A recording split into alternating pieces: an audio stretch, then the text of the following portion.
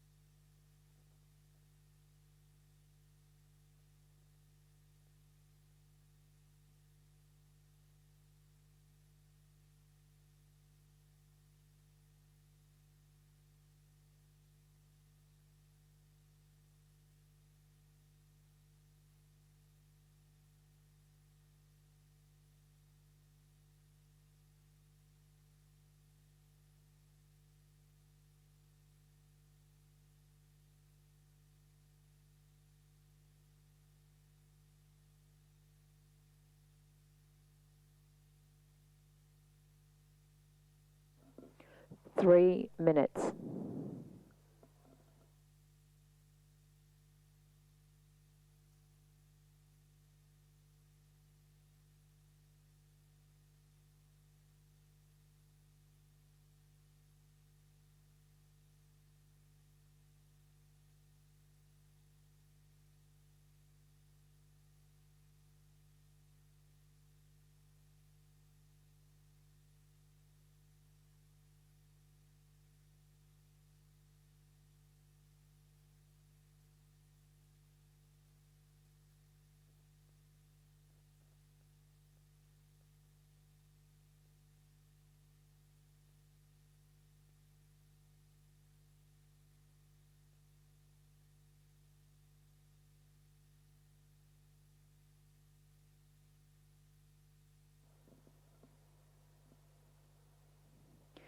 Two minutes. Okay, lane 4, you're dead on.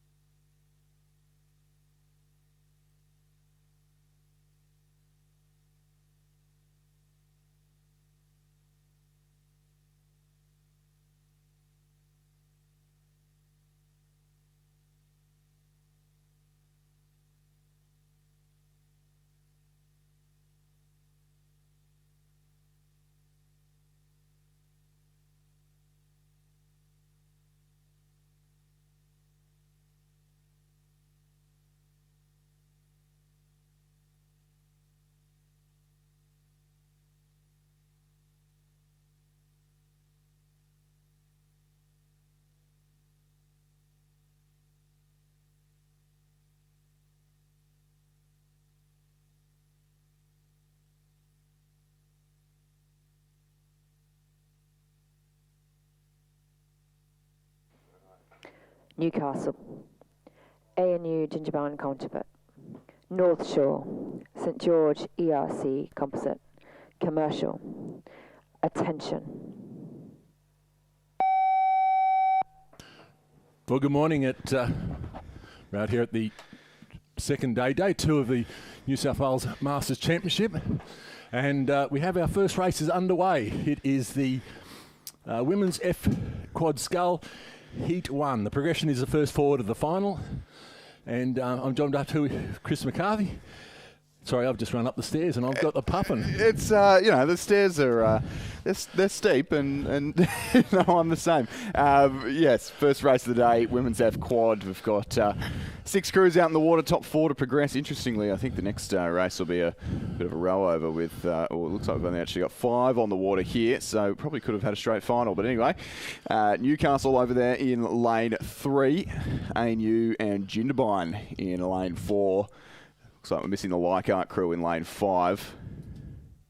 And then North Shore in lane 6, St George and Exeter in lane 7, and Commercial Rowing Club over there in lane 8. You can see on the right of the picture there. But the St George and Exeter crew getting away well, as are the ANU and Jindabyne crew and the Newcastle Rowing Club combination that we're riding on board with there. ANU and Jindabyne crew. Pip Bulbeck and Morven Grant from Jindabyne Rowing Club, Elaine Bissiker and Sue Donoghue from Australian National University. They're on the right-hand side of the screen. And Newcastle on the left, Susan Kemp, Phoebe Sanders, Heidi Pullen and Sue Brown, who currently have their bow ball just out in front of the ANU Jindabyne crew. But I think our race leader's probably on the near side of the course here. That's St George and Exeter composite, who will come into picture shortly, if you can see the big screen. Yes, certainly. I've recovered somewhat from the traumatic run up the stairs, but it will be that Exeter St George composite coming through the 500-metre mark with probably about 2/3 of a boat lead over Commercial, followed by Newcastle, ANU Jindabyne, and then it will be the North Shore crew. It does look like this stage only one of these to miss out, so North Shore is in that position at the moment. So certainly, if they want to get in the final, they've got a lot of work to do, Chris. Yeah, certainly. A long way to come back from there for just the top 4 to go through.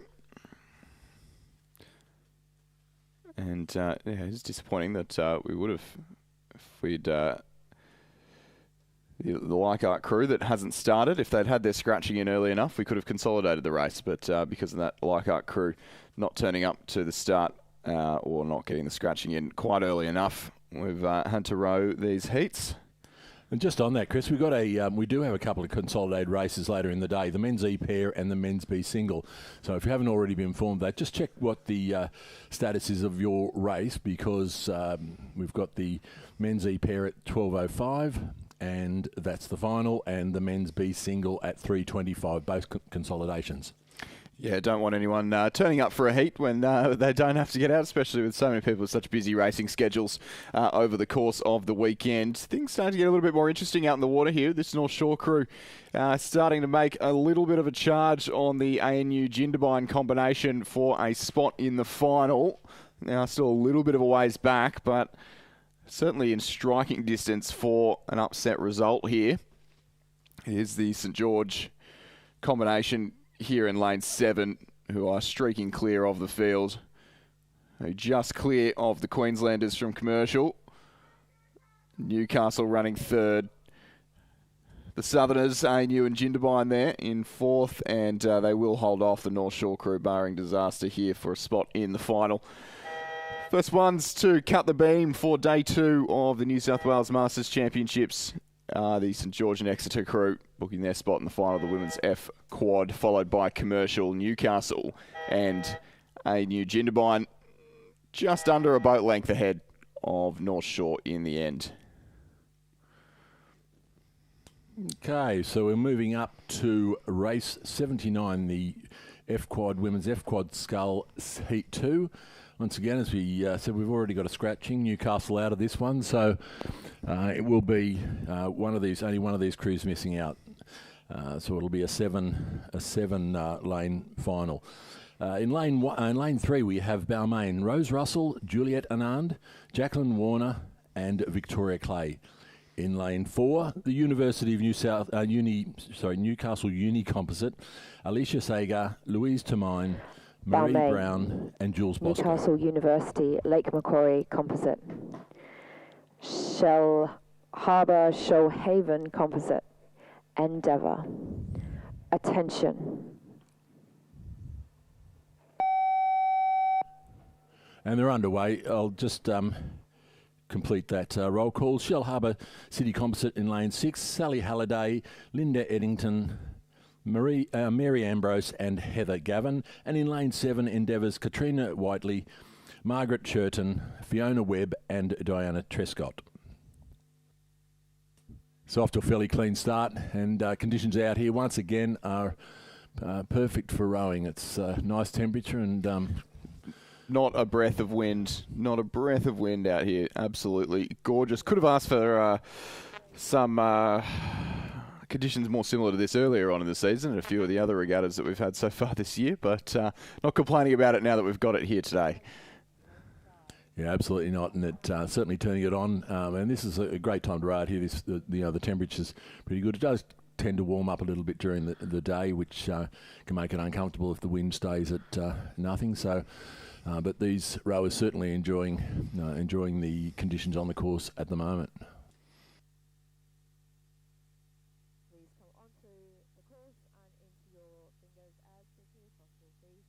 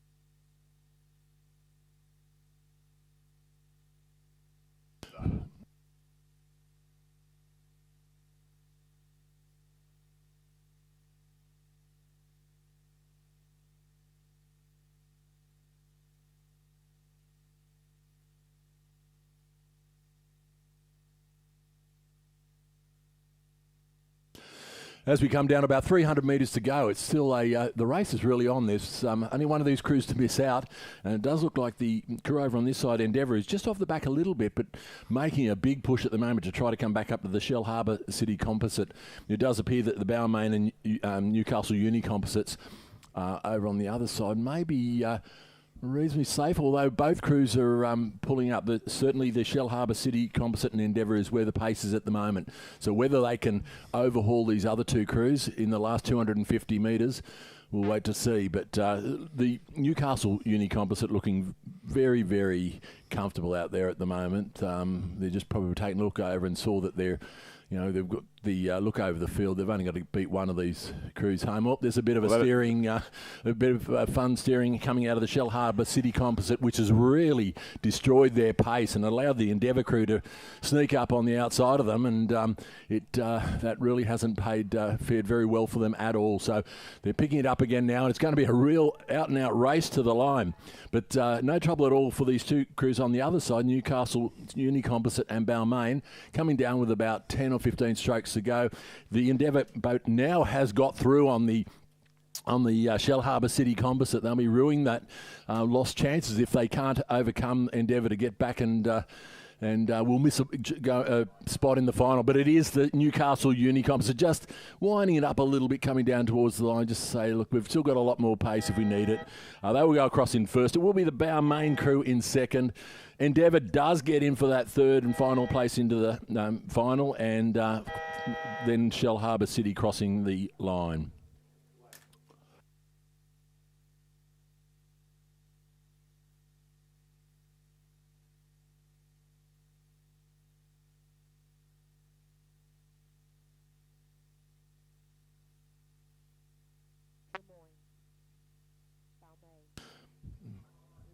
So we're just we're looking up at the start line. We've got lined up there. We've got the women's E double scull race 80.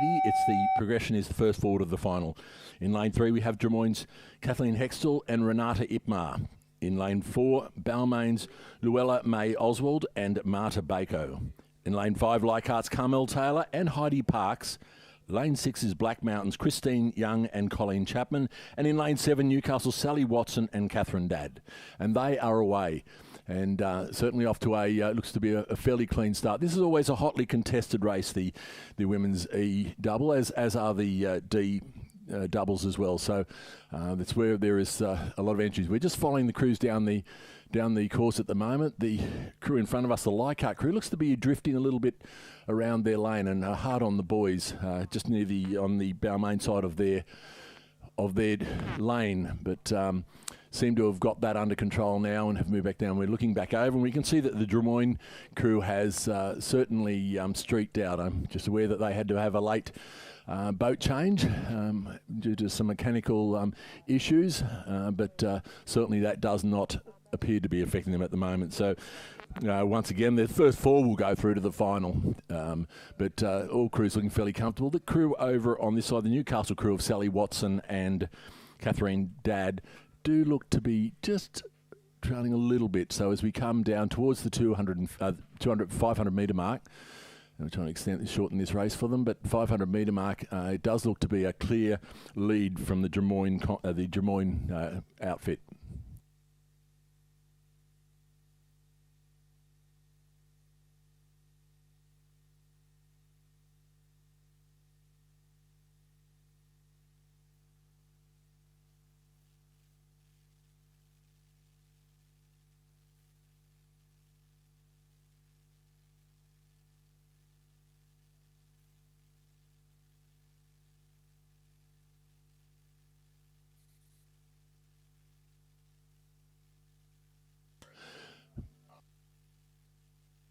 Well, through the 500 metre mark, and it is the Drummoyne crew of Hextall and Ipmar, and they've gone through with about a length lead over Leichhardt, Newcastle, Black Mountain. The Balmain crew now trailing just off the back a little bit as they come into the championship quarter of their race, the third quarter, and it does look fairly comfortable. Really, the rating is right down in the Drummoyne boat. I think they're...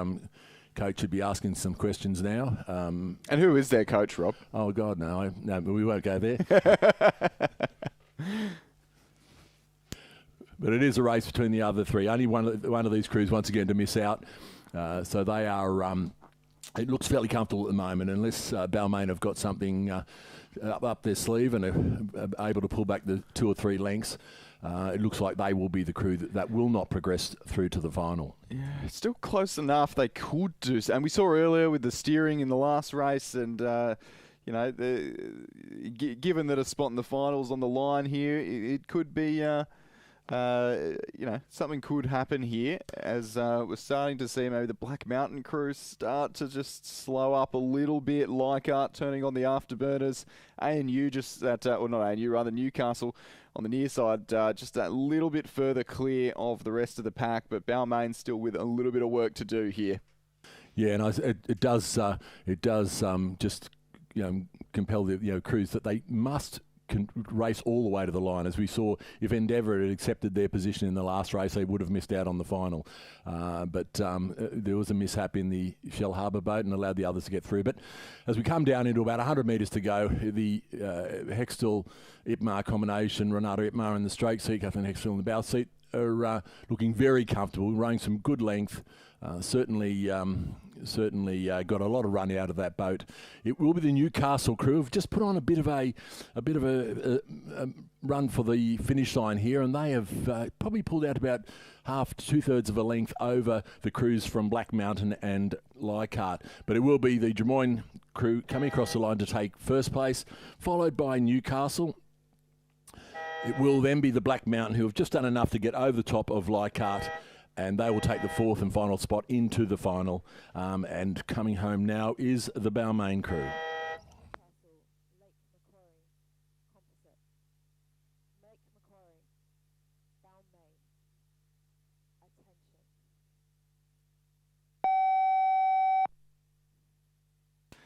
We're off with Heat 2 of the Women's E double scull now. 5-minute intervals running just perfectly for us to just catch our breath in between races. I'm sure the commentators were kept in mind when 5-minute intervals was the decision made there. So Women's E double scull got composite of the Australian Defence Force and the Lake Macquarie Rowing Club. Sorrel Woodward from the ADF and Katie Cullen from Lake Macquarie.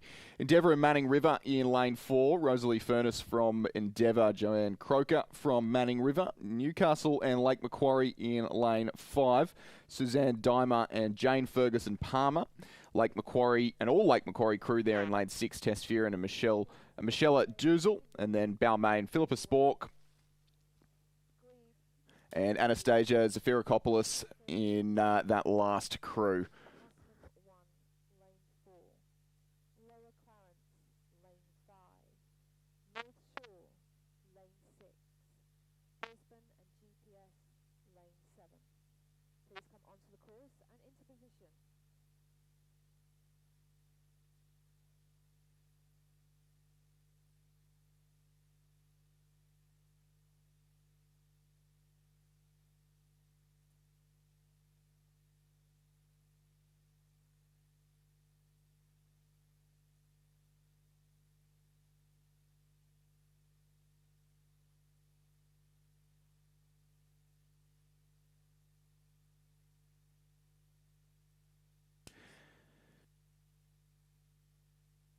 So 5 crews on the water in this race and just one to miss out at the moment. Looking like the crew on the far side, the Balmain crew, Spork and Zafirakopoulos, they're trailing behind the field, but the Newcastle, the Newcastle composite rather, with Lake Macquarie there in the middle as well, not too far in front of them. So you can see that's the all Lake Macquarie crew, and there's the Newcastle composite just in front of Balmain by about a third of a boat length at the 500 metre mark. So all eyes on the battle for 4th and 5th and see who's going to make it through to the final. The ADF Lake Macquarie combination there and the Endeavour Manning River combinations both streaking clear of their competition. The all Lake Macquarie crew, a little bit of no man's land in the middle of the race there, and then that close battle, as I mentioned, for 4th and 5th place.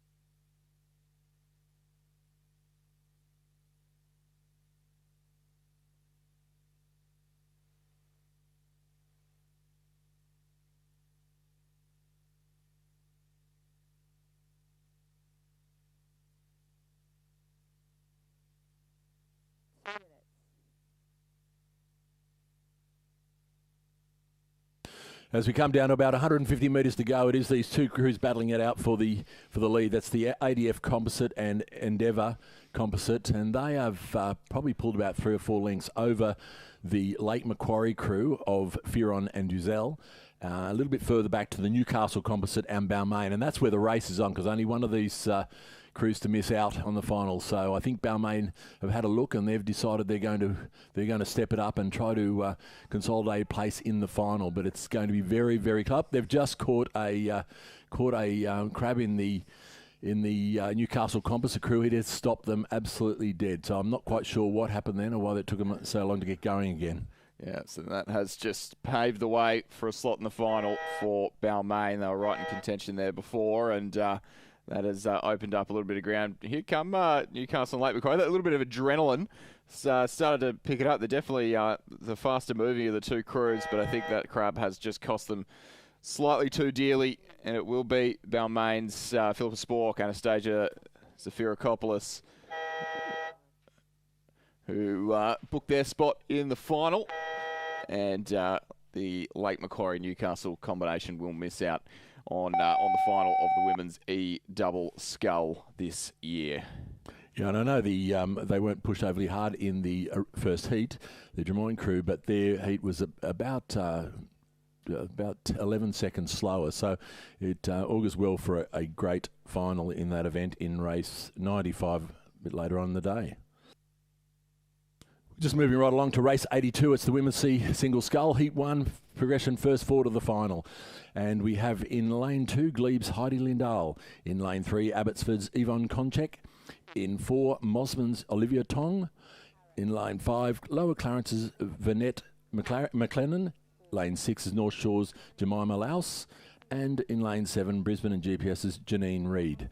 And they're well underway now, and we're just following just a bit of the Lower Clarence Sculler, I think, down the course at the moment, so we'll get a better picture of how they sit. But it looks, from where we sit, it looks fairly even across there. Perhaps maybe the Glebe Sculler may be, the Abbotsford Scull, Yvonne Konchak, may well have just be a little bit off the pace there.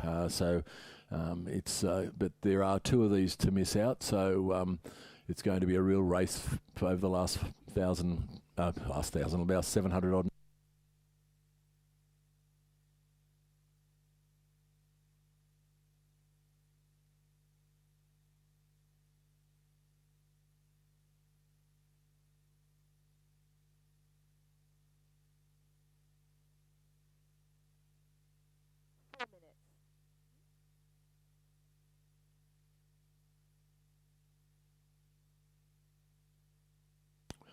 So we're just watching out on the track at the moment, and certainly the North Shore Sculler Jemima Laus faring very, very well at the moment, and does look to be right up there. So I'd say Heidi Lindahl over in lane 2, and Jemima Laus at the moment look like the 2 scullers, and it was in fact Jemima Laus going through a slight lead over Heidi Lindahl. Olivia Tong only a second behind, and Vanette McClellan about 3 seconds behind her, and then Janine Reid at 0.31 back.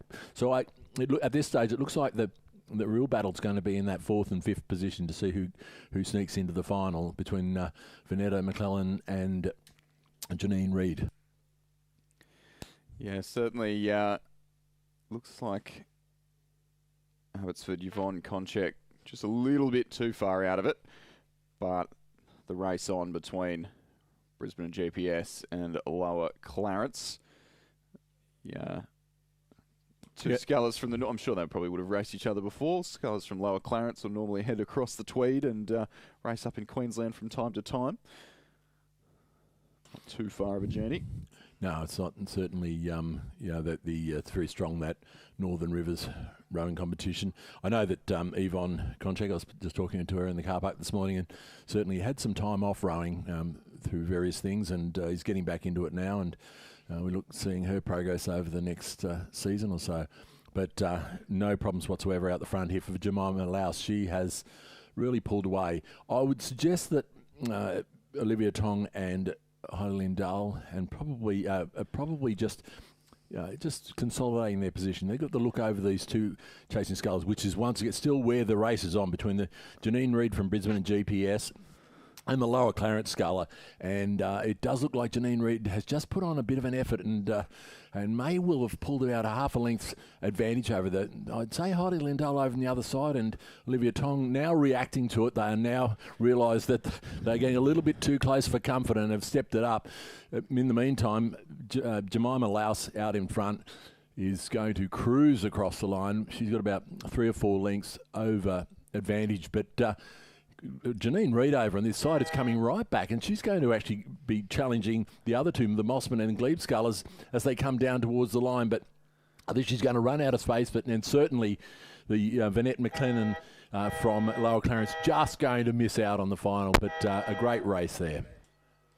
Yeah, that race for the last spot, almost encroaching on certainly not on our leading sculler, but almost encroaching on, it was only 0.93 of a second in the end between Olivia Tong and Janine Reid, and Yvette McLennan, Vanette McLennan rather, just a little bit further off the pace, but that push, about 250 to go, pushing Janine Reid up right into the mix with that top 4, or at least 2nd, 3rd and 4th place.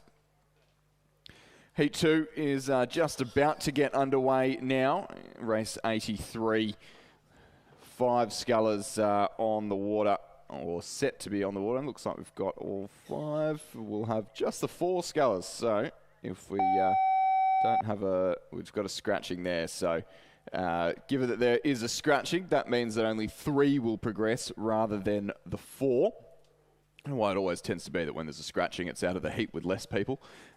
Seems to happen more often than not, but looks like we are missing Manning Rivers, Christine Seeliger there. But Glebes, Jacqueline Harris on the far side of the course, Jane Clues from Black Mountain in lane 4, Nikki Lepresti from Mossman in lane 6, and Lorraine Haywood from Shoalhaven in lane 7. So only 3 of these scullers will progress to the final. 1 will be eliminated.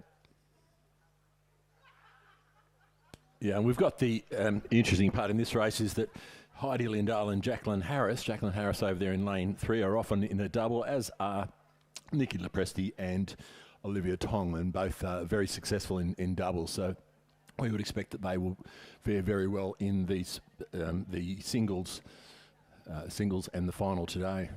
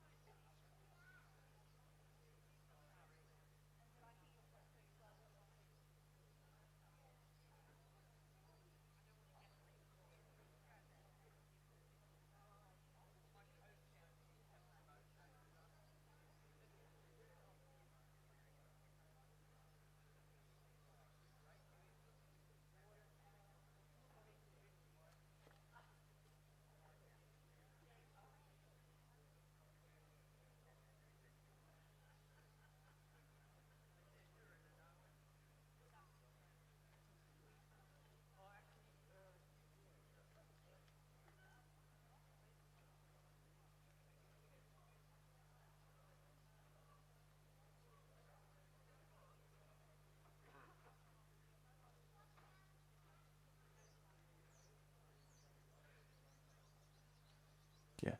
So through the 500-metre mark now, and certainly a race starting to heat up here. Nikki Lepresti taking some margin out of her competitors. Lorraine Haywood running in second. Jacqueline Harris from Glebe there running in third, but only a second, but I reckon it might have even been less, ahead of Jane Clues from Black Mountain. So that's the battle that keep an eye on over there on the far side of the course, between Jacqueline Harris and Jane Clues. They're in the lanes next to each other as well, so they'll be able to keep a good eye on each other. They'll be able to feel when each other, and we get to ride on board with it as well from the umpire's boat. A little bit of a look over there from the Glebe sculler, keeping an eye on her competition. She's just ahead at the moment, the Glebe sculler, but certainly Black Mountain's Jane Clues starting to get a little bit of momentum now coming into the last 300 metres or so. Saw her in the double with a Leichhardt sculler yesterday, absolutely driving it. And you can see just really it's a driving force in that double in a couple of races yesterday. And they had a big sprint finish in a couple of times in the double. So can Jane Clues from Black Mountain start to turn up the wick and put a bit of pressure on Jacqueline Harris here in the closing few hundred metres? I think she has just brought that margin down to well under half a length now, so this is going to come right down to the line. Nikki Lepresti from Mossman still holding off Lorraine Haywood from Shoalhaven by well over a boat length. Those two fairly well clear at the moment, but the battle coming from the far side of the course. Thought I saw another look out for there from Jacqueline Harris. Jane Clues, she's hit the lead now, and it'll be her race to lose. Really starting to looking really dynamic up the front and just really lively. There's a response now from the Glebe sculler. A little bit longer and a little bit calmer in the Glebe boat. Jane Clues from Black Mountain really putting it on now in the final strokes of this race. They are stroke for stroke for a spot in the final here. The women's C single scull. Nikki Lepresti across first, Lorraine Haywood across second. Who's going to be third? It'll be the Canberran. Jane Clues from Black Mountain by a bow ball over Jacqueline Harris from Glebe. What a great contest. Yeah, I'm not quite sure what Jackie Harris was doing. She didn't really react until they got down about 200 metres to go, even though Jane Clues was closing up. And she did just catch a bit of a dirty stroke about 6 strokes out, and I think that just was enough to allow Jane to just finish that charge off and get across into the final. Mm.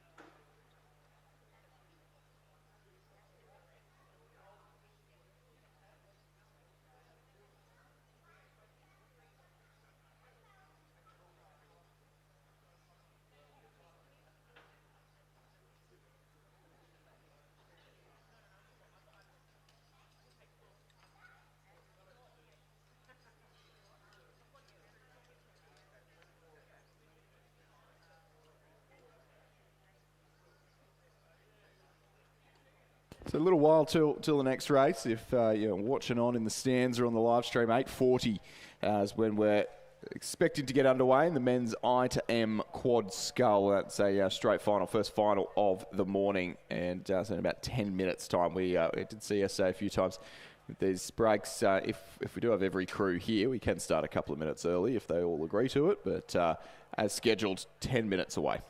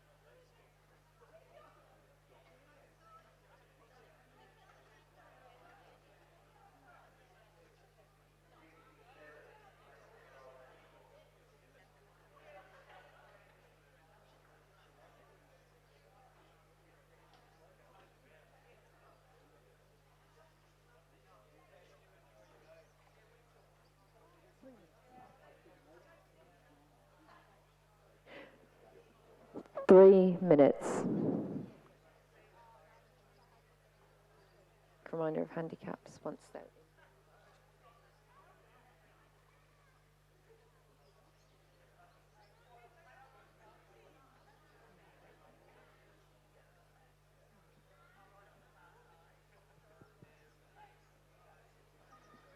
A reminder of handicaps for this race. Mossman, lane 3 on go. Lake Macquarie Composite, lane 4 on go. North Shore, lane 5 on go. Canberra Black Mountain Composite, off on 14 seconds. Abbotsford, off on 14 seconds. I will count down and say go when you are ready to go. So, just about to get underway in a couple of minutes' time for the men's I to M quad scull, a mixed age category event. So, as we heard, the starter there will have 3 crews going off go. So, Mossman on the far side, Lake Macquarie, Newcastle, Port Macquarie, and Manning River. Let's just call it northern New South Wales there in mid-north. Let's just call it north of Sydney, because I know that everyone from Newcastle doesn't like when the news refers to them as that, but the Lake Macquarie Composite there and North Shore will all go off starters' orders, and then 14 seconds later we'll see Canberra and Black Mountain and the Abbotsford crew get underway and try and hunt them down. Yeah, I think the Lake Macquarie people and Newcastle people would say it's the start of God's country from there up. So it's a different perspective for those of us from Sydney and the like. But certainly talking to Bruce Sharp this morning, he had a successful day yesterday Mossman. in the single scull. We'll let Lake the starter Macquarie take over. Composite, North Shore, Canberra Black Mountain Composite, Abbotsford. Attention. 1, 2, 3, 4, 5, 6, 7, 8, 9, 10, 11, 12. Go. Yeah, so they're away now, and as I said, talking with Bruce Sharp, and he was very excited about the fact that these clubs can get together and have a hit out in a boat representing the whole of the northern end of the state.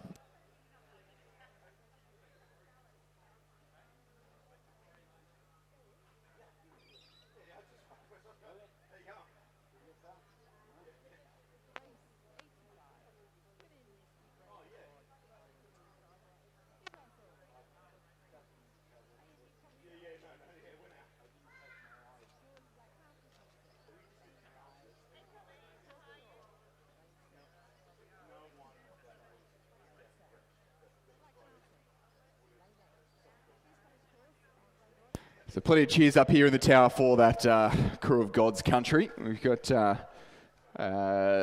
McLeod in there, the father of Hugh McLeod, is running all the behind the scenes here in the tower. And then as well, we've got Graham Nix in there, who's the father of Owen Nix, who was our regatta operations manager for what was about 10 years or so that he was here. So I don't want to insinuate that these crews have been given an advantage with a good draw or anything, but if there was anyone who would have been, surely this crew would some good connections in this crew. But certainly being able to do it on merit here, and they are well clear of the field in the early stages of this one. So you'd think that they've got the measure over Mossman and North Shore. We'll just we'll wait until we get an update on the timings to see if the Canberra Composite and Abbotsford have made much inroads, but I don't think we would think they would have to be within 7 seconds here to stand a chance, and they're certainly not at this stage. So the Lake Macquarie Composite are looking best placed to secure our first medal of day 2 of the New South Wales Masters Championships for 2026. That Canberra Black Mountain crew still about 20 odd seconds back, so unable to make up any of that 14-second handicap in the opening 500 metres of this race, and probably would be too much to ask for them to be making that up in the second half here. They might yet overcome, they probably still will overcome North Shore for a spot on the podium. They've made up their margin on them, but not on our leading 2 crews. Yeah, this crew's quite the combination, as we said, the composite crew. That crew in lane 3, the Mosman crew of May, Struick, Hardy and Titterton have been very successful and certainly been on the podium many times already on yesterday. So this is a very, very good row from this Lake Macquarie Composite crew, and with about 150 odd metres to go, they look like they've just decided they're going to have a bit of fun now, and they've kicked it up another point or two, and they're going to bring it home and just show that, you know, the dominance that they have held over the field. The Mossman crew, still a big gap back to the Canberra Black Mountain Composite, and they look like they will be the first, second and third place getters in this race. The Black Mountain Canberra Composite having rode through North Shore, but only about 7 or 8 strokes to go for this very classy crew. We've got Bruce Sharp there stroking it, keeping it nice and long, and certainly will cross the line to take the win in the men's IM quad scull. It will be Mossman coming across with about 2 strokes to go. They will take second place. A little bit further back now to the Canberra Black Mountain Composite, but they've really moved away from North Shore now and have got a very good third place bronze medal, and it will be followed by North Shore and Abbotsford Rowing Club.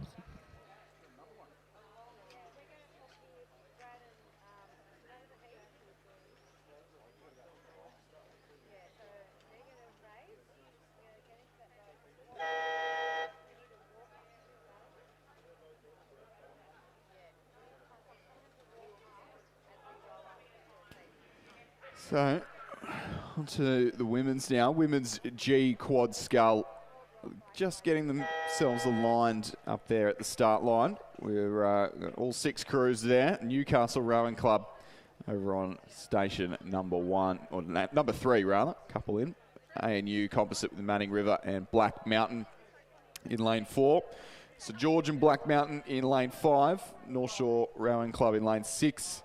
Composite of the Richmond, Lake Macquarie and Drummoyne Rowing Clubs in lane number 7, and an all Black Mountain crew in lane number 8 on near side of the picture in the yellow M-Packer shell there, and crews at attention, and they'll be underway in just a moment's time.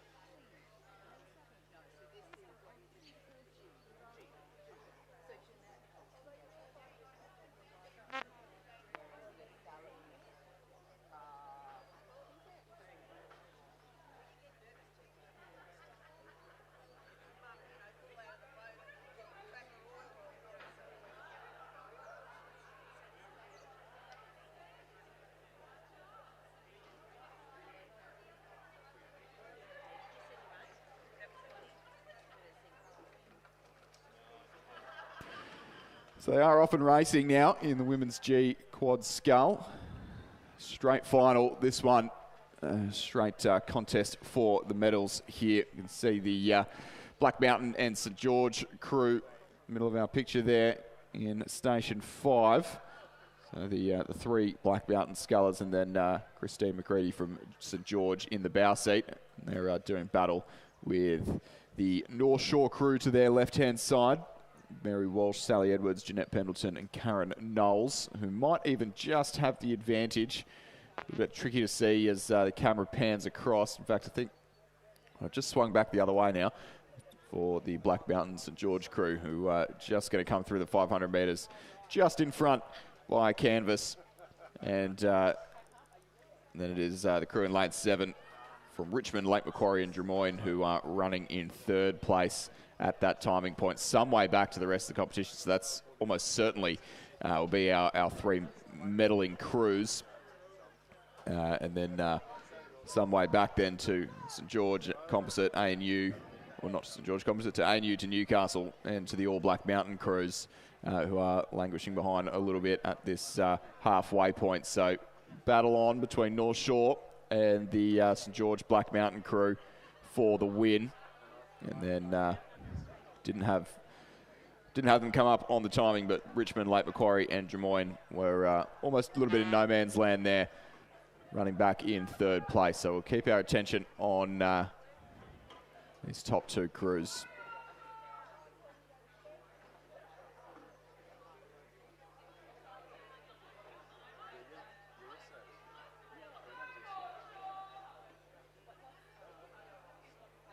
Yeah, as they come down about 200 metres to go, it is the Black Mountain St George Composite crew just holding down that slight advantage. But here come North Shore. They're going to give it another crack with about 200 metres, 150 metres to go, and they look like they've got some boat speed now. So a bit of a response coming now from the Black Mountain crew, and they look to have just pulled back about a canvas lead over the North Shore, fast finishing North Shore crew. And here they come again. North Shore coming back at them. There's about 10 or 15 strokes to go. It's going to be nothing in it as they come down towards the line. A few looks from the North Shore, having a look over to check where they were, probably didn't help them at all. But coming about 3 or 4 strokes to go to get across the line, just holding onto a slight advantage now, the St George Black Mountain crew, and it will be so close, but it will be St George and Black Mountain over the North Shore crew. A great race there for that 1st and 2nd position. Coming across the line now, a little way back, is the Drummoyne, Richmond, Lake Macquarie Composite, and they're crossing the line now to take that 3rd place and bronze medal. Now it's a bit of a race on here for the next 2 places between Black Mountain on this side and the Newcastle crew over in lane 3, and it does look like Black Mountain will just scrape across the line in front of Newcastle, and followed by the ANU Composite crossing the line to close out this field.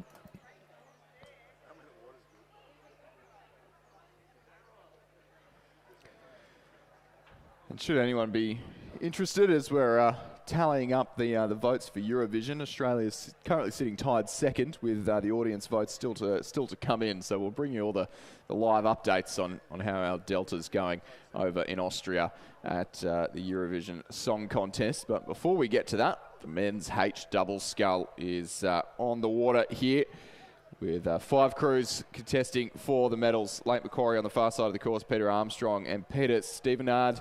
Brisbane GPS, Ian Holtzberger and Shane Wally in lane number 4. Craig Butler and Lee Emerson from Newcastle. And you can see just next to our umpire's boat there in lane 5, Glebes, St George's Martin Little and Lance Reeve in lane 6. And Glebes, Mark McEwen and Mark Teachin in lane number 7, who... well, we didn't see them there in the first shots. Would be right up the pointy end of this race. Be between them and Lake Macquarie on opposite sides of the course, which is a tough one.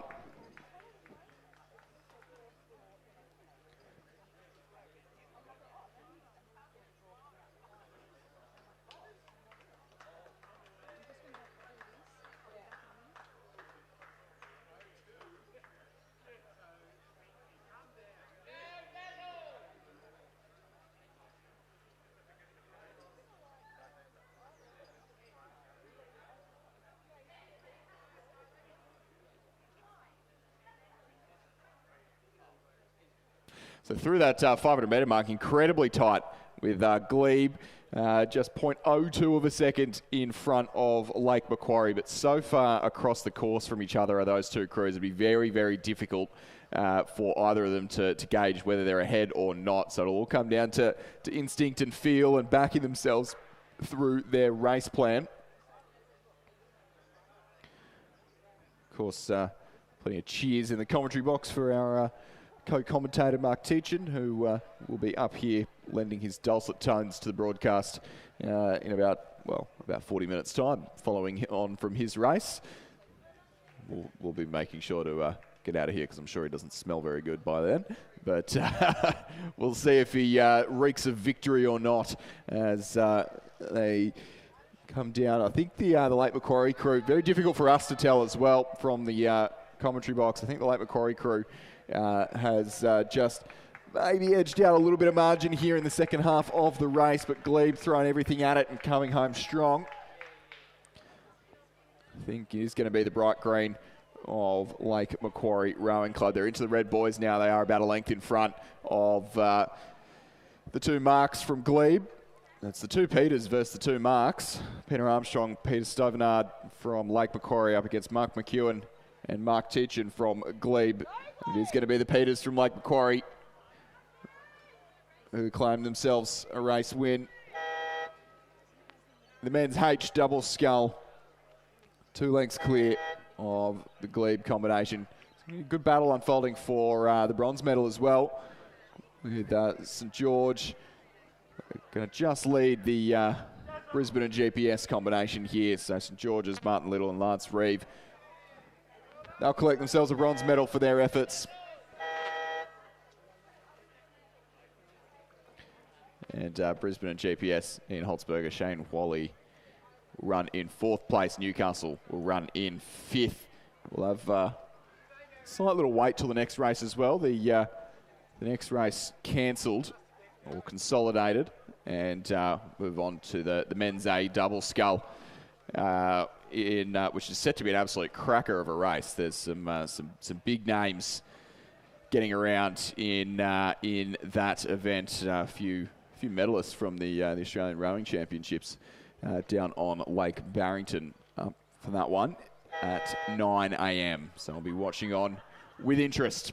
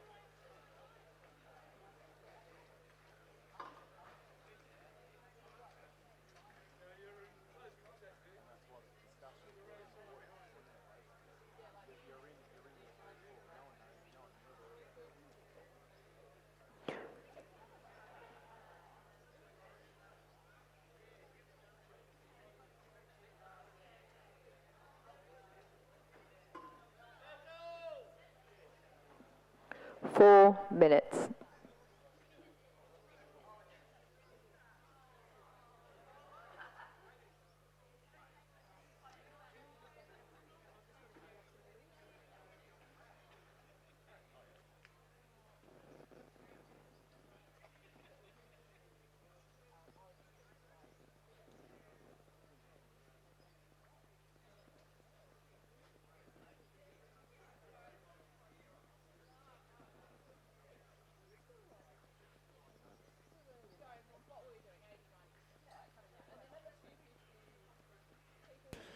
All right, this is going to be a cracker. Men's A double scull. The A-grade events here at the New South Wales Masters Championships are notoriously competitive. Newcastle Rowing Club, Newcastle University Boat Club, can't make that mistake too many times, over in Lane 1. Full fleet of 9 crews. So Lane 1, Odin McIntosh and Rowan Hislop. Glebes, 3 Andy Wiggin, minutes. Ben Nagapa in lane 2. Pine Rivers down from Queensland, Michael Hart and Henry Borgia. Newcastle Rowing Club, Max Searle and Conrad Bond. A composite of Melbourne Rowing Club in Yarra Yarra, Brent Liccardo Wells from Yarra Yarra and Grigor O'Neans from Melbourne in lane 5. Newcastle Rowing Club with Jack Hanley and Ben Homer in lane 6. Jack Hanley took a win in the double with his wife Holly yesterday in the mixed double. Then Hugo Webster and Cal Mayhook from Glebe. Nepean, the Waddell brothers, Daniel Waddell and Jason Waddell. See Daniel there in the bow seat, Jason in the stroke seat. And then St George, James Hunt and Kurt Armstrong there. This is going to be a cracker. Jack Hanley and Ben Homer, we saw them racing in the club double at the National Championships. The bronze medal there. Ben wasn't down here yesterday because he was busy cheering on his Newcastle Jets, which didn't go so well for them last night, which is disappointing. Won the premiership plate, but not able to make the A-League final. All right, they're all yours. That might spur him on to. He's a fan favourite of the. He's a commentator. He was the commentator. I did spin across the channels, but I couldn't quite get onto the Sky Fox coverage of that. But very disappointing for the Newcastle Jets, losing on a penalty shootout. So that's not how you want to end your season. Especially such a great season they've had such a great season. So that was a shame. But look, in all honesty, Newcastle Rowing Club has been outperforming the Newcastle Jets this weekend. So if they could continue that, it might be a bit savage. That is one way to look at it, yeah, Chris. I give you that. But yeah, look, there's some quality. Well, just looking at the some of the younger A crews. We've got a B crew from Glebe and a C crew from that Melbourne Composite crew. So they're really going to test it. Grigor O'Neans being 53. Well, he's nearly double the age of the youngest in the crew. So good for him to get out there and give it a go. But certainly the Newcastle Max Searle Conrad Bond combination, Daniel Waddell, Jason Waddell, the Hanley Homer, Hunt Armstrong. In your 50s as well, he'd almost would have been rowing masters when the youngest people in this field would have been rowing masters when the youngest people in this field Newcastle University. Almost. Glebe. Pine Rivers. Newcastle. Melbourne Yarra Yarra Composite. Newcastle. Glebe. Nepean. St George. Attention.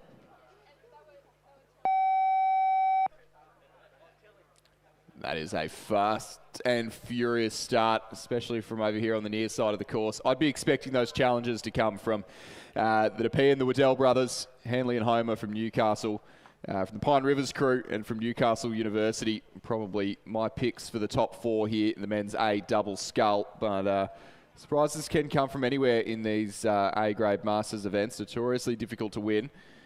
And we'll see how things shape up, and especially some of these crews having gone from 2,000-metre seasons down to 1,000 metres. Sometimes it's not the advantage you think it is. Sometimes tapering down to 1,000 metres can be a bit of a challenge.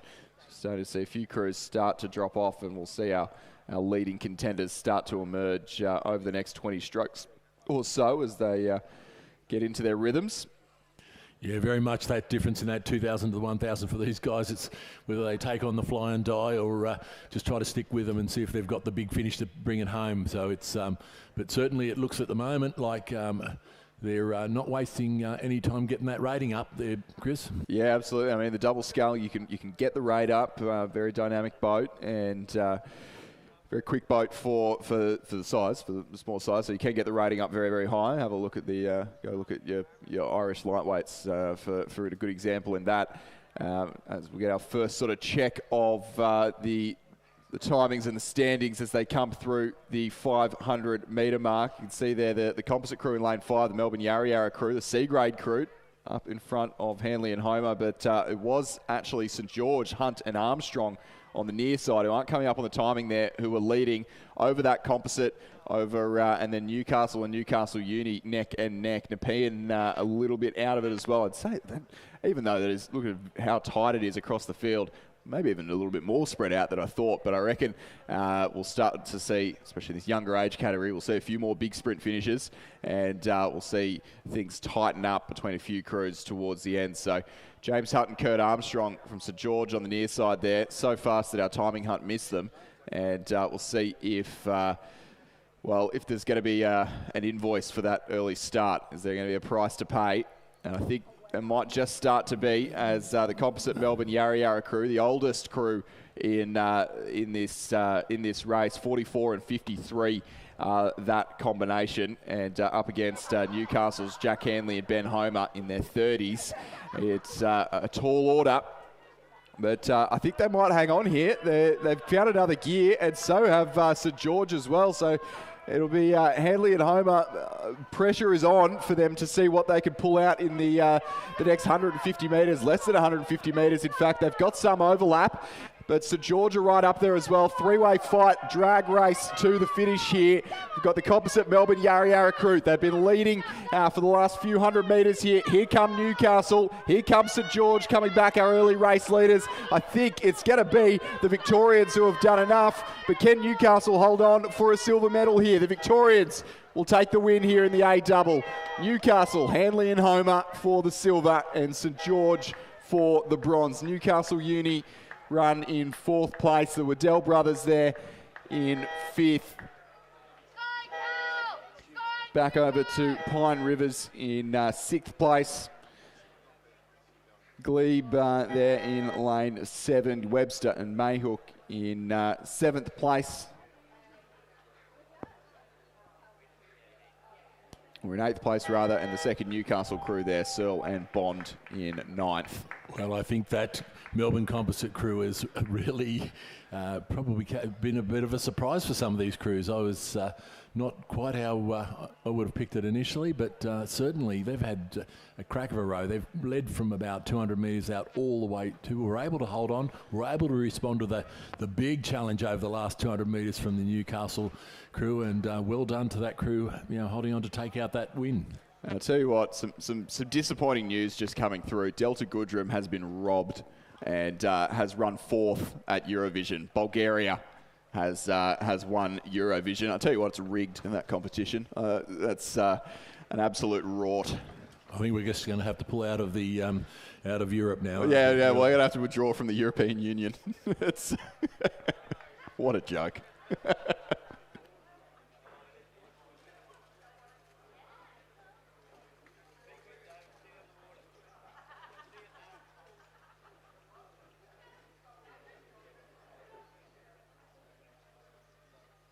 Yeah, we have on the start line at the moment, we have race 89, the women's HM Cox's 4. In lane 4, ANU Composite, Gillian College, Janny Corey, Susan Lineker and Fiona Blackwell. In lane 5, Sydney University Composite, Joe Pollitt, Jenny McEwen, Lisa Cotty and Kerry Bigsworth. Lane 6 is Manning Rivers, Gay Pullen, Genevieve Dobbs, Kay Smythe and Kay Pullen, and in lane 7, North Shore Susan Walter, Susan Wannon, Virginia Fabro and Nikki Blackwell. Now, for those who were here yesterday and were standing down near the pontoon when the Sydney Uni crew had a rather went off stray and were heading straight towards the pontoon, they did actually have a breakage in the steering, so we can report back that it was no fault of the crew. They did have a breakage and were able to get the thing back together and get across and complete the race. So, mixed category event. The ANU Canberra crew on the far side went off starters' orders. 18 seconds for the next 3 crews to make up throughout the course of this race. And so this is interesting, Rob, because this North Shore crew, or different variations, but either way with the 2 Susans in there, normally they've got the head start at most of the regattas that we have throughout the year, and then we just see that no one can make up the ground. I'm really keen to see how they do having to fight through the field. Yeah, we saw it yesterday, and I think they came in second, or one of them came in second in a single or a double yesterday. So it is, as Chris said, it's very unusual for us to see them having to chase other crews, and it will be interesting. It's always a little bit easier when you're out the front and you've got the look over the rest of the pack to hold on and even pull away in some instances where you normally wouldn't be. So we'll wait and see how they go. They've looked like they might have made a little bit of, or quite a lot of ground already. So as we come down to the 500 metre mark, we'll have a better idea of where we sit.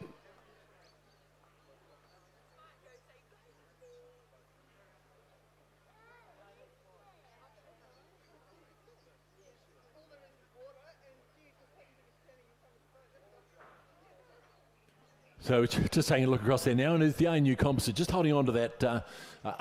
How much of that 18-second handicap will see they've been able to hold out, coming down to the 500 metre mark, and it still looks to be quite sizable. So this is a quality crew. These ladies have been around racing for a long time and at a high level in their past. So they are a quality crew, and we're still waiting and waiting and waiting for this the next crew come across, which is the North Shore crew. So how are we going to go here? They are going across with 15 seconds. So they've only been able to pull back 3 of those 18 seconds. So looking pretty good for the ANU composite. Although if we look at the handicaps, generally crews can be quite a lot quicker over the first 500. It tends to come back a lot of them over the last 500. So I would suggest that North Shore are still in with a chance, but of overcoming the Canberra composite. But we'll have to see as we come into about 300 odd metres to go.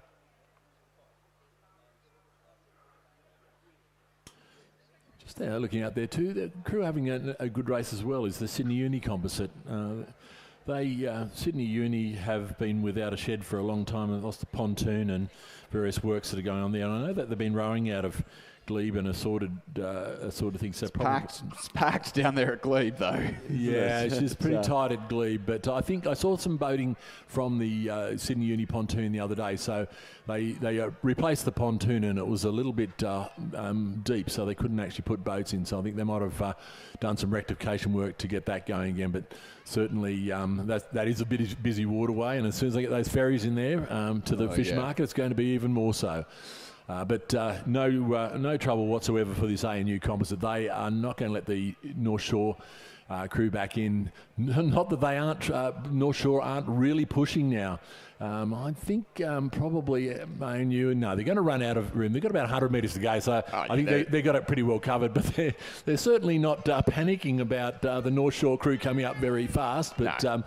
But I think they're saying, well, we know we've got this. We know we've got something. If we need to kick it up a bit as they get a bit closer. So that crew coming down the line, they're about 10 strokes to go, looking very good as they just work their way to the line.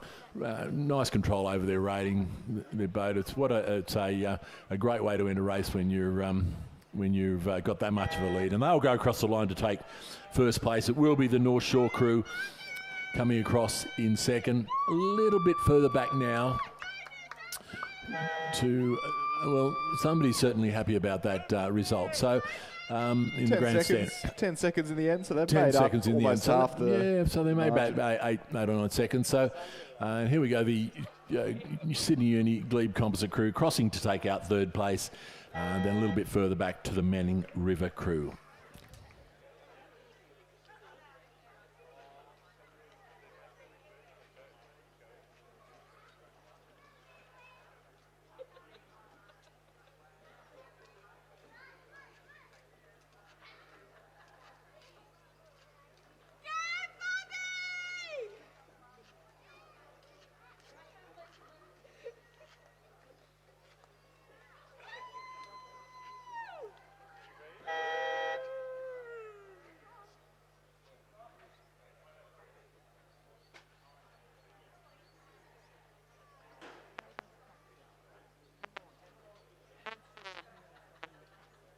North Shore 3. Attention.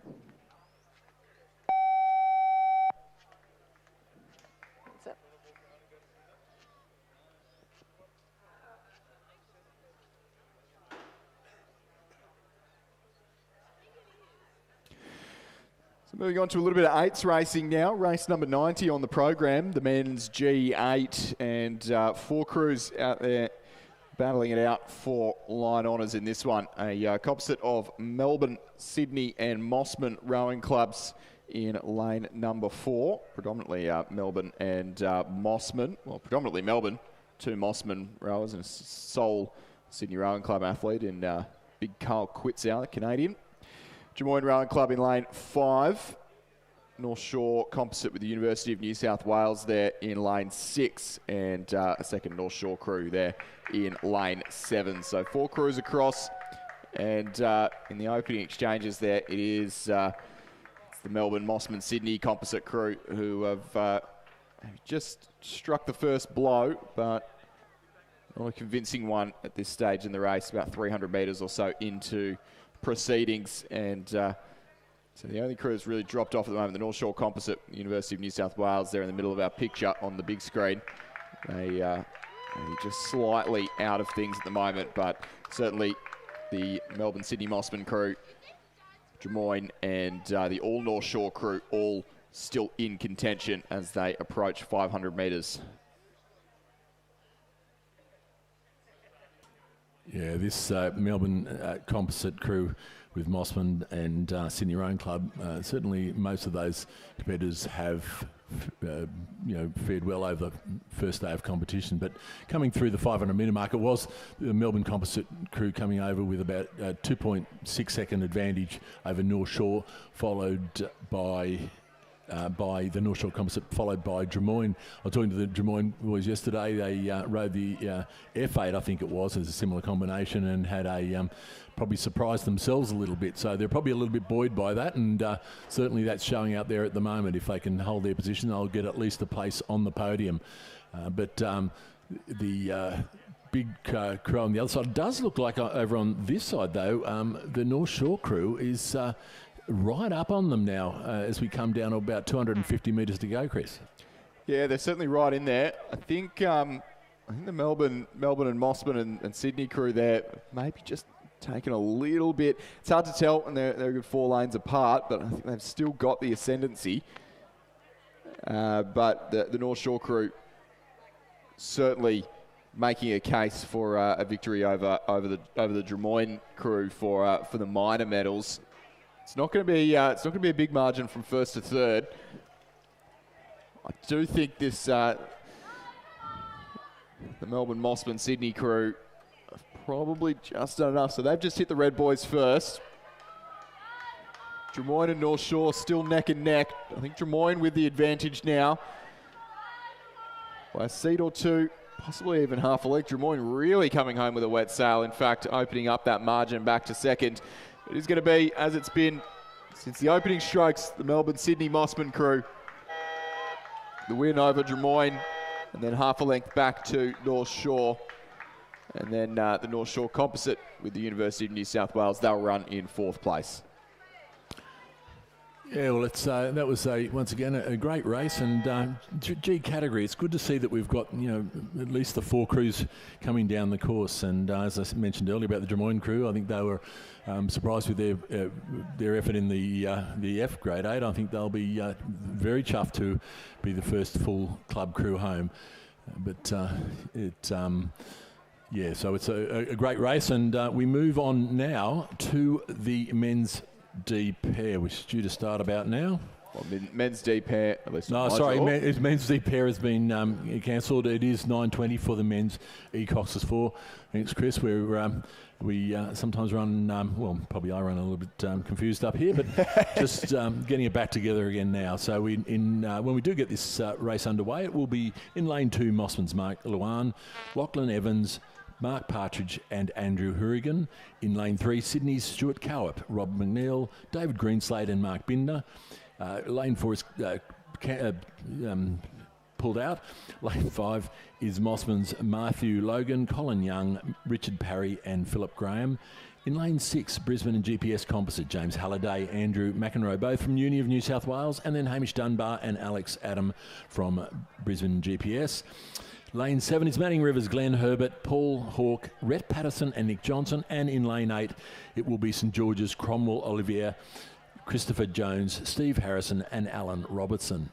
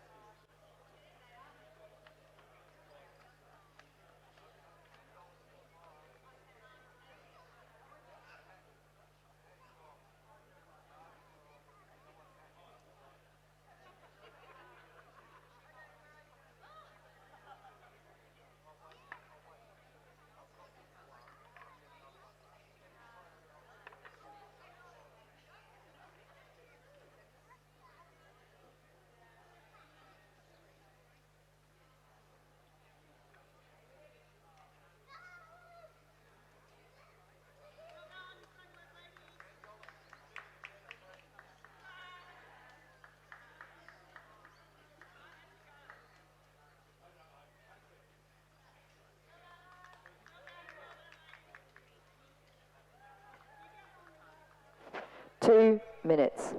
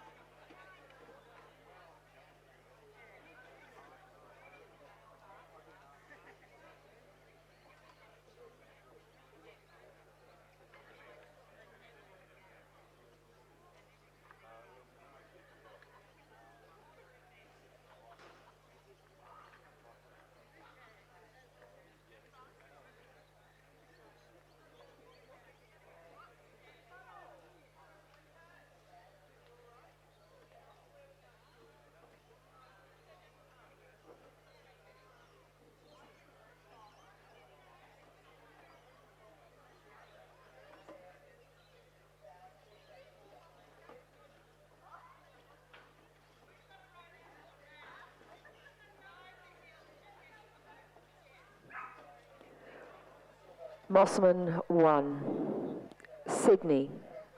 Mossman 2, Brisbane and GPS and new NSW composite. Manning River, St George. Attention.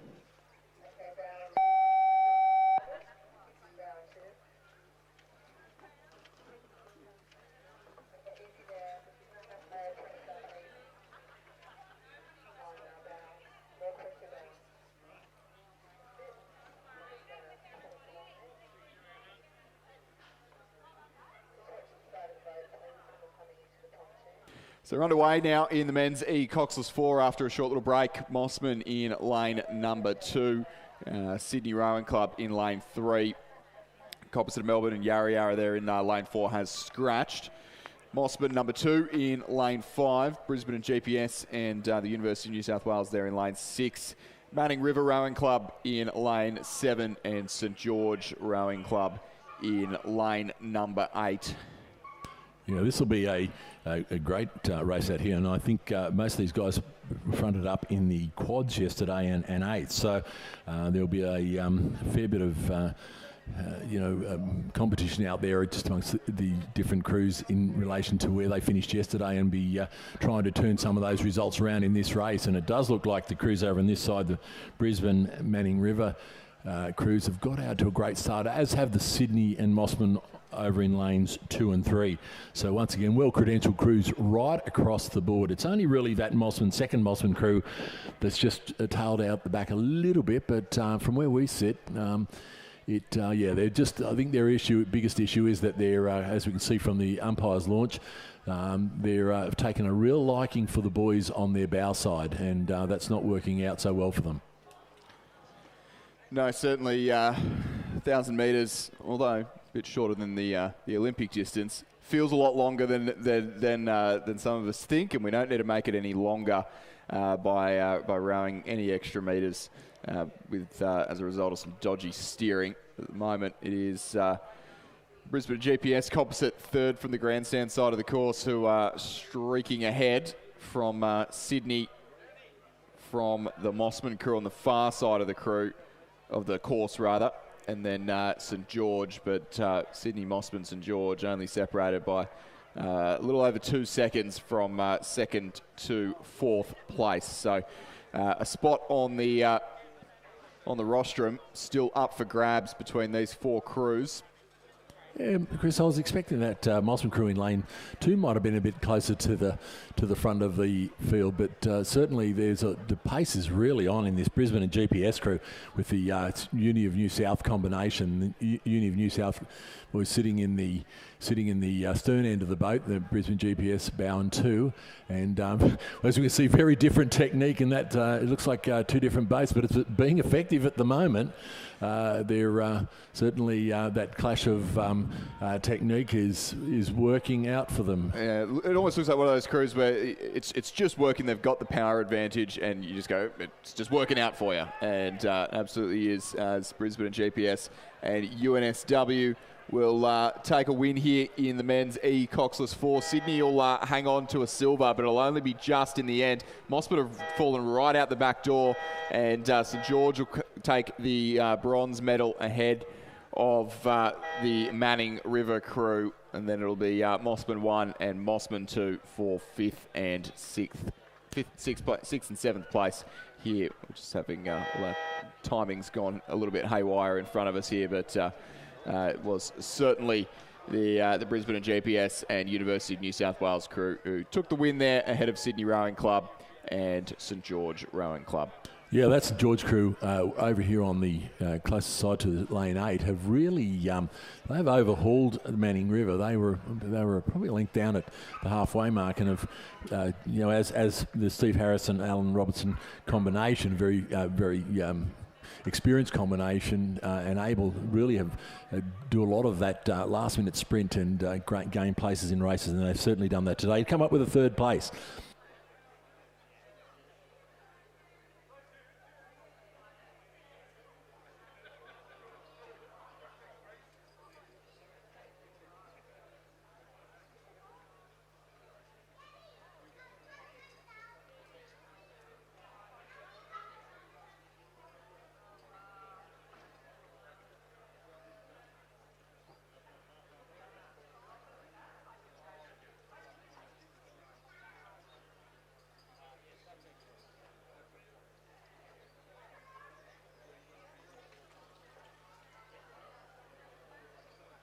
Well, we move on to race 93, the final of the women's F quad.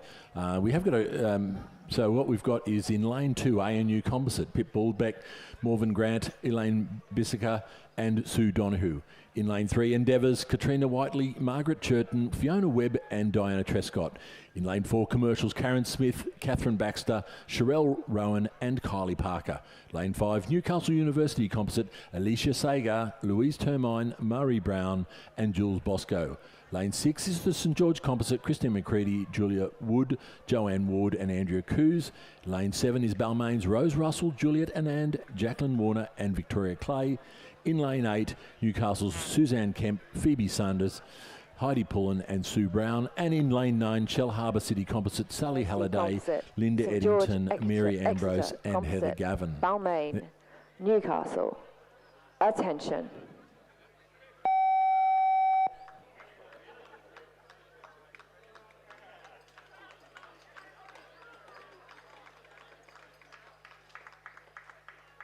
And they're away in this race, and certainly we're just trying to understand Shell Harbour City Composite weren't in the roll call there, but certainly on the draw for the final. They were the 4th out of 4 in the heat. So obviously there was a change in progression, and they were able to get through to that final. And it's off to a very good start. And we remember we had some very good rows from the Newcastle Uni Composite and the Sydney St George Composite in the heat. So I expect that's where the pace will be on in this race.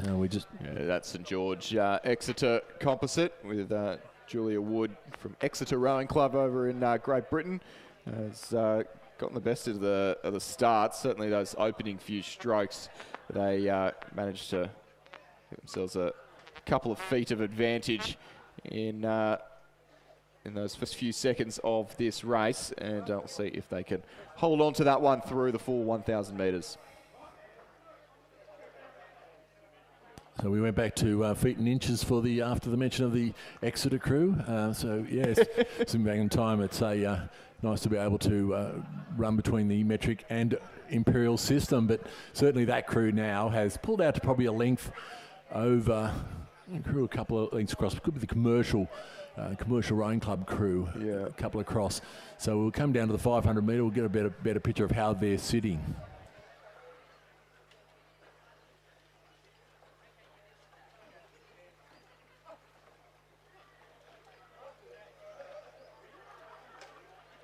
Yeah, and as they come down to the 500 metre mark, it is that St George Exeter composite. They have gone through with about almost a length's lead over commercial crew, and then followed by the Newcastle crew over here in lane 8. It's a bit, the rest of the crew's just coming through at the moment. Newcastle Uni, Lake Macquarie, Balmain, Endeavour, and ANU Jindabyne.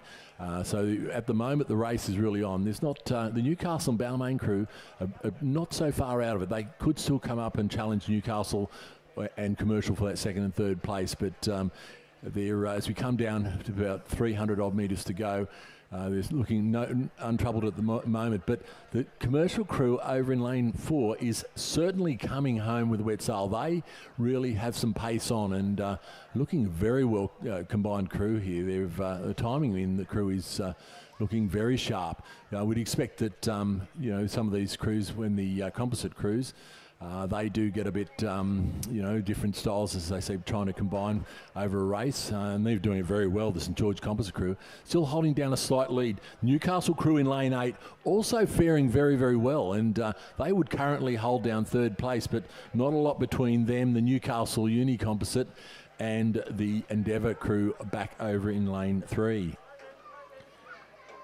Yeah, so those two leading crews taking Newcastle with them. So our top 3 starting to move away. I'd be surprised to see a big challenge for the medals here, but the opportunity lies with the Novocastrians, I think, to maybe pinch a silver off commercial.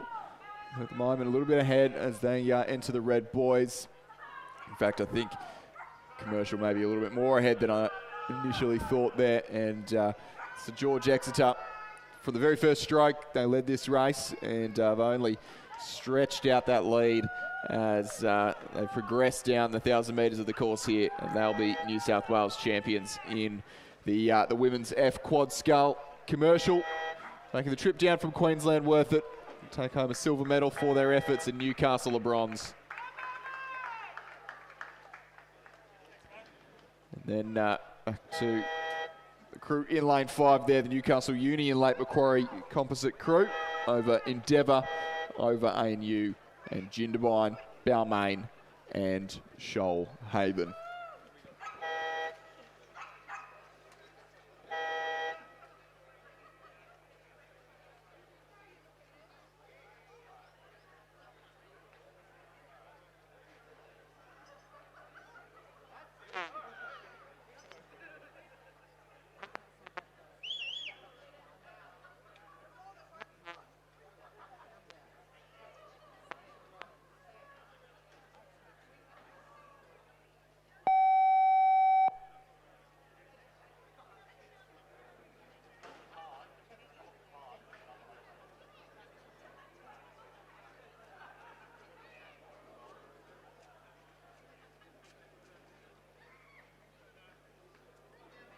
We now have out in the course race 94, the men's F single.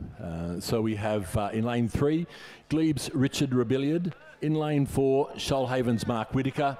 In lane 5, Newcastle Uni, David Hislop. In lane 6, Balmain's Christopher Jolly. Lane 7, Nepean's Darren Williams. And in lane 8, Canberra's Chris Raymond.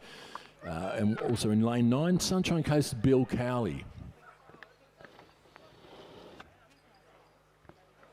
And joining the commentary position, I'm just about to go out. Chris McCarthy's just headed off for his break. David Bagnall has just joined us in the commentary position. I'll get through this race with David and then hand over to Mark Tejan. So as we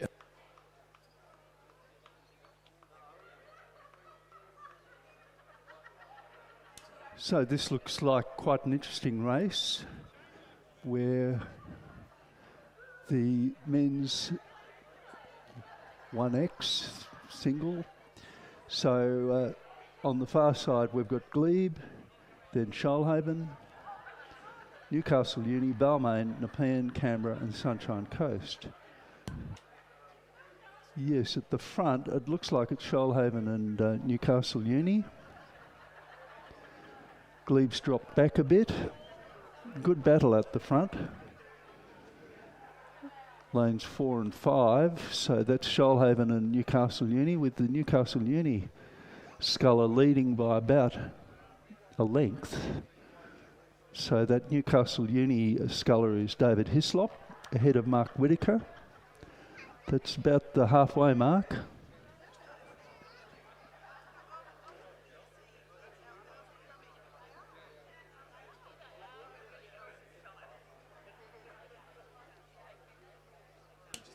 So through the halfway mark, it was Hislop ahead of Whitaker by about a length, from Chris Raymond, Bill Cowley, Richard Rebillard and Christopher Jolly.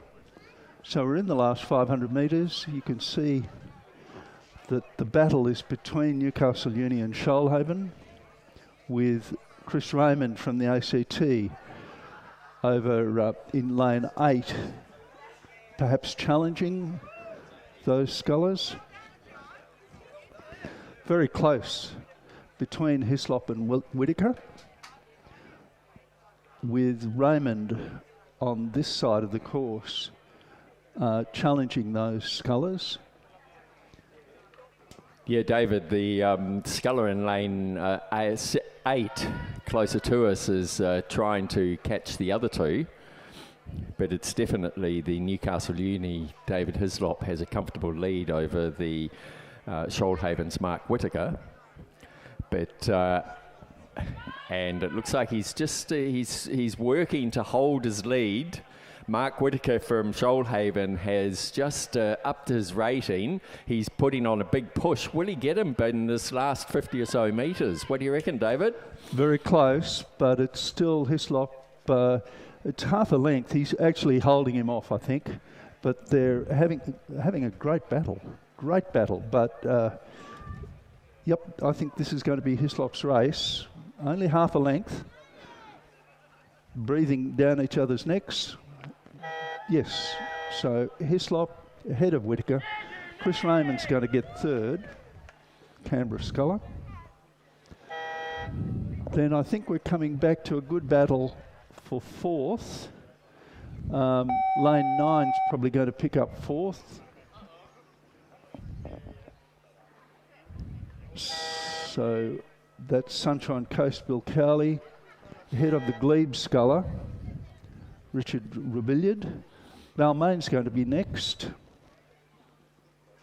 And we still have another one coming, it looks like, in Nepean colours. It's Darren Williams, still on his way.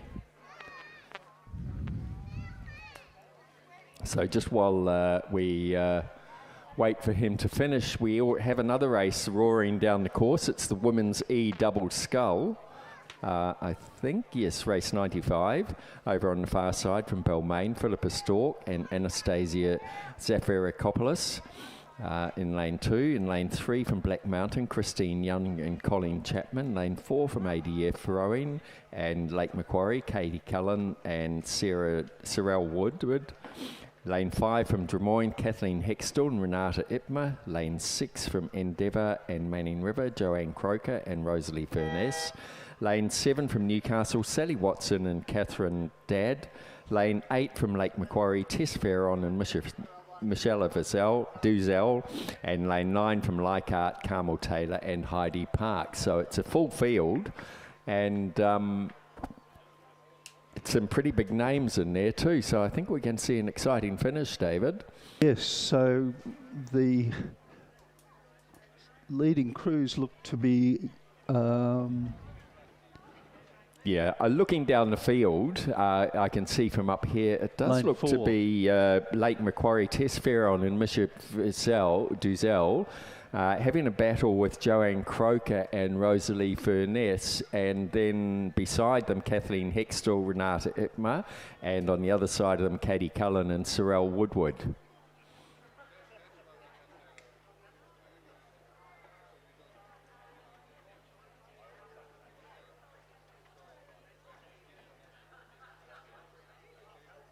As they came through the 500 metre mark, it was the Drummoyne crew of Kathleen Hextall and Renata Ipma with barely a whisker ahead of Endeavour and Manning River. They were followed through by the ADF Lake Macquarie crew, and then the Lake Macquarie of Tess Farron and Misha Duzel, then Black Mountain, Balmain, Newcastle and Leichhardt. And coming up to the 250 mark now, and we can see that lane 6, that's the Endeavour, Joanne Croker and Rosalie Furness look to be in the lead, and they are battling it out over on with the Kathleen Hextall and Renata Ipma. I would say that Rosalie Furness and Joanne Croker have well overtaken the Drummoyne crew of Kathleen Hextall. Sorry, yeah. Just double checking my lane. Somebody's had an incident down there and they're actually going off the course. So that's throwing me out just a little bit. But we can see the lane 6, that's the Endeavour composite of Joanne Croker and Rosalie Furness. They've given themselves a fairly healthy lead now. It's the ADF crew, so Katie Cullen and Sorrel Woodward. It seems that Renata Ipma, the Drummoyne crew, something's happened. They've actually had to leave the race, which means that we're seeing Joanne Croker and Rosalie Furness just cruising to the finish. They've got a very healthy lead. Over on the far side, we've got Katie Cullen and Sorrel Woodward, but look at Lake Macquarie's Tess Farron and Misha Duzel really pushing hard to see if they can catch them and take out the silver medal. Will they, David? Will they? No, too close to call, I think. Yes. I would give that an absolute photo. What a fantastic push there from Tess Farron and Michelle Duzel. I think they might have seen the Drummoyne crew go off the course and think, right, we have a chance. In 4th spot was the Black Mountain crew. 5th was Newcastle, Sally Watson, Catherine Dadd. And then Balmain and Leichhardt. So great racing there. And they've still got this photo. I thought ADF Lake Macquarie might hold on, but it was too close. So we just wait. Oh, the photo, it's come through. So they've given, oh no. Yes, it's Sorrel Woodward and Katie Cullen ahead of the all Lake Macquarie. No, that can't be. Oh yeah, sorry, that's right, yeah. Ahead of Tess Farron and Michelle Duzel, the Lake Macquarie crew.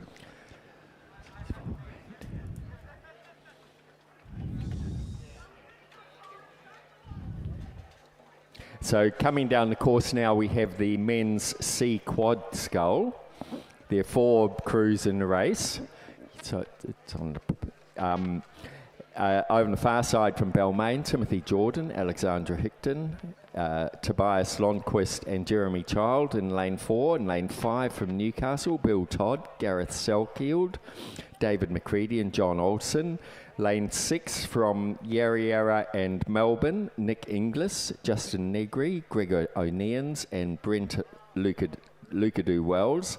And in lane 7 from Glebe, North Shore, Drummoyne and Mossman, Alex Doidge, Nick Brown, Andrew Simpson and Andy Wigan, which is the state crew. And it looks like the Yarra composite crew are leading. They're having a good battle with the Glebe composite crew alongside them. So these 2 crews are on this side of the course in lanes 6 and 7. But from up here, it looks like Yarra are the crew that are leading, and I think they're having a great battle with the Glebe, Mossman, the state crew. Yeah, very interesting race, David. We've got the out-of-state from Melbourne have come up to give our state crew a bit of a hurry up. I wonder if it might be their state crew. I think that's a good chance of that, because just having this sort of depth in this event, it's a C quad, so the state crew should be a D quad. Yeah. So it potentially might be a... Oh, that's right. Yeah, it's a C. Slightly better crew. But they've got more than length now on the state crew is probably a D crew. It is a D crew. It has to be. And in fact, in the program it tells us that Yarra are also a D crew. So these two D crews are leading the C crews. And they're just coming into the last 100 metres now. And the Yarra are composite, so the Victorians have a comfortable lead over the New South Wales crew. Can the New South Wales crew bring it back? It does look to me like the Victorian crew is extending its lead as they do a final push for the line. So the Victorians, unfortunately, have beaten our New South Wales state crew. So, but both crews are masterclass in quad rowing as they cross the line. Quite some distance back to Newcastle, and then a bit further back to Balmain. But a very interesting race, that one, David. Yes, a bit of a form guide for these crews if they're going over to Perth. Indeed.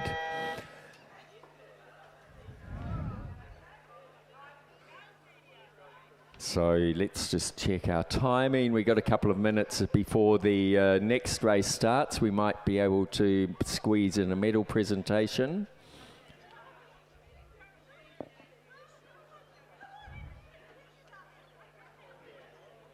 So yes, I wonder if that was the Victorian state crew, but whatever, they certainly gave our boys a little bit of a hurry up there. There's usually a lot of depth with regard to the Victorian Masters state crews. I can recall a few years ago they had 50 or 60 nominations, which is quite amazing, and it means that there's a lot of depth in Victorian sculling in Masters in the and a lot of competition for the state crew. So okay, we'll just take the break to move to the medal presentation for the women's E double scull, where we saw an absolutely fantastic finish representing Lake Macquarie, the bronze medalists Tess Farron and Michelle Duzel.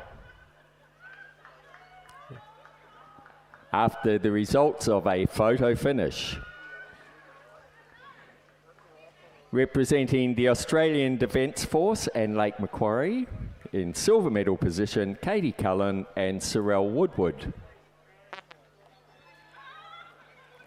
And it looks like the gold medalists haven't arrived to collect their medals. Congratulations to our winners there. So our next race is away, which is the women's D8 in lane 3 Mossman, in lane 4 Drummoyne, in lane 5 a Black Mountain composite crew with Nepean and Adfa, in lane 6 North Shore, in lane 7 a Leichhardt composite crew that includes a couple of clubs there. I'm not sure who LMRC are. Lake Macquarie probably, and NUBC, and in lane 8 North Shore. So they look to have a fairly straight line as they coming up to they're probably about 250 metres in at the moment. It looks to me, well, too hard to tell. Your eyes might be better than mine, David, but looking down the field, we can see from the fantastic video shots that there is a crew that's fairly well out in the lead. My guess is it's North Shore. having a battle with Leichhardt Composite alongside them. I think that's Mossman on the far side there. So the lane 2 Mossman look to have a lead over the others. From the finish tower, I'm thinking maybe North Shore in the middle might be pretty... A bit of a way back, David. North Shore. Okay, Are you yeah. biased towards North Shore? Yes. Are you a North Shore man? No, I'm not a North Shore man. Okay, they're coming up to the 500 metres now, and we Mossman. get a very good look there. Definitely Mossman Mossman. have a very comfortable lead over the rest of the field by about a boat length over the Leichhardt Composite. They're followed across by one of the North Shore crews, then Drummoyne, and then the Black Mountain Composite and the second North Shore crew closest to the grandstand. So it's the Mossman crew over the far side of Helen Krebber, Ann Taylor, Mina Hornby, Catherine Boland, Sarah Ahern, Alex Waldine, Kim Lowry, Carissa Kleiman, Cox by Alice Home, who have a comfortable lead. But look at these two crews over this side. That's the Newcastle Composite, the Leichhardt Composite, also full of credentialed rowers, battling it out with the North Shore crew beside them. Will they be able to catch Mossman? I think that's very unlikely. That lead is substantial, and I think they're actually building their lead. It's very hard to tell until we get a line on them, because with one crew over the far side. But I think you might be right, David. The Mossman crew are doing a final push. They're about 150 metres to go now. Very close between the Leichhardt and North Shore crews for second and third. I think Leichhardt, it's close. It's the North Shore could still take it, but Leichhardt have probably got about half a length over North Shore at the moment. About 100 metres to go. So this will be a good win to Mossman. Maybe a length and a half, 2 lengths, more than that. As the British say, they've won easily. Yes, so Mossman ahead of the Leichhardt Composite, having a good battle with North Shore right up to the line.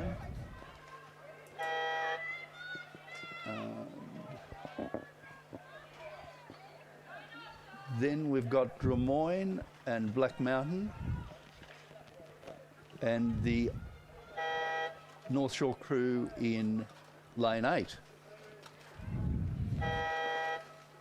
So they're coming thick and fast. We'll just turn our attention to the medal presentation for the men's C quad, which is already underway. In the bronze medal position is Newcastle of Bill Todd, Gareth Selkfield, David McCready and John Olsen. The silver medalists were the silver medalists were the composite crew of Alexander Doidge, Nicholas Brown, Andrew Simpson and Andy Wigan, and the gold medalists all the way from Victoria, Nick Inglis, Justin Negri, Greg O'Neans and Brent Lucadoo Wells. Please give a big round of applause to our champions.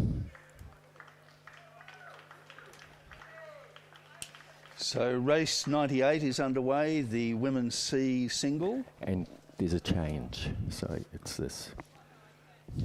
In lane 2, we've got Brisbane and GPS, Janine Reid. In lane 3, Black Mountain's Jane Clues. In lane 4, Glebes Heidi Lindahl. In lane 5, Mossman's Nikki Lopestri, coached by Guy Morgan.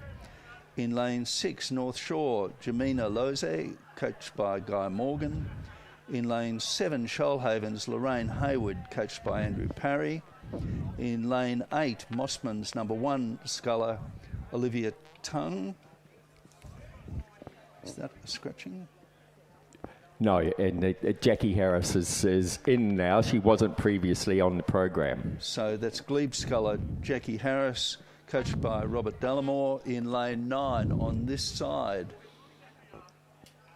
And coming up, they're probably about 300 or 400, about 400 metres in. We'll get them as they come to the 500 metre mark. This, I expect, will be a very close race, looking at some of the names on this list, and the rivalry between these ladies.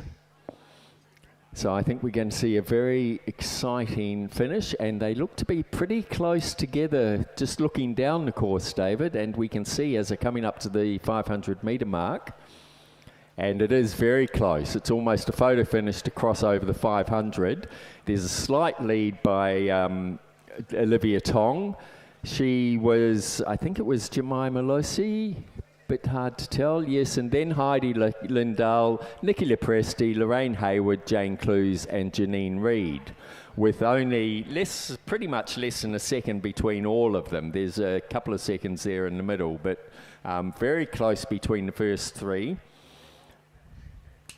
The Mossman Scullers probably still holding on to that lead.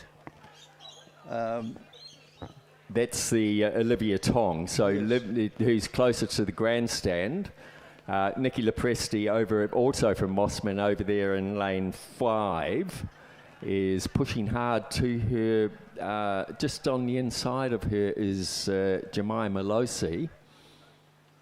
And on the other side of her is Heidi Lindahl from Glebe, who we know pushes very hard in this last part of the race. There's another 250, they're just coming into the last 250 metres, so we expect to see the final push. Olivia Tong certainly holding her lead just at this time, I would say. But look at the push coming from Jemima Losi. And right beside her, Nikki Lepresti, and Heidi Lindahl also giving it everything she's got. I think we can comfortably say Olivia Tong should take the gold medal, barring any form of disaster, but it's very close. It's going to be a very exciting finish here. I think Jemima Losi is actually gaining on Olivia Tong. Yes, I think she's been pushed by her competitors, but I think it's going to be a win to Tong. Then probably North Shore coming second. Yeah, so Olivia Tong's managed to hold on to her lead. She's ahead, as they cross the line, she's probably just a boat length ahead of Jemima Losi. She'll be followed across by Nikki Lepresti and then Heidi Lindahl in 4th spot. Shoalhaven's Lorraine Hayward in 5th.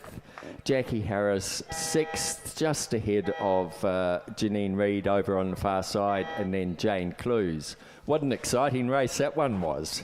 Yes, really high standard sculling from all of those scullers. So that's 865.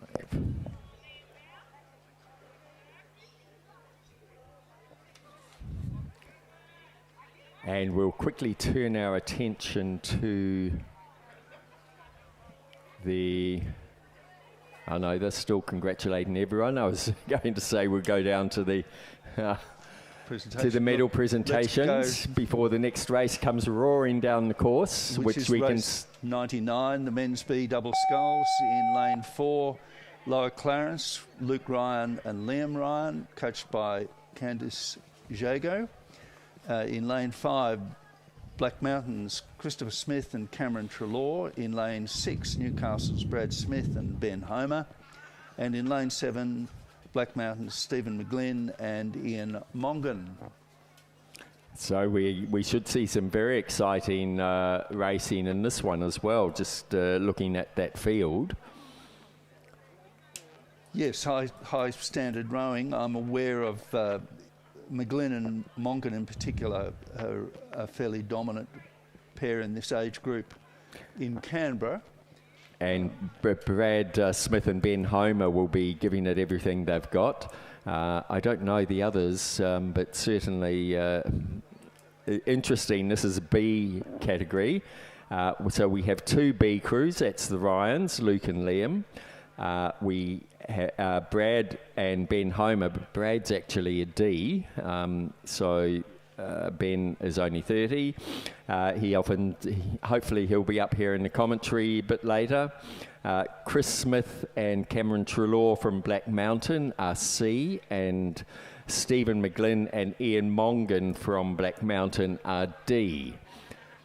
And looking down the course, it does look to be the Ryans. I think that, well, it's too close to call. There's 3 of them. So the only one that's fallen back, it seems, is the Black Mountains crew of Christopher Smith and Cameron Trelaw.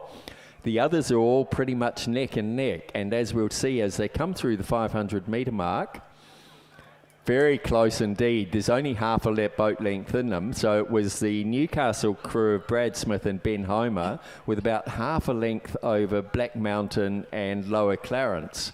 And you could almost put a photo across those two. Then a further 10 seconds back to Smith and Trelaw. So a real battle going on out there. They're about 300 metres out at the moment. Yes, so about a second and a half between these leading 3 crews, with the Black Mountain crew challenging Newcastle, with Lower Clarence still right in there, pushing hard. I think the Newcastle crew have perhaps snuck up, and Lower Clarence are pushing also, very close between these 3 crews. Any of them could win it. They're all pushing hard, Dave. They're into the last 200 metres now, and we can see Ben Homer and Brad Smith have upped their rating, as of course have the Stephen McGlynn and Ian Mongan on this side. Lower Clarence over on the far side, the Ryan, Luke and Liam. I think they're just, they've dropped back probably by about a boat length. We can see Brad Smith and Ben Homer really piling on the power now, and they're extending their lead over the other 2 crews. There's been a big comeback from Luke Ryan and Liam Ryan. And a bit of a disaster over there in the Lower Clarence, so that it's come, Black Mountain are going to grab second, but a good win to the Newcastle crew of Brad Smith and Ben Homer, with Lower Clarence coming third, and then the other Black Mountain crew in 4th position. So that was interesting, David. You could see the Ryan brothers, Luke Ryan and Liam Ryan from Lower Clarence, really gave it a push, and then they realised they weren't actually going to make it, so they eased off again to cross the line.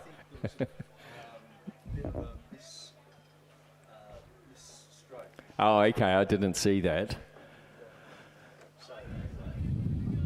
Very exciting racing here, as we would expect.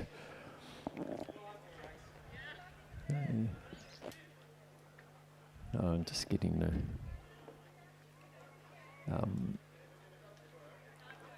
674.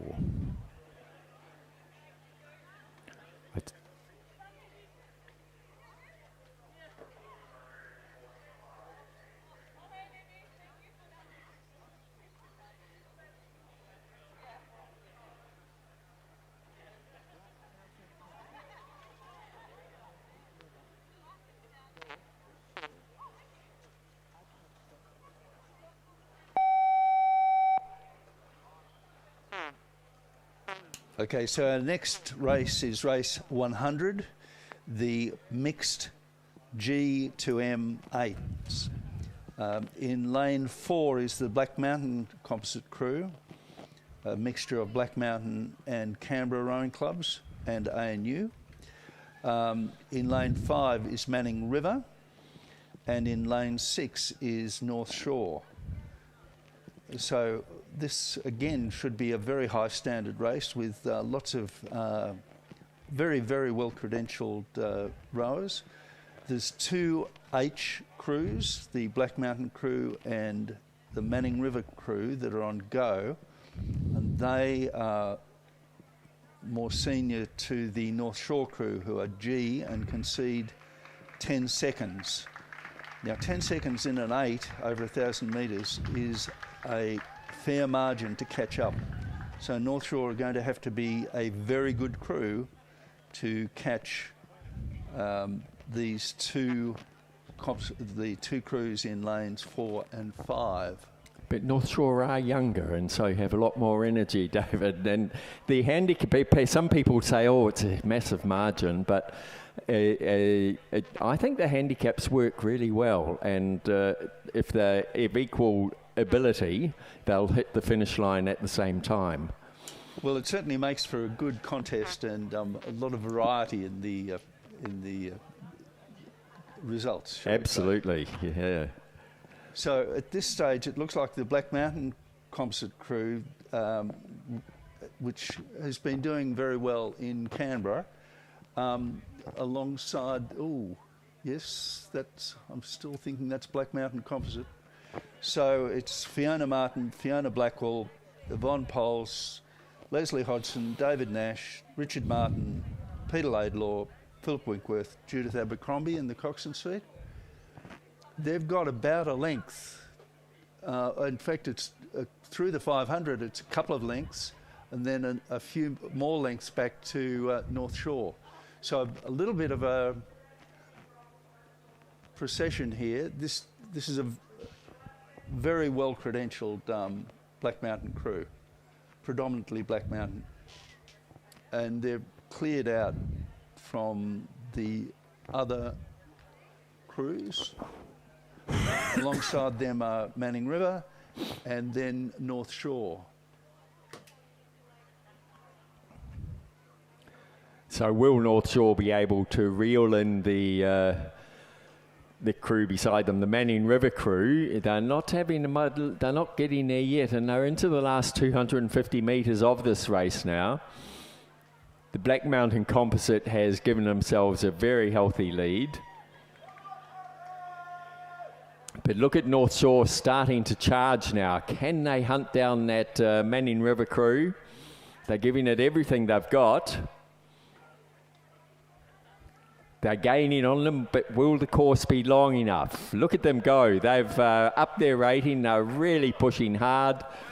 They're great. They're catching up to the Manning River crew, who giving it everything they've got, but not quite to the extent of those youngsters in the North Shore crew.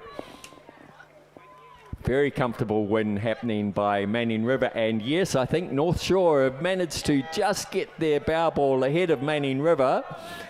It's now a canvas as they cross the line. A very exciting comeback there by North Shore, where they made up their handicap. So that was the Canberra crew, or Black Mountain Composite, in first spot, then North Shore, and followed across by Manning River. So down on the podium at the moment, we're having the presentation of the men's B double scull with a very joyous Brad Smith there, jumping high and wide. It's from the lower Clarence, Luke and Liam Ryan were the bronze medalists. From Black Mountain, Stephen McGlynn and Ian Mongan were the silver medalists, and the gold medalists and champions for the men's B double scull, Brad Smith and Ben Homer. Congratulations to our champions.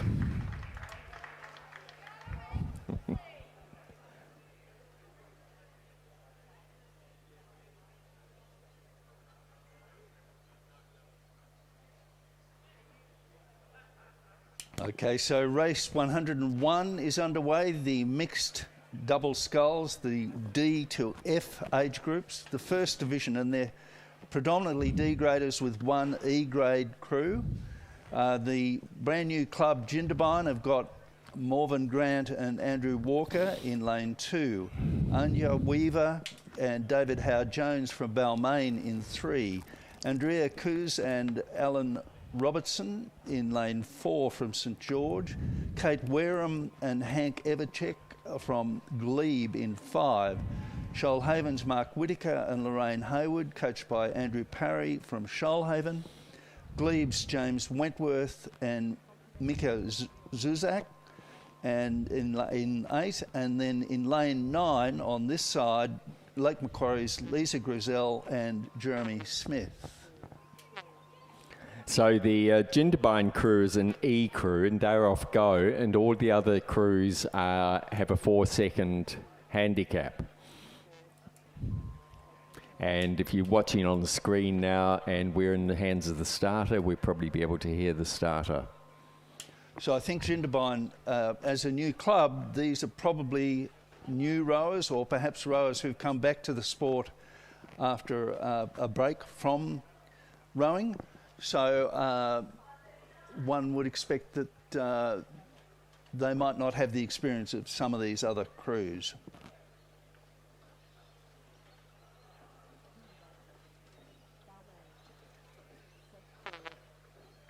Glebe, Shoalhaven, Glebe, Lake Macquarie. Attention. 1, 2, 3, go.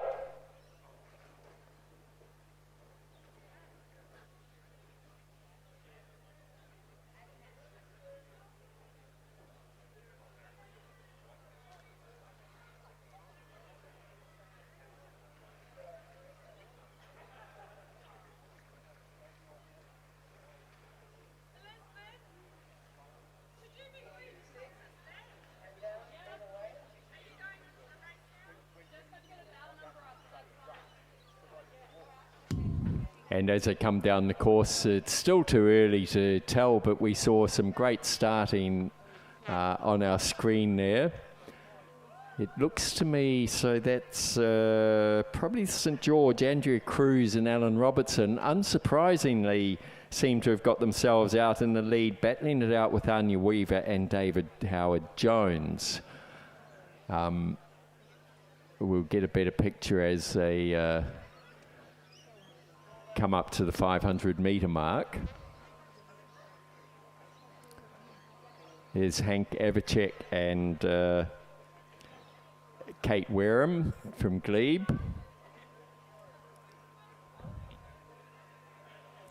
So it's fantastic, the video that we get these days, thanks to John upstairs toiling away. And unsurprisingly, we have Andrea Cruz and Alan Robertson in the lead, looking like they're just cruising. We can see the Balmain crew of Anya Weaver and David Howard-Jones working hard to try and catch up to them. But what's this we have here? That's the Shoalhaven crew of Mark Whitaker and Lorraine Howard. So the St George crew about half a length ahead of Shoalhaven as they cross through the 500 metre mark. A little bit further back, I think there was a couple of crews that whisked ahead under the camera that we didn't see. So it was St George in the lead, closely followed by Shoalhaven, then pretty much neck and neck with Lake Macquarie. They were followed through by one of the Glebe crews, then Balmain, Glebe and Jindabyne.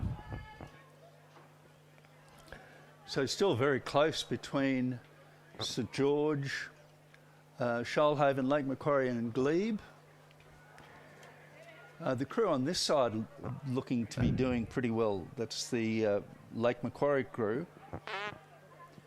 They're having a good battle with Glebe alongside them. So Lisa Greisel and Jeremy Smith, I think Lisa is a fairly well credentialed rower in parasport. So she's teamed up with, I think we had a bit of a mishap there with the Glebe crew that were in the mix. That's the crew in lane 8. But Alan Robertson and Andrea Cruz looking very comfortable out in the lead there. They're being pushed pretty hard by the Shoalhaven crew of Mark Whitaker and Lorraine Howard, and it's Lake Macquarie's Lisa Greisel and Jeremy Smith closest to us, who are probably going to take out the third spot ahead of either Glebe or Balmain. Too hard to call. So it's James Wentworth and Mika Zuzak from Glebe, and Anya Weaver and David Howard-Jones over on the far side from Balmain. And we have the St George crew crossing the line about half a length ahead of Drummoyne, a couple of lengths back to Lake Macquarie, and the Balmain crew is about half a length ahead of Glebe as they cross the line. Come on, Jindy! And a bit further back now to the second Glebe crew, and they'll be followed across by Jindabyne. So we have race 102 underway, which is the second division of the mixed D to F double sculls. The predominance of these crews are F. There's one H crew, H age group crew. But going through the lanes, lane 1 is Cindy Watt and Lee Gordon of Black Mountain. In lane 2, Drummoyne's Gary Foster and Carolyn Vernon, coached by Robin Mackney. In lane 3, Lake Macquarie's Louise Tamine and Shane Trotter. In lane 5, the Manning River composite crew, Lawrence Aspinall and Gay Pullen. In lane 6, Lake Macquarie's Jane Ferguson Palmer and Robert Wallace. In lane 7, Lake Macquarie, Stuart Boyd and Maury Brown. And in lane 8, the Shoalhaven crew of Mary Ambrose and Chris Turner, coached by Andrew Parry. And it looks to be another very close race as we can see them so far. There's a couple that have fallen back, but there's a fairly straight line across the field between Drummoyne, Lake Macquarie, the other two Lake Macquarie crews and the Shoalhaven crews. Shoalhaven crew looks to be just slightly back, but I would... they're coming up to the 500 metre mark, and so we'll get a better picture then. But I would say Drummoyne's Gary Foster and Verno look to be out in the lead, but a bit hard to tell. It could also be Jane Ferguson Palmer and Robert Wallace from Lake Macquarie. Then beside them, there's Stuart Boyd and Marie Brown and Mary Ambrose and Chris Turner. Putting on a pretty good show as well. And they've come through the 500 metre mark, and indeed it is Drummoyne out in front, then followed through by the two Lake Macquarie crews. 3 Lake Macquarie crews, then Shoalhaven, the Manning River and Black Mountain. So Verno and Gary have got themselves in a comfortable lead. Will they hold that until they get up to the final? They're probably about 300 metres out at the moment. Yeah, so 5 seconds at 500 metres, it's a fairly solid margin. You've got the look on the field and comfortably should be able to respond from that position if anyone starts challenging you. It's interesting the depth of the Lake Macquarie. One imagines these crews would train against each other and would know each other very, very well. But to have that sort of depth is quite impressive. Yeah, Lake Macquarie, I think, will need a small truck to take home all their medals after this regatta. They've been performing very well, as we expect. They're a Masters club. For those of you who haven't had the opportunity yet, they are selling a nude calendar as a fundraiser. I've purchased one myself, and I keep turning the pages thinking, oh my goodness, who is that? So exciting thing. So they have it's a great opportunity to contribute to their fundraising efforts. And as we're in the last 100 metres now, we have Gary Foster and his partner Caroline Vernon in a very comfortable win. They're not even pushing hard to cross the finish line. They've got such a comfortable lead over the rest of the field. Stroked by Verno. Fantastic row there by the two of them. They're going to be followed across by Louise Termine and Shane Trotter, who have about a length over their compatriots for Jane Ferguson Palmer and Robert Wallace, all from Lake Macquarie. They're going to be followed across by Stuart Boyd and Marie Brown from Lake Macquarie, then Mary Ambrose and Chris Turner from Shoalhaven. Over on the far side, Black Mountain, Cindy Watt and Lee Gordon, and they'll be followed across by Manning River Composite, so Lawrence Aspinall and Gay Pullen, who just had a bit of an incident, so that slowed them down just a little bit more. So another exciting race there. Yes, but a very dominant performance by the Drummoyne double. Quite impressive, and Coach Robin Mackney should be pleased with that particular result. Yes, we love Robin. Robin coaches out of Glebe as well. She has a whole fleet of juniors.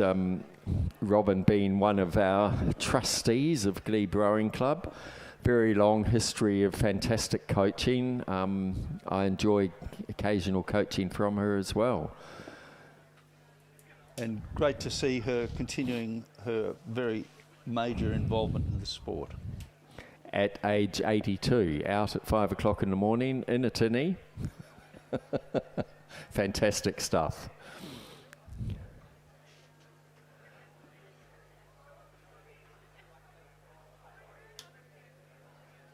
So we actually have a short break now. It looks like the probably some consolidation happening. The the mixed A to C8 was cancelled. I know it's been rolled into the, I think the mixed A to C8, so they've rolled it into the F to whatever it is, and there's going to be 6 boats with a broad spread. So big handicaps a little bit later on. Strangely, I've ended up in a B boat as an H rower, but I'll just swing along and see how we go. Let the young ones do all the work. So that race will be at 12:40. That's the mixed B to F. So we might just go off the air for a little bit, and we'll come back before the next race, which is scheduled for 10:45. We have some medal presentations we can do.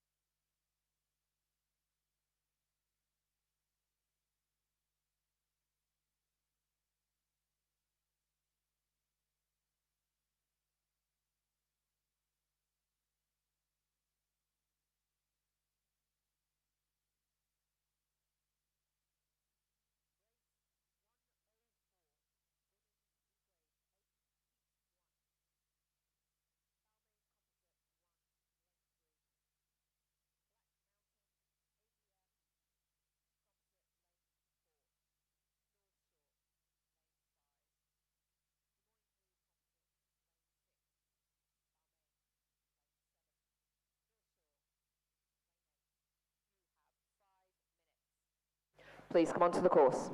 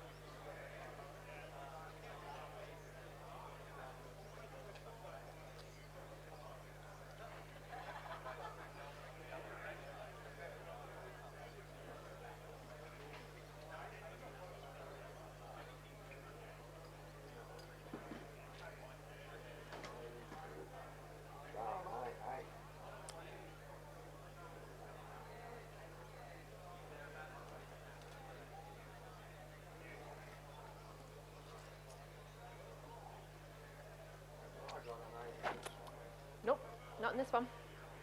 Could you in the next one? Next seat?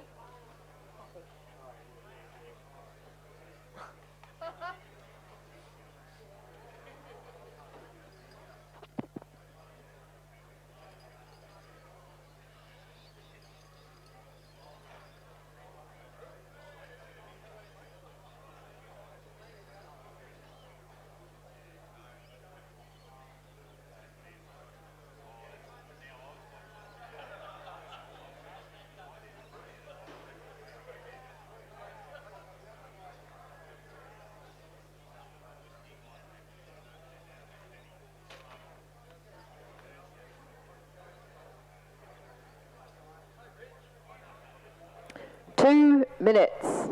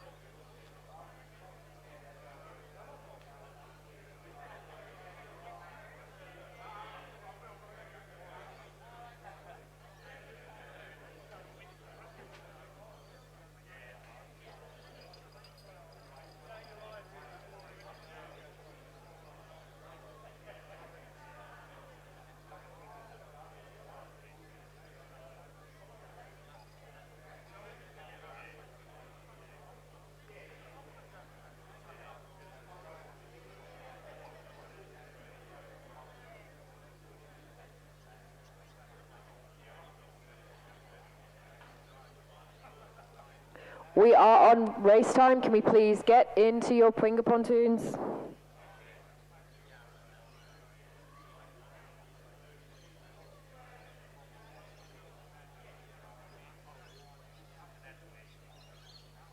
So, ladies and gentlemen, we're about to recommence racing again. And first up will be the women's E8. And if you're watching the video, they are just pulling into the starters blocks at the moment. I'll run through who we have over. So it's E. Over on the far side in lane 3, we have from Glebe, Leichhardt and Lake Macquarie, Susan Huggett, M. Barrack, Michelle Duzell, Rayleigh Ison, Wendy Mackay, Christine Foxton, Jackie Harris and Emma Hutchinson, and coxed by Catherine Davies. In lane 4 from Black Mountain, Australian and the Australian Defence Force, Jane Robinson, Ute Wegener, Cindy Watt, Virginia Haywood, Jenny Simmons, Colleen Chapman, Tracy Fennick, Kerry Hughes, and coxed by Kathy Nash. In lane 5 from North Shore, Joe Hodgkinson, Helen Byrne, Ruth Gibson, Louise McCoach, Rachel Lash, Nicola Kennedy, Renee Venables and Nikki Blackwell, and they're coxed by Jane Kavanagh. In lane 6 from Drummoyne and Glebe, Esther Tucker, Gemma Bassett, Yasmin Finnegan, Sky Smith, Anne Potter, Leonie Collins, Katrina Green Shanahan, composite. Julie Lau, and they're coxed by Black Julie Mountain Ann Wang. composite. North Shore. And we're just getting the roll call Drummoyne from Glebe the starter. composite. Balmain. North Shore. Attention.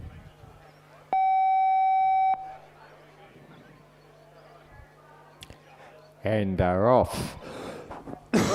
And just to round out, in lane 7 we have from Balmain, Rose Russell, Juliet 105. Anand, Heat Marta Bako, Luella May Oswald, Maria O'Connor, Victoria Clay, Jacqueline Warner, and they're coxed, Sasha Mitten, and they're coxed by Susie Tay.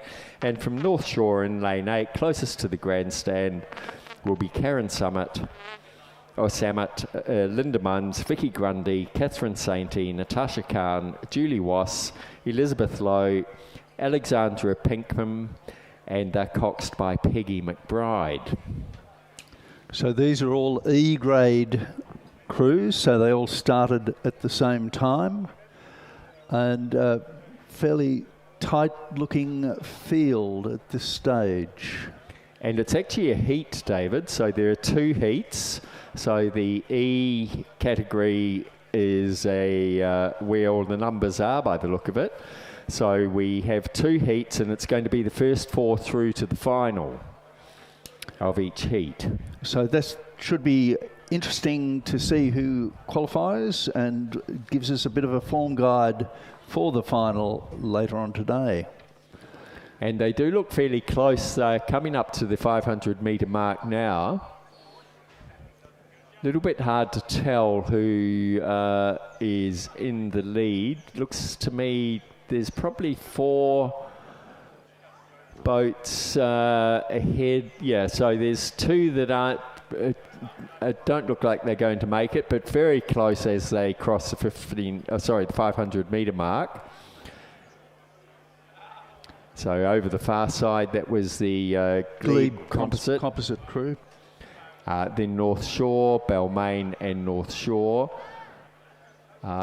Yeah, the battle looks like it's going to be on for that 4th position to get through to the final between the North Shore crew and the Drummoyne. So the lane 8 crew. North Shore crew and the lane 6 Drummoyne composite. So that's where to keep the keep looking as the lane 8 and lane 6. So still very close between the leading 5 or 6 crews, with only 4 progressing through. Yes, and that coveted 4th position is going to be the one that's really up for grabs. From what we can see down on the course now, the Glebe composite or Glebe Leichhardt composite crew over on the far side does look to have a lead over North Shore. And then a little bit hard to call here. The Balmain crew does look like they've got their canvas ahead of the North Shore crew on this side and the Drummoyne composite on the other side. But the Drummoyne crew on this side are pushing very hard. They want to make sure they're through to the final. Balmain are looking pretty relaxed at the moment. Is the Drummoyne composite going to wind it up and see if they can get into the challenge? I think they're going to be the ones that might miss out on this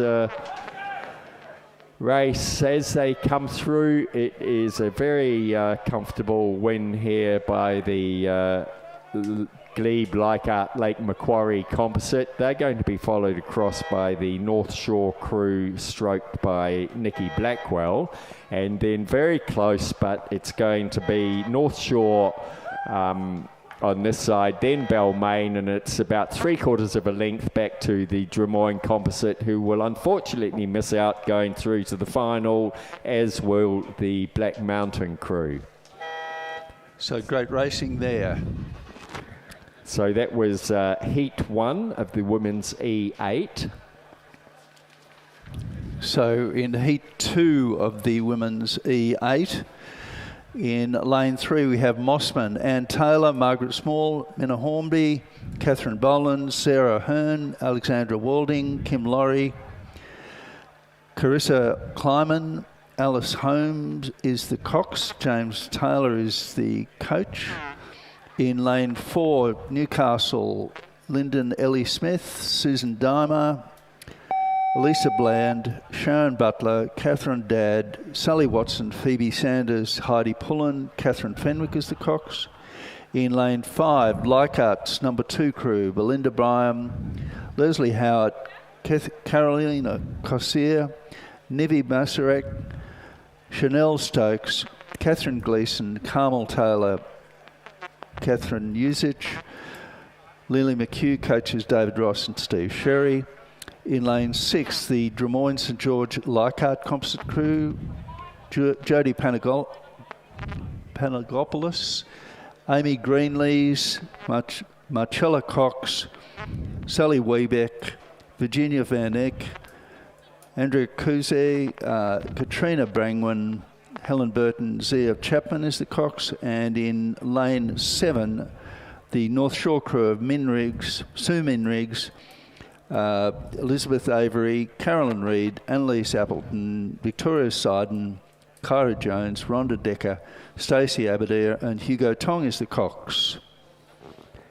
And as they come down the course, they do look to be fairly close together, but we say that every time when we're looking down from this far. They're about 300 metres into the race at the moment. Looking on the video, we can see a fairly clear lead there by the crew over in lane 2, which is the Mossman crew. Looking pretty comfortable. We can see Ann Taylor there in the bow.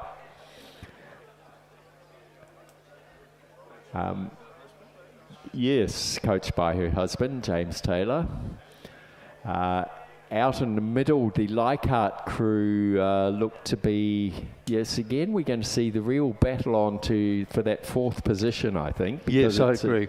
A bit hard to see if it is going to be the Newcastle crew in lane 4 or the North Shore crew in lane 7. So I think from looking down, the first 3 crews are fairly comfortably in their positions. So we have Mossman, then the Drummoyne Composite, and Leichhardt as they came through the 500 metre mark. Was 1.5 seconds back to North Shore and nearly 4 seconds back to Newcastle.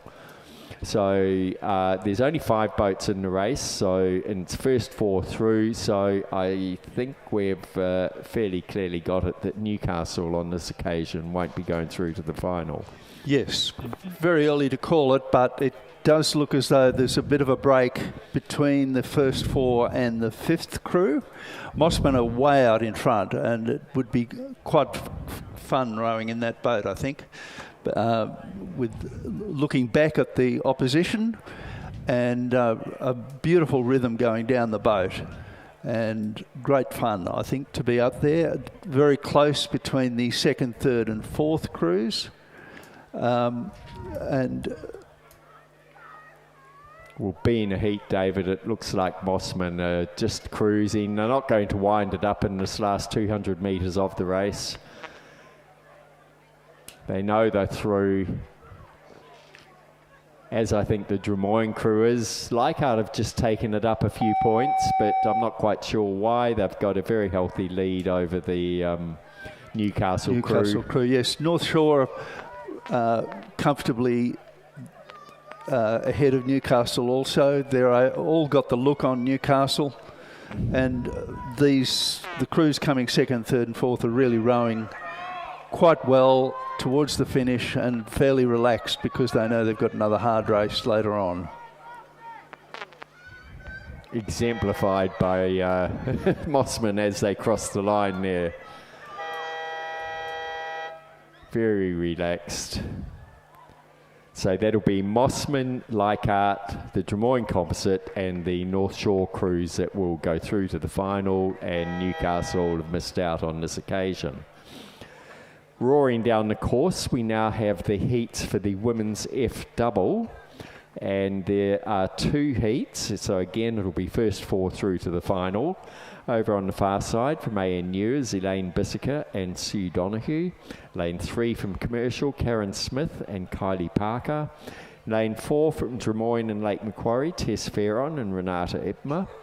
Lane 5 from Newcastle Uni and Lake Macquarie, Louise Termine and Jules Bosco. Lane 6 from Endeavour, Diana Trescott and Katrina Whiteley. Lane 7 from Shoal Harbour and Shoalhaven, Linda Eddington and Heather Gavin. And in lane 8 from Shoalhaven, Sally Halliday and Mary Ambrose. Oh, we have a few scratchings. So the Drummoyne Composite, Tess Farron and Renata Ipma have scratched, as have Louise Termine and Jules Bosco. I dare say because we've already seen them go down the course a few times this morning, including a fantastically strong finish by Tess Farron and the earlier crew. Yes, so towards the end of the day, I think people begin to think, I'm not sure that I want to do this. It's getting a bit hard. So anyway, Cruise ANU in lane 2, Commercial in lane 3, Endeavour in lane 6, Shell Harbour City in lane 7 and Shoalhaven in lane 8.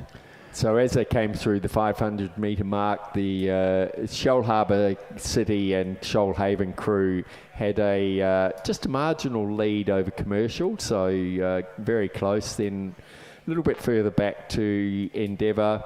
ANU a little bit further behind, but they're all well clear of the Shoalhaven crew, which is Sally Halliday and Mary Ambrose. So yes, so first basically four yes, will progress and look to be taking it fairly easily, I think, at this stage. When you look at the Commercial crew, they're probably doing about 24 strokes a minute, if that. They know they're well ahead of the ANU crew over on the far side, who are probably looking across to make sure that they're ahead of the Shoalhaven crew closest to us. Yes, the ANU crew yesterday were in the E pairs race that had quite a fierce race, and so they're quite capable of going quicker than they are at this particular stage, I think.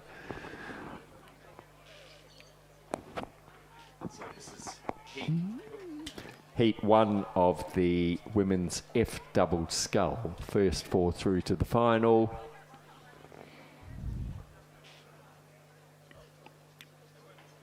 And there are only 5 boats in the race, so they're already just cruising. Although we can see the Endeavour crew has, looks like they've just taken it up a couple of points to put in a big strong finish.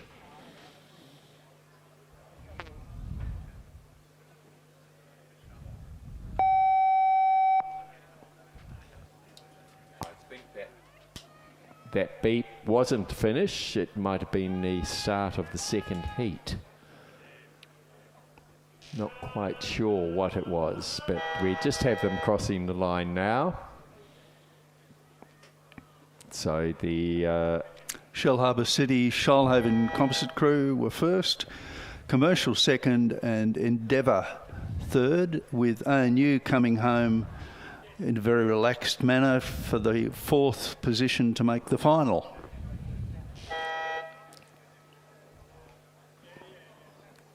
And it'll be rounded out by the Shoalhaven crew of Sally Halliday and Mary Ambrose, who won't make the final on this occasion. And the second heat is underway of the women's F double scull. Again, first 4 through to the final.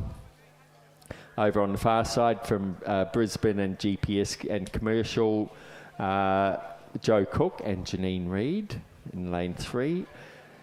In lane 4 from Endeavour, Margaret Churton and Fiona Webb. Lane 5 from Jindabyne, Morven Grant and Philip Bulbeck. Lane 6 from Richmond and Drummoyne, Kathleen Hextall and Geraldine Goss. Lane 7 from Commercial, Catherine Baxter and Sherelle Rowan.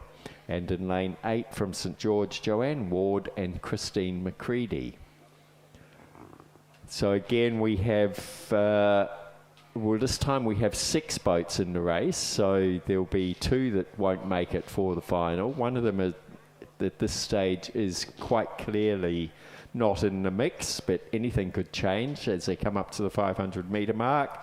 And that is Morven Grant and Pip Bulbeck. Are currently probably not going to make the final. The battle could be on for the 4th spot. As they come through the 500 metre mark, we can see that it's the Brisbane and GPS and Commercial crew, followed by St George very closely by the Commercial crew, then Richmond and Drummoyne, who have about a boat length ahead of the Endeavour crew. The Endeavour crew look fairly relaxed, so they'd be the ones you'd think would be pushing to try to get themselves in the mix for the final. And they were rounded out by Jindabyne quite some distance back. So again, bit hard to tell with these heats. Once you're out in front and you know you're through, there's no point in wasting too much energy. No, and it's still pretty tight between these leading 5 crews, but perhaps the Endeavour crew's the one most at risk of missing out, along with Jindabyne. As they come into the last 250 metres, the Endeavour crew has actually taken it up a couple of points. They've decided to see if they can get themselves into the mix. I think they've probably got a couple of lengths to make up now. The main ones they need to catch are the Kathleen Hextall and Geraldine Goss. And Kathleen's been in quite a few races this morning, so she's only going to put as much energy in as she needs to, I would imagine. And Geraldine Goss is very experienced also, has been in the Victorian crew in the past, state crew some seasons ago.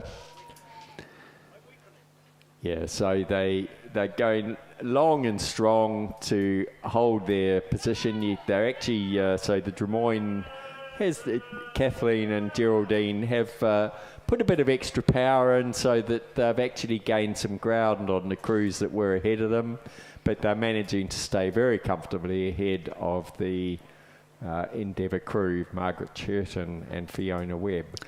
Joe Cook and Janine Reid looking really good from the Brisbane and GPS.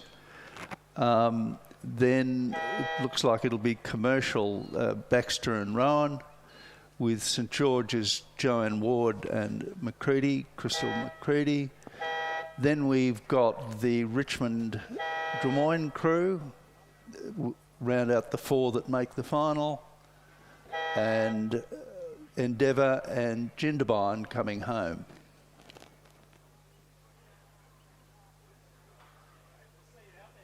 Yeah, I can see the boys out here waiting to... Oops.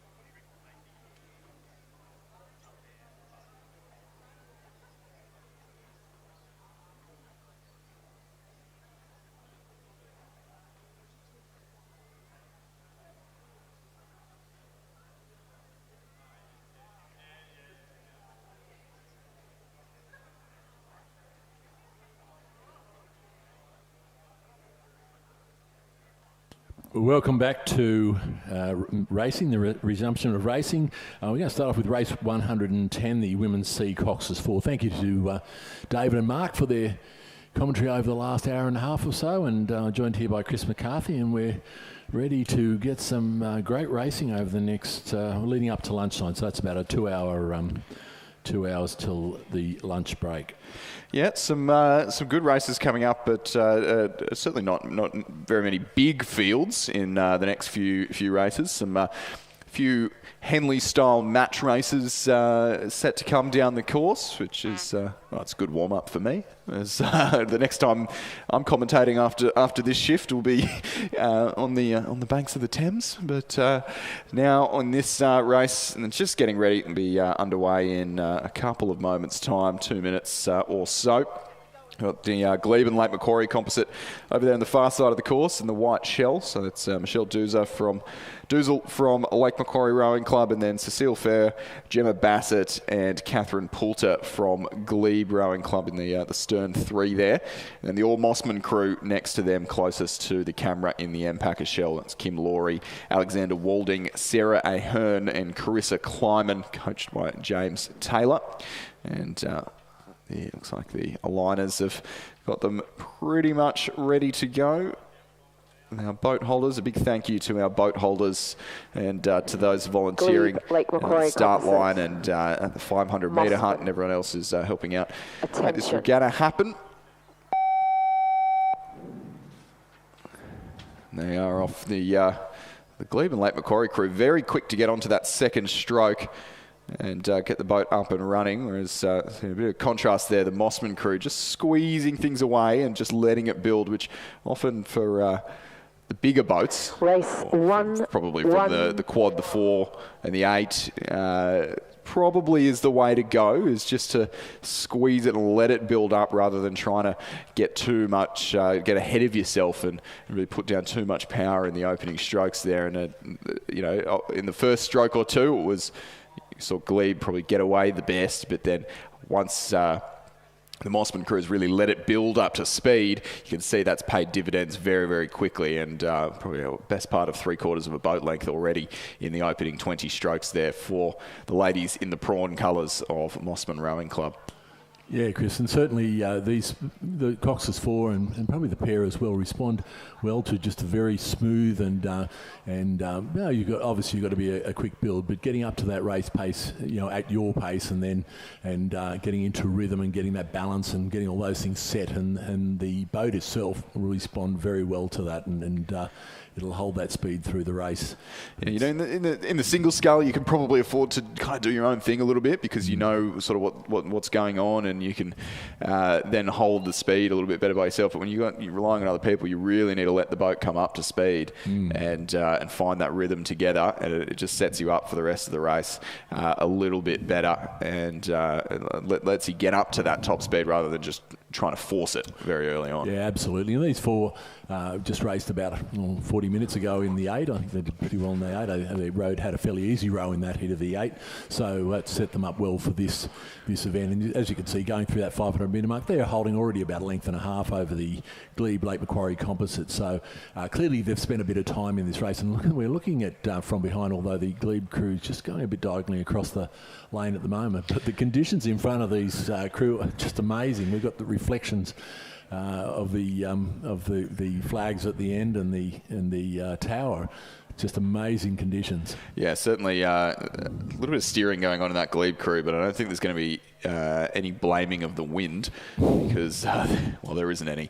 It couldn't ask for better conditions here at the New South Wales Masters Championships. It is absolutely glassy here at the Sydney International Regatta Centre. Always very grateful for this facility and the legacy that it's left after the 2000 Olympic Games. Can only hope that wherever the 2032 Games is delivers the same legacy for Queensland. Yeah, and as we can see, the glebe composite crew now crossing the lanes, and one of the things that's not reasonably unique to Australia and the Southern Hemisphere is we steer a lot of the boats from the stroke seat. So the last thing you want is once you start clashing with buoys and having to worry about steering as the stroke, it does upset the rhythm of a boat. It does upset your rhythm, and that certainly, I think they're finding it tough going at the moment. But they look to be in the centre of the lane now and have straightened up and are heading for home. Yeah, heading for home as the ladies from Mossman, Kim Laurie, Alexandra Walding, Sarah Ahern and Carissa Kleiman, who showed their prowess in the first few strokes, and that's let them really relax in the closing stages of this one, and they'll be really enjoying that the glassy water that little break in racing has afforded us as Mossman Rowing Club come home to claim themselves a state title in the Women's C Coxless 4, and the Glebe Lake Macquarie Composite will run in second place.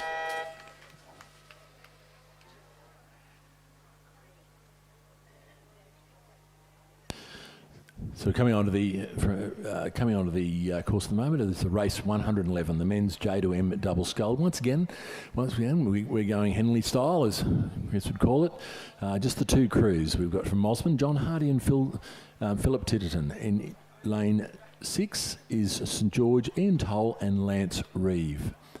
So I think they're on the both crews. They're sitting at the ready.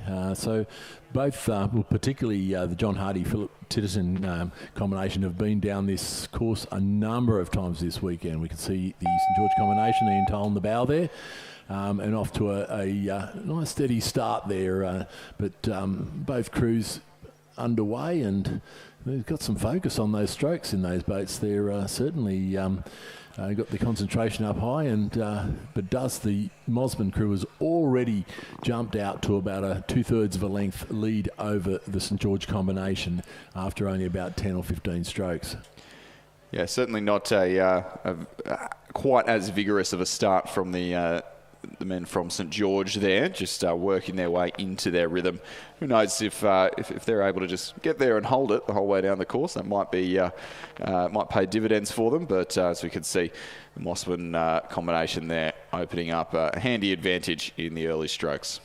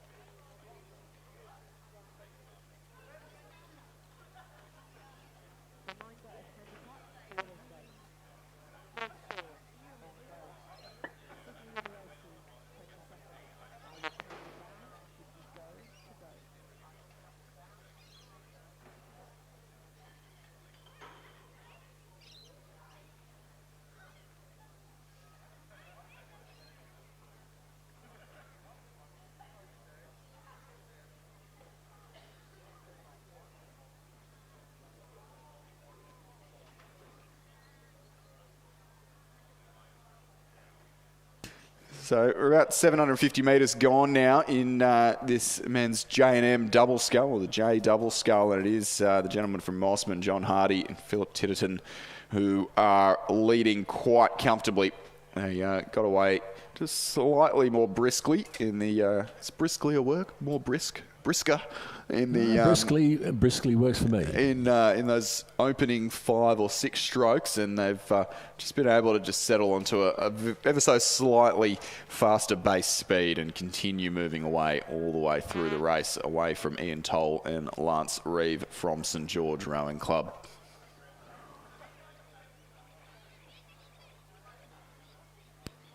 Yeah, I think if the Mossmen get any lower in the rating over this last 100 metres, I'm not sure that would be possible. But certainly, this is a very experienced combination here, and just showing years of rowing together. It's just about that movement, about getting the power on the same, getting the same arc through the water, and these two have done that for a long time, and that certainly shows in this performance today. As they come down with about 5 strokes to go, they will cross the line to take out the J to M double scull. Of course, they are J, as are the other crew. So congratulations to that crew crossing the line, and the St George crew once again in about 50 metres to go, and they're looking also looking good. Just didn't quite have the pace to match with the Mossman crew, and they're crossing the line now to close out this field. As one race comes to an end, the next is already underway. It'll be the women's G and M pair, or G2M pair rather, and we've got an I and a H grade crew going off some handicaps here. So North Shore in lane 5, Susan Walter and Susan Wannon, coached by Kim Rudder. They're going off the starter's buzzer, who we just heard there. And then we've got Sydney University's Lisa Cotty and Kerry Bigsworth, coached by Philip Titterton. So they might be able to have a reunion on the podium as he comes around to collect his medal for the double scull race previously. So 20 seconds the Sydney University crew will have to make up over the Susans. We've mentioned a couple of times already today the Susans all throughout the season. They have been very regularly we see them with these fantastic head starts as a result of the handicap system, and it's always ended up that an unsurmountable margin for their competitors to chase down, and they look at the moment to, well, they're certainly ahead, aren't they, because they started 20 seconds in front. So we'll watch on with interest to see if these ladies from Sydney University are able to rein in any of that 20-second margin. Yeah, and this combination of Kerry Bigsworth and Lisa Cotty, I think they've been rowing a little bit together in the pair. I mean, Kerry Bigsworth did row a pair a lot with Joe Pollitt for a number of years, and very successfully. I think they cleaned up Australian Championships and State Championships very regularly, but I saw Joe was down here yesterday. I'm not sure. She's living remotely, I think, between Western Australia and the Blue Mountains at the moment. So probably makes a regular gig in the pair a little bit difficult. But good to see Joe here for the State Championships. But certainly they don't look to have made a lot of inroads on Sue Walter and Sue Wannon, who are just about to go. I think they're about to go through the 500 metre mark and. Just crossing that now, so we'll just see what that handicap looks like. Remember, 20 seconds when they took off, so if they can get anything around or under 10 seconds is where they've got to be. But it doesn't look at the moment like they're within that distance, so we're still waiting for them to cross the line. And I would suggest to you that they probably haven't made up a lot of that 20 seconds. So unless they've got a hell of a sprint in them, so they're crossing the line. They're crossing the 500 now, and in fact, it has gone out. It's blown out by 10 seconds. So it doesn't look like they're going to challenge Susan Walter and Susan Wannon from North Shore Rowing Club, and they're heading their way at the moment for another state championship.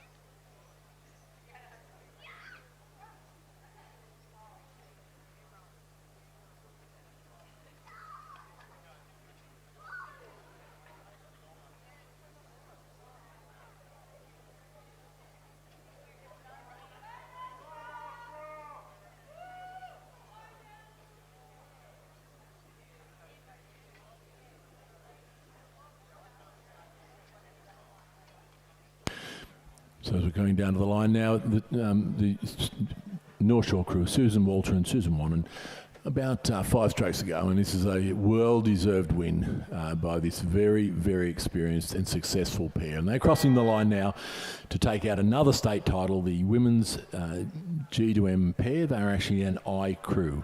And we've got the Sydney University crew just once again into the red boys now. 100 metres to go, just looking fairly tired there. So they've had to work fairly hard in this race and probably just fighting it a little bit.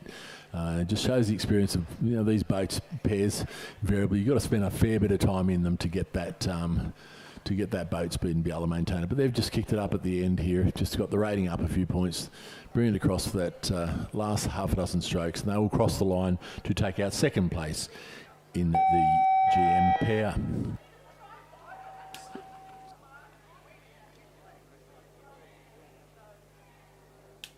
So just as a little bit of housekeeping, a few parish announcements. There's a few races that have been consolidated around the lunch break. So race 126, the mixed A to C Coxless 4, that one's been canned. And so the last race before the lunch break will be 12:40, the mixed B to F8. And then after that one, will be lunch break, and the first 4 races out of the lunch break heats of the men's B single and the women's E single have all been consolidated. So the lunch break will go from conclusion of race 125 at 12:45 or so, all the way through till 2 p.m, and we'll have the first heats of the men's A single scull. So races 126 to 130 all cancelled / consolidated, and racing after lunch will resume at 2 p.m. rather than at 1:40 as previously scheduled. And we move right on to race 113, the women's AB pair. We have 3 crews in this race, and yes, they are all there. In lane 4, Leichhardt's Belinda Bingham and Wendy Miller. In lane 5, Mosman's Olivia Tong and Nikki Lepresti. And in lane 6, Port Macquarie's Composites, Kirsten Berry and Emma Molnar. That's from Newcastle Uni and Port Macquarie. And it does look like the Mossman crew have moved out to a reasonable lead in this thing, and they've been very successful over this season in the pair, so I'd expect they'll be the ones to beat. But certainly not out of it is the crew over here in Port Macquarie Composite and Kirsten Berry and Emma Molinar. There's still not a lot in it. Said as we come down to the 500 metre mark, there's still overlap between the crew from Port Macquarie and the crew from Leichhardt. So going through the 500 now, there's about a length and a half's lead from Mosman back to the Port Macquarie Newcastle Uni Composite, and then a little bit further back to the Leichhardt crew. So as they come into the 500 metre, there is an opportunity, because of course I think they'll only give out the first and second medals in this event. So Leichhardt want to get into the medals, they'll probably have to start their sprint about now, I would imagine, but certainly still all crews sort of holding a good line down the course, which was we've explained over the last couple of races is all important in these pair races. Tell you what, as we're talking about the medals, I just thought I'd have a quick flick over and have a look at the medal tally, and boy is it close. So you've got North Shore Rowing Club currently on top of the medal tally with 8.5 gold medals, 18.375 in total. And Mossman sitting in second, 8.25 gold medals, more silvers, and 18.125 total medals. So just 0.25 of a gold medal separating those two clubs, the two bastions of Masters rowing in New South Wales. And well, after the conclusion of this race, if it does go the way, well, it's certainly not going to go the way of North Shores because they don't have a crew in this event. So conclusion of this race, that momentum will swing back toward North Shore, toward Mossman Rowing Club.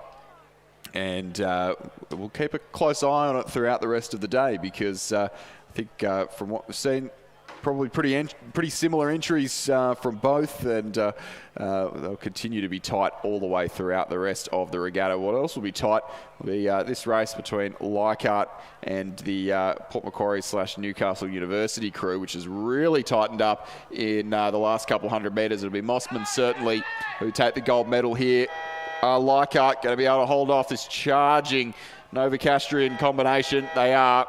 Leichhardt take the silver medal. No chockies for Port Macquarie and Newcastle Uni there. Kirsten Berry and Emma Molinar will miss out in this by just 0.51 of a second. I reckon it was even close. 0.3 of a second even. And very, very tight margin indeed. And just a minute to go. I'm wondering where this Newcastle Composite 8 is. I'm sure it's around somewhere. I did see Ben Homer not too long ago saying they were doing a hot swap of boats between this Newcastle Composite and a ladies' crew a little while ago. So we'll see. I think more than that, Chris, he was talking it up a fair bit. He was talking it up a fair bit. He was talking up a fair bit. And, there they are. Confident enough to arrive late. Yeah, so they're just they're fashionably late. You see big Ben Homer in the 7 seat there, ready to drive that rhythm down the boat. Pretty stacked A grade 8 here.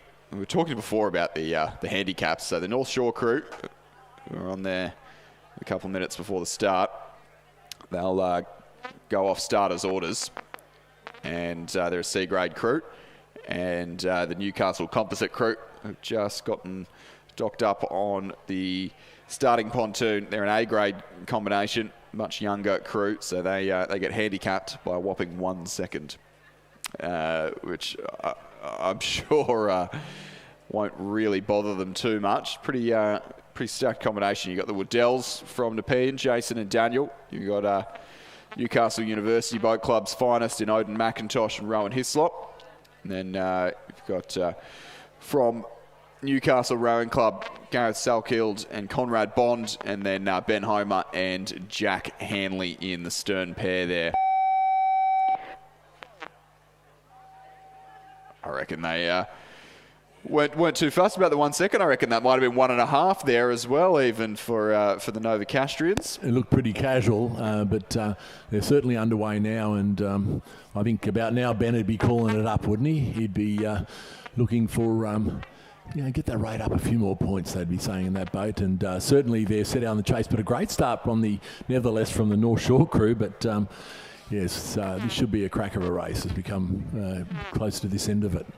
Yeah, I got to say, even though it's only 1 second, it will take a little while for them to be able to overcome that, and then I would assume they'll walk away with it pretty quickly after that, because just the amount of time that it takes to get the boat up to speed, even a 1 second head start is a big head start in that contest.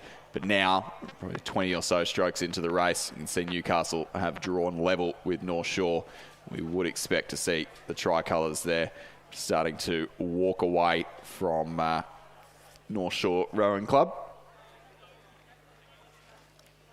Yeah, that 1 second doesn't seem quite enough, does it? Really, between when you think of the average age of these crews, and I'm just wondering what the handicap is for a B crew. Is it half a second? Yeah, who knows? Maybe they don't get the full handicap because it's an A to B race, and the C crew doesn't get then the C handicap. They get the B handicap, maybe. Yeah, you can see them starting to stretch out about half a length lead. Big Dan Waddell in the bow seat there. His brother Jason up in the 6th seat, a little bit further up in the boat, driving the rhythm. Brother Jason riding the Penrith Cup for New South Wales this year onto the podium. Jack Hanley in the stroke seat has also held that honour a few years ago. Got a medal in the lightweight double as well at the National Championships, as well as the club double with Ben Homer, who joins him in the stern pair there. And Elise Carroll Coxon in the Nepean Zudi in closest to us there, driving her crew on. I think pretty busy racing schedule for a couple of these gentlemen in this Newcastle 8. I think Ben Homer was telling us earlier 7 races today, including a couple in the single after lunch and all the rest of it. So be looking to maybe just conserve a little bit of energy now that they know they can hold off any potential charge from North Shore Rowing Club.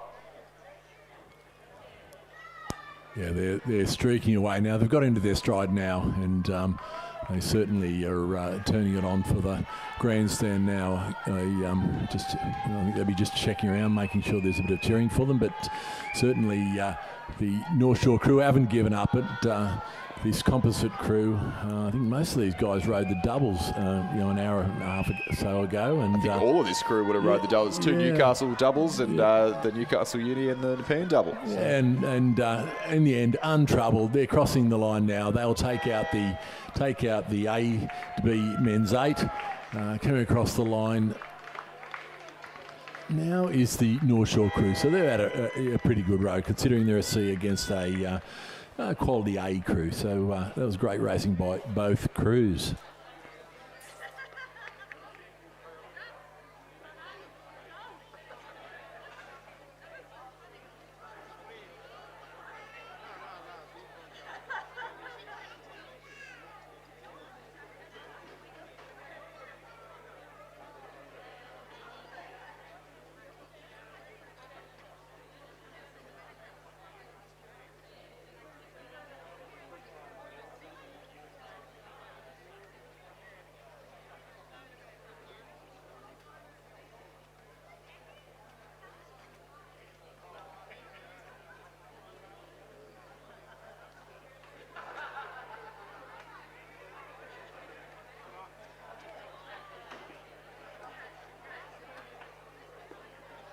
We move now on to race 115. It's men's F Cox's 4. Got a full field here of 9 crews. Just quickly run through them while they're on the starting blocks. Brisbane and GPS is Ian Holtzberger, Shane Wally, Hamish Dunbar and Alex Adam. In lane 2, Mossman Composites, James Taylor Mossman, Mark Partridge Mossman, Stephen McGlynn from Black Mountain Rowing Club and Andrew Hourigan from Mossman. Lane 3, North Shores, Andrew Robinson, Mark Elliott, Andrew Gibson and Nicholas Stevens. Lane 4, Sydney, Stuart Cowap, Ross Pritchard, Carl Quitzow and David Greenslade. In lane 5, St George's, Martin Little, Christopher Jones, Steve Harrison and Alan Robertson. In lane 6, the Nagambie Composite. So John Dollison, Stephen Reynolds and Craig Smith from Melbourne Rowing Club and Alistair Isherwood from Nagambie Rowing Club. Lane 7 is North Shores, Joe Daly, Jeffrey Beer, Timothy Sargent and Chris Walsh. Lane 8, Armadale's, Peter Grave, John Grant, Richard Percy and Hugh Dowick. And in lane 9, Glebes, Richard Rebillard, Mark McEwen, James Wentworth and Steve Caldwell. And they're underway and sort of covered about 100 or so metres now, and it looks fairly even from what we can see here. So this is some quality crews in this race, and we see a lot of these names reappearing. Particularly those Melbourne composite crews.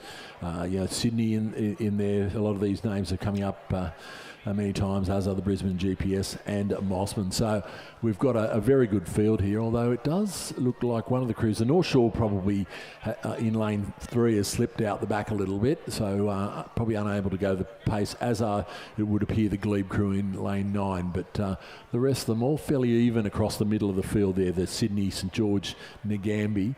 Look to be fairly even, as the Brisbane GPS up there, Brisbane GPS and Mossman Composite up there as well.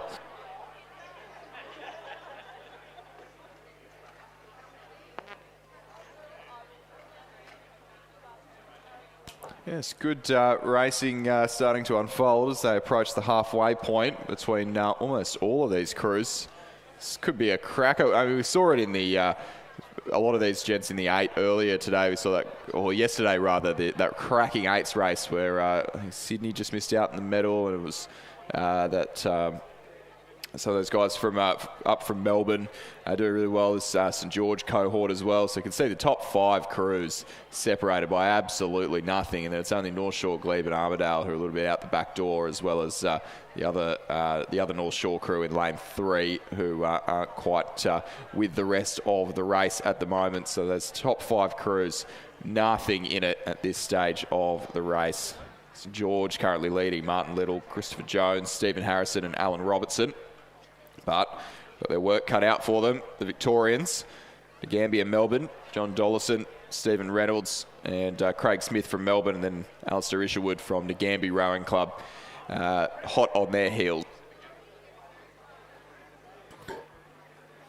Yeah, so they come down 250 metres to go. The race has now developed into a two-horse race, it would appear. Although the Brisbane and GPS crew making some good ground right over there in lane 1, but the St George crew and this Melbourne Nagambie crew, they're going head for head. There was a couple of rough strokes in the Sydney crew, which probably they were right up there and just put them back about half a length or so. But they're making a bit of a sprint to the line. Here they go. They're winding it up too, as are those Brisbane and GPS over there.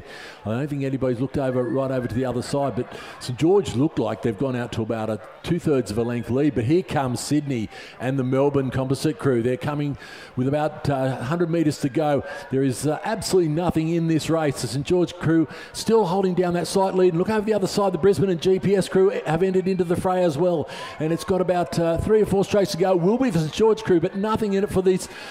For second, third and fourth is absolutely, very hard to tell. But I think it probably was the Melbourne, then Sydney, then the Brisbane GPS, followed by the Mosman crew, North Shore, Armidale and the other North Shore crew. So we'll have to wait. I think that's... I'll agree with that. That, Rob, I'll get in on that action. I think that certainly was the Victorians just slightly close to the camera with the 6 on their bow.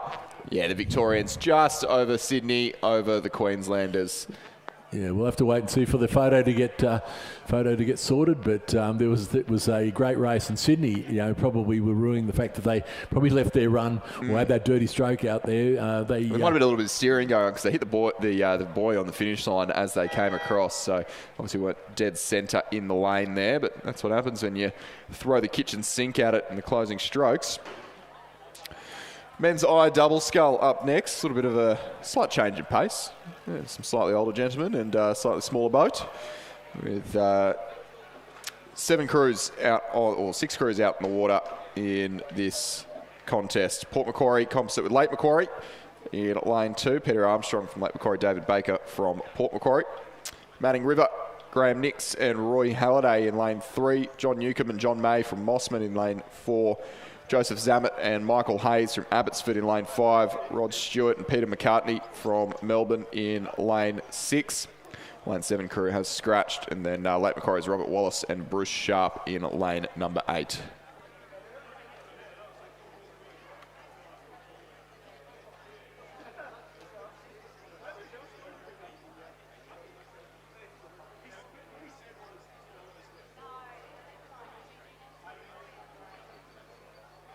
Just confirmation of the results in that previous race, the men's F4-. It was indeed St George, followed by the Melbourne, Nagambie and Sydney composite. So I think it was fairly well done by me, a .07 margin. Yep, especially you're the one sitting a little bit further back from the finish line as well. I've got the good spot here, and so well called. So another reasonably close one in the I double. Manning River leading Melbourne, and then leading the Port and Lake Macquarie combination. All 3 of those crews in with a shot at a victory here for judging by those margins at the halfway point.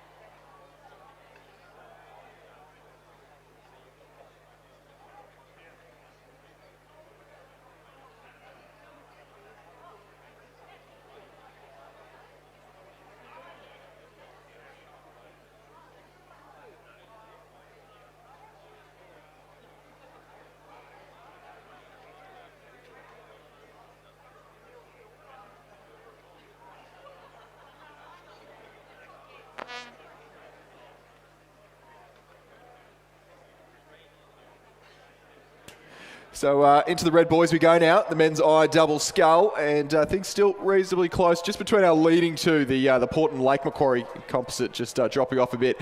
But Melbourne, the Victorians coming through now for another potentially great result, going one better than the previous race. It will be the Melbourne Rowing Club combination who take the win here in the men's I double scull. Manning River just fading back half a length or so, will run second. And then the Port Macquarie, Lake Macquarie combination over there in station number 2. Peter Armstrong, David Baker will run in third for the bronze medal. The all Lake Macquarie crew of Robert Wallace and Bruce Sharp in fourth, miss out on the podium, as do Mossman Rowing Club over there, John Newcomb and John May, and then the duo from Abbotsford, Joseph Zammit and Michael Hayes will round this race.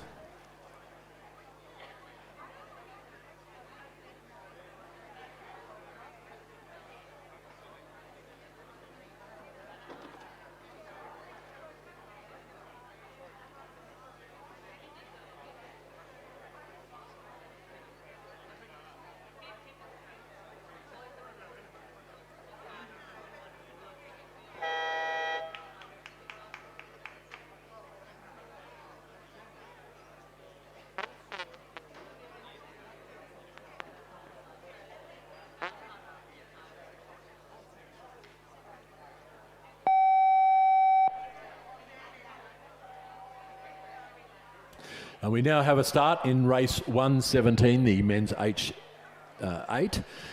In lane 4, we have North Shore's David Binks, Jim Hole, Jeff Wannon, Peter Horton, Eric Luck, Stefan Kerr, Justin Peters and Jeffrey Franklin with their coxswain Jacqueline Marks. In lane 5, Black Mountain Composite, David Nash, Jeff Ellicott, Peter Wright, David White, Peter Laidlaw, Stephen Trowell, Richard Martin, Phil Winkworth, and their coxswain is Leslie Hodgson.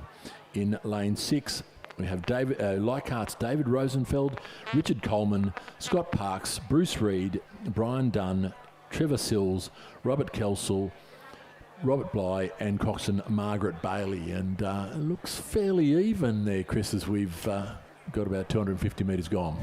Yeah, I'd say Leichhardt crew maybe just dropping off a little bit, but North Shore and Black Mountain and Canberra are certainly locking horns in the early strokes of this race. North Shore there on the left of the picture, Black Mountain and Canberra in the centre of the picture. So obviously North Shore will have designs on moving back up to the top of the medal tally, which hasn't updated for me yet, but I think they have dropped back behind Mossman after the last few races. Of course, plenty of more opportunities for both of those clubs to come with such huge entries from each of them. But North Shore at the moment trailing at the hands of those from the nation's capital. Black Mountain and Canberra Rowing Club combination almost a length clear now. Just a little bit of overlap between the stern of that grey shell of the Black Mountain boat and the bow of the North Shore hull, and Leichhardt a little way off the pace here in the H8. Yeah, I'd have to say, Chris, too, looking at that Black Mountain crew from here, it looks like they spent a bit of time together. The timing and blade work in that crew is certainly a step up from probably the crews either side of them. So you can see just that movement. You know, there's nobody out of swing in the boat. It's looking a very well-drilled crew. These guys are an H group, which I think is probably 75 up. So it's a great display of rowing, as we get in our, older years. They are still holding off that North Shore crew. Probably about a length and a half now as they come in 250 metres to go. It looks fairly comfortable for them now. The Leichhardt crew not giving up. There's probably a little bit of steering going on in that crew, so I'm not quite sure. It looked like they're about to cross the lane. They probably thought it's pretty windy, Rob. Yeah, it's pretty well. They might have thought that the Black Mountain had the faster lane. Thought they get over there. The secret to success. Secret to success. Yeah, follow the fast lane. Let me tell you, the fastest lane is always the one that you started. Always. Yeah, there's something to be said for going straight down the middle of your lane, but looking fairly well untroubled now as they come into the Red Boys. 100 metres to go. They're sitting tall in this boat. They're looking good. It's not often we see these grey eights these days, but whether it's grey or silver, I don't really know, but it's going to bring them gold this afternoon. So about 3 strokes to go, and they cross the line to take first place in the men's H8, followed by North Shore, and it will be a little bit further back to the fast finishing Leichhardt crew.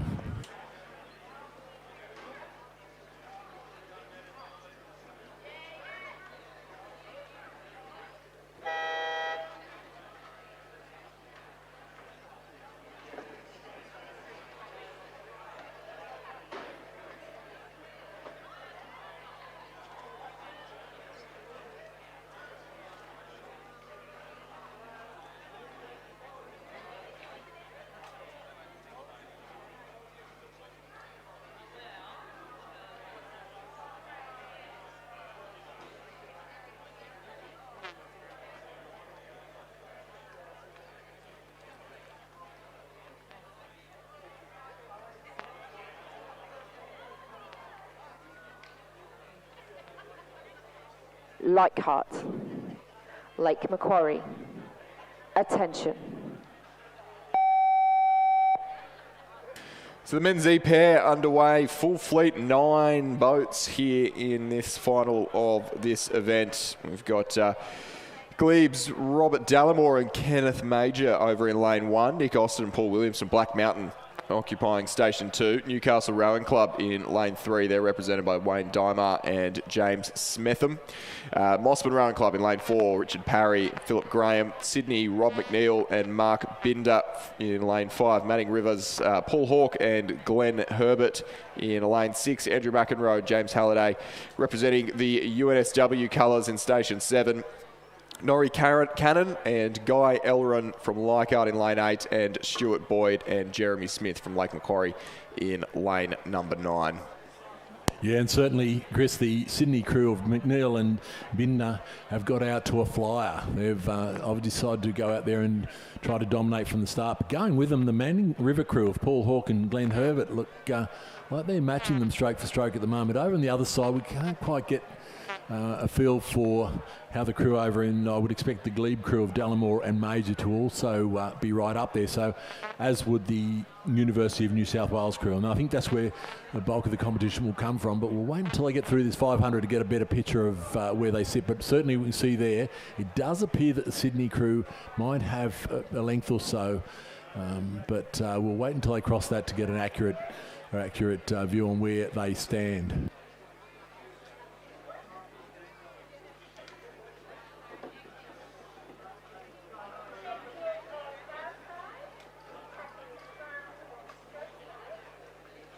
It's going to be close through the 500 on the surge. Oof, I think Glebe maybe just, but Sydney with the momentum and UNSW right there as well. Nothing to separate those 3 crews. Black Mountain and Manning River a little way back, certainly not out of the race, but a little bit of work to do if they want to feature on the rostrum and collect some hardware for their efforts.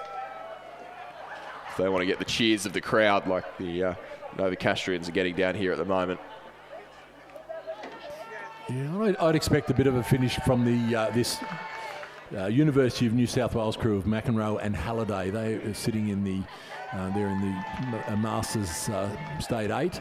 I think they're in the stroke and 7 seat at the moment. I'm not quite sure of that. Quote me on that one. But certainly they are making a big push to come up to terms with the Sydney club. Over in the quiets of the lane 1, though, the Glebe crew are really putting it on there, and they are looking very good coming through the 250-metre mark.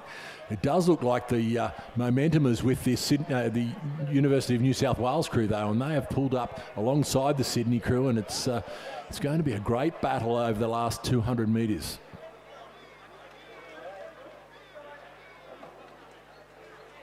And big sprint coming over there in lane 1 from the Glebe combination of Dallimore and Major. So it's going to be very close. And not out of it at all. There are the Austin and Williams from Black Mountain. But certainly the race is on for this one. And it does look like the Glebe crew has got a new lease of life over there in lane 1. And they do look like they're still holding down a slight advantage over what now looks to be the University of New South Wales crew. Sydney probably just struggling a little bit over this last 50 or so metres, and it's going to go right down to the wire. But I think the Glebe crew over in lane 1 has the advantage as we come down, and they will take out this E-pair final, followed by the combination from University of New South Wales, followed Sydney, Black Mountain, and then it will be a close finish between the Lake Macquarie and Mossman crews, and then Manning River, followed by Leichhardt, and it will be back to the Newcastle crew of Deemer and Smetham.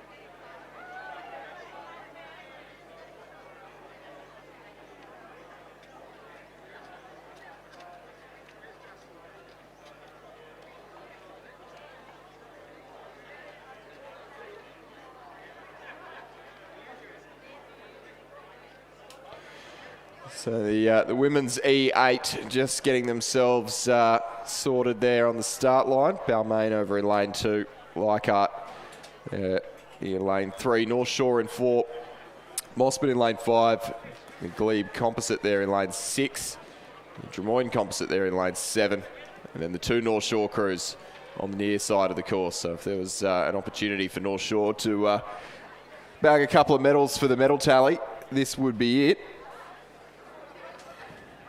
I think it's updated in a little while after the last few events, but with 3 8s present here in the E Balmain. grade 8. Leichhardt 2, North Shore, Mossman, Glebe Composite. Oh. Restarting roll call. Balmain, Leichhardt 2, North Shore, Mossman, Glebe Composite, Drummoyne Composite, North Shore, North Shore. Attention. They are all off and racing there in the E8.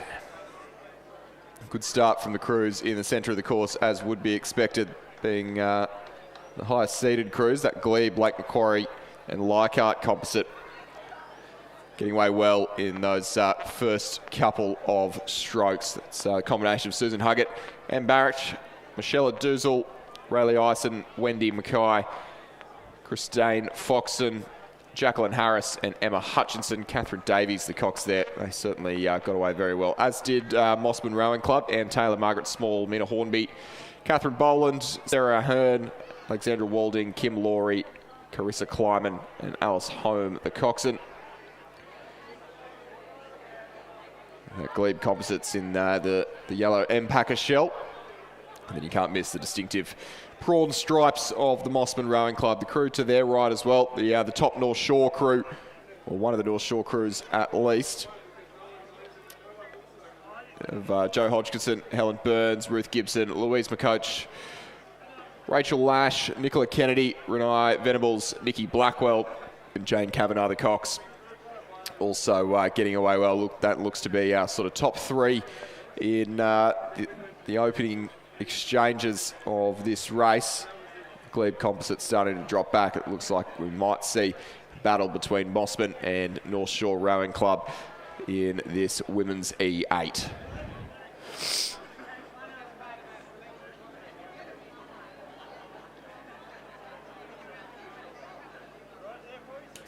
So Mossman just starting to edge out a bit of a lead now as they cross that timing point. It's 3 seats. 1.7 seconds, I reckon it might have even been less than that, over North Shore. The Glebe Composite with Leichhardt and Lake Macquarie. Well, it says the Glebe Composite. It is a predominantly Leichhardt crew. I think it might be a Leichhardt boat. They've got Leichhardt blades. But whoever's done the entries put the Glebe person in the stroke seat, so it's named the Glebe Composite. And they're running 3rd at this stage.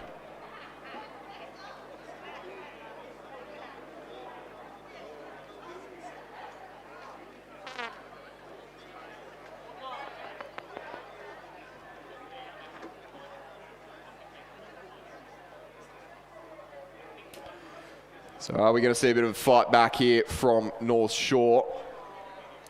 Mossman just edging away with every stroke here.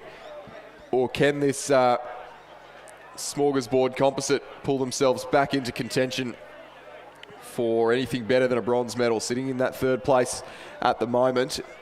Can they improve on the colour of that medal if North Shore are going to slip back any further? North Shore, that was a bit of a response there. See if they've got a turn of speed, but it's the best part of a boat length now to the Mossman crew. And Chris Mossman having to work a lot harder in this race than they have in the previous ones. North Shore coming home very hard at the moment. The composite crew over here, the Glebe Composite crew, certainly making good fare too. But here come North Shore. They're coming home. They're taking a seat every couple of strokes. So they are going to run out of room. And it will be, barring disaster, it will be the Mossman crew coming across the line, and they will take out the women's E8 for 2026, followed by North Shore.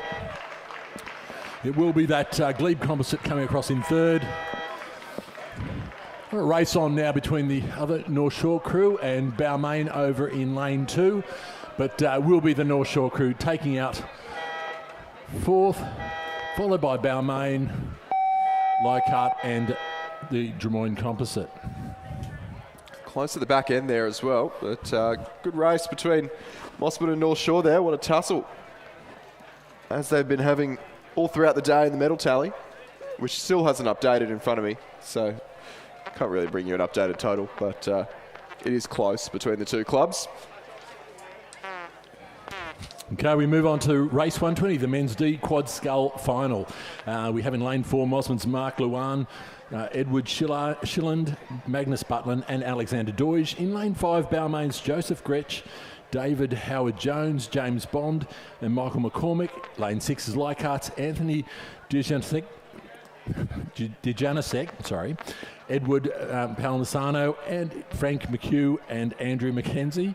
And the Yarra Yarra Composite of Nick Inglis, Justin Negri, Grigor O'Nans and Brent Lecadou Wells. And of course we saw them earlier, or that pretty much that composite crew coming home in the A quad scull or B quad scull, and certainly taking that one out. One of them. It's one of them. So as we go coming down to the 500 metre mark, and we can see from the vision behind the boats, and now off to the side is at the 500 metre mark. It is this Yarra Yarra Composite crew.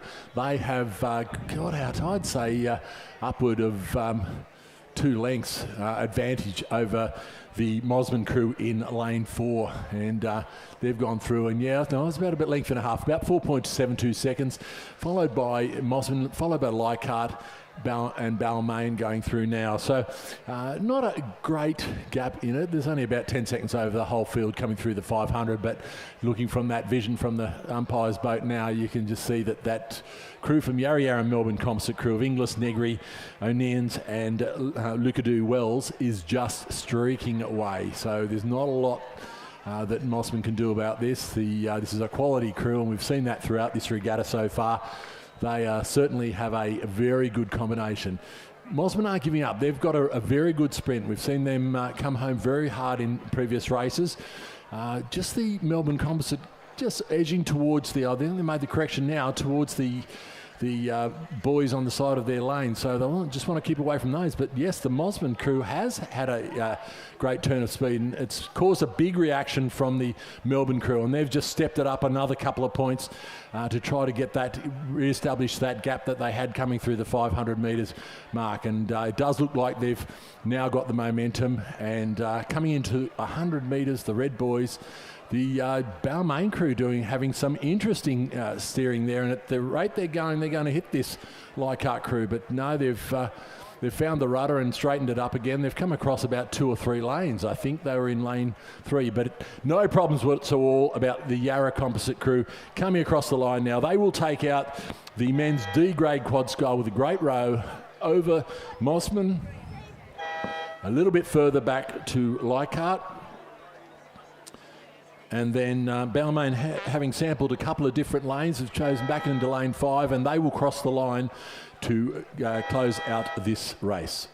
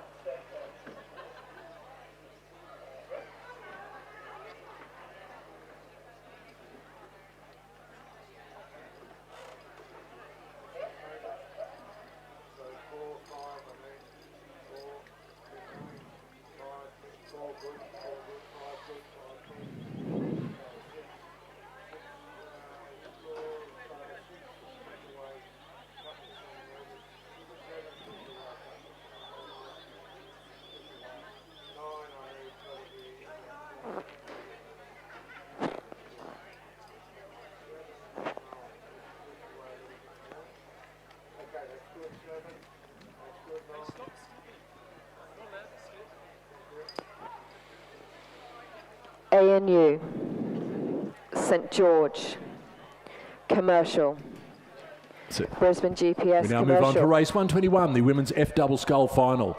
In lane 2, we have ANU's Elaine Bicyca and Sue Donoghue. In lane 3, St George's Joanne Ward and Christine McCready. Lane 4 is Commercial's Karen Smith and Kylie Parker. Lane 5, Brisbane and GPS Composite, Joe Cook from Commercial and Janine Reid from Brisbane and GPS.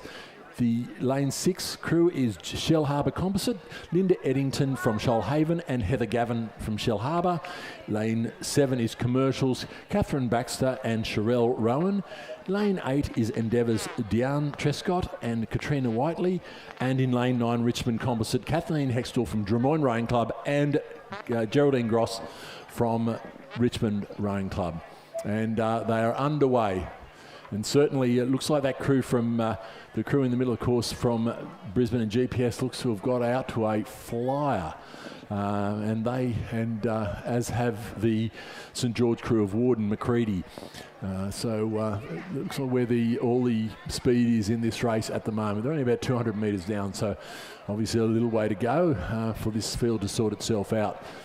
But yeah, we've got the cross course camera there now. Also faring pretty well there are the St George and Commercial crews. So it does look like most of the action is on that side of the course. So we'll have to wait and see, as I said, through the 500 metre mark, how that looks.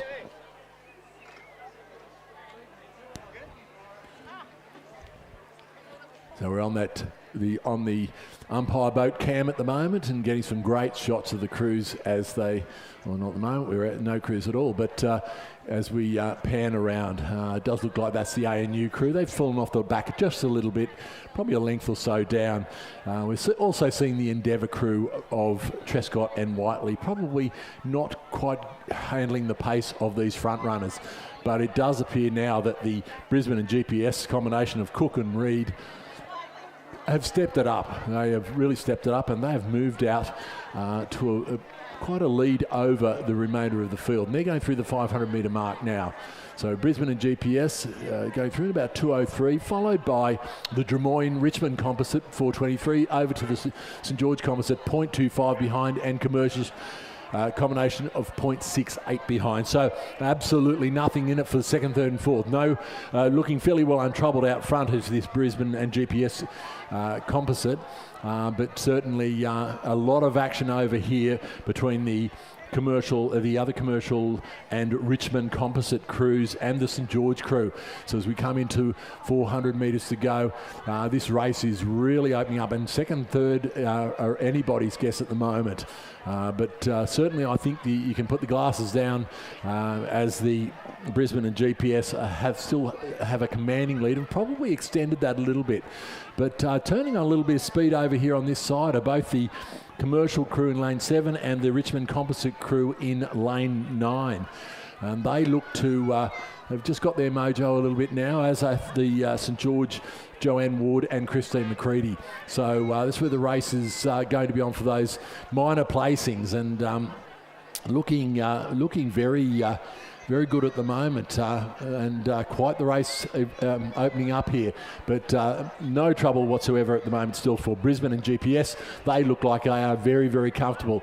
I see the Geraldine Goss in the bow seat of the crew in lane 9, the Richmond Drummoyne Composite, taking a look across, and they have just realised they're in with a chance of getting a silver medal here, and has certainly wound it up, and Kathleen Hextall in the straight seat really putting in the big ones now, and the crew in the Commercial crew of Baxter and Rowan now responding, and they've had a look over too, as are the St George crew. They've got the disadvantage of being right over on the other end of the track, but coming home very quickly is this combination from Drummoyne and Richmond Rowing Club, and they have moved themselves into second place.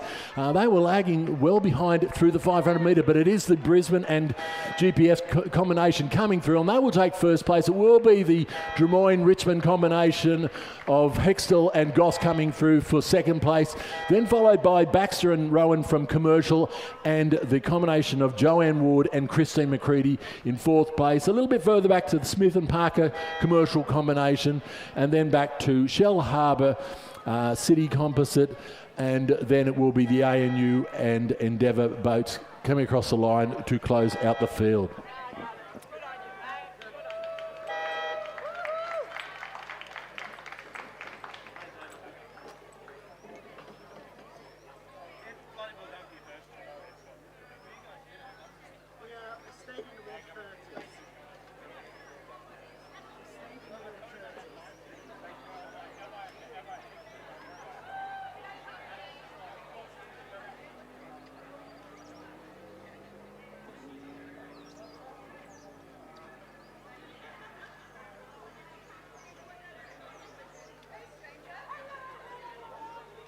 And moving right along, we move to race 122, the women's D single scull. We have 5 boats and all are there. So we've had a scratching from Glebe's Cape Wirral. So we have Glebe in lane 3 and Skilton, coached by Robin Mackney. In lane 4, Shell Harbour's Katrina Davis, coached by Andrew Parry. In lane 5, UTS's Christine Phillips. In lane 7, Leichhardt's Daniela Bourget. And in lane 8, UTS's Kirsty Edwards. Kirsty Edwards and Christine Phillips, of course, combining in the D double, I think this morning or yesterday afternoon, and had a very, very comfortable win in that event. And it does look like it is the UTS sculler, Christine Phillips, who is out to a little bit of a lead. But her compatriot over in lane 8 is not going to make it an easy run for her, and certainly is challenging for that first position. Katrina Davis from Shoalhaven also right up there with them. And we know Katrina Davis, she's a battler, she's a fighter, and she will bring it home very, very hard. So I think the race is going to be on there. The Leichhardt's Daniela Bourget is not out of it at all. Just probably about a length behind Kirsty Edwards, who is currently in 2nd or 3rd place. So it's going to be a very, very tight race as we come into the last 300 meters.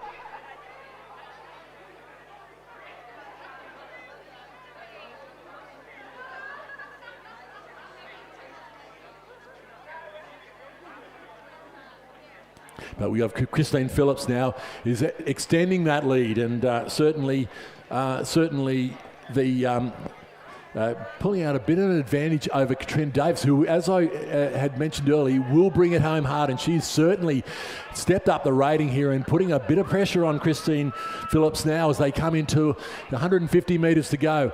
Christine Phillips responding with a big effort and has probably just re-established that about half of that advantage she had coming through the 500, but still coming back at her again is Katrina Davis from Shoalhaven Rowing Club. Kirsty Edwards in lane 8 also in there, and it is between these 3, but Christine Phillips once again responding with a very powerful burst about 100 metres out, and this is going to wrap this up for Christine Phillips. That was a great move there, and has just put enough distance in her to make it a comfortable victory in the end. It will be Christine Phillips from UTS crossing the line just ahead of Shoalhaven's Katrina Davis.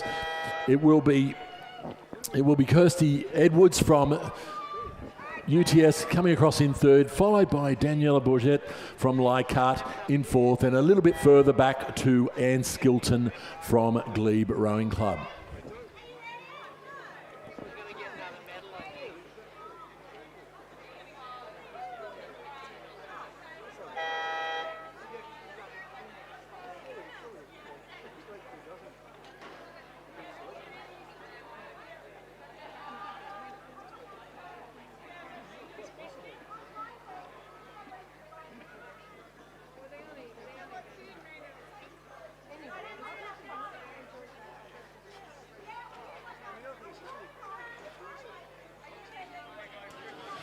And on the start line now, we have race 123, the men's G single scull. In lane 1, we have Sunshine Coast's Bill Cowley. In lane 3, Sydney Rowing Club's Carl Quitzau. Lane 4 is Leichhardt's Robert Tiley. Lane 5, Lake Macquarie's Peter Stevenard. Lane 6, Port Macquarie's Lawrence Aspinall. In lane 7, St George's Glenn Shooter. Lane 8 is Newcastle's Anthony Stanley. And in lane 9, Armadale's Michael Robinson.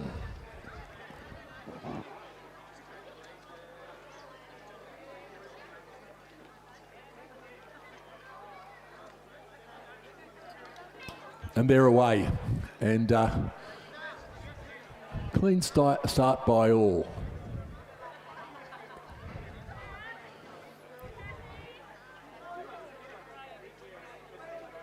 Just worry, we're just a bit of a personal call out for out to a great friend of ours in the rowing community. We've missed seeing him out here for these championships, Ayrton from St George. So just sending out a well wishes to you, and hope we can catch up soon and get out on this rowing course again. But had a bit of time off, so it will be good to see you out there racing again in the St George colours that you love so much.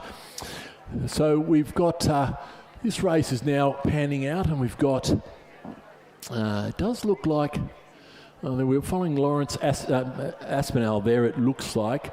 So we've got St George Glen Shooter.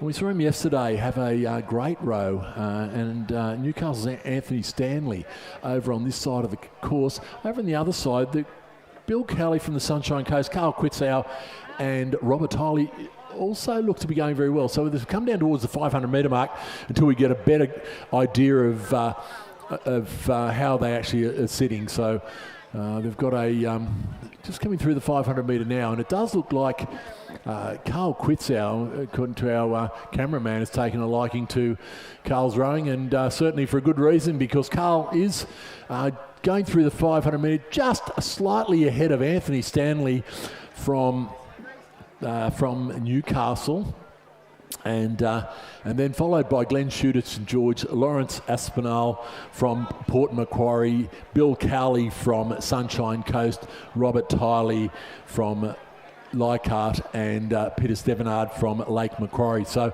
the race certainly hotting up now. But we can see now as they come closer to the grandstand that Carl Quitzow and the sculler Anthony Stanley from Newcastle are starting to put a bit of a gap on the rest of the field. St George's Glen Shooter trying to go with him. He's got just off to his left-hand side, he's got Anthony Stanley from Newcastle, and he's certainly putting in a big effort to try to come to equal terms with him. Carl Quitzow there, got the rating not overly high, but he's a very, very strong rower.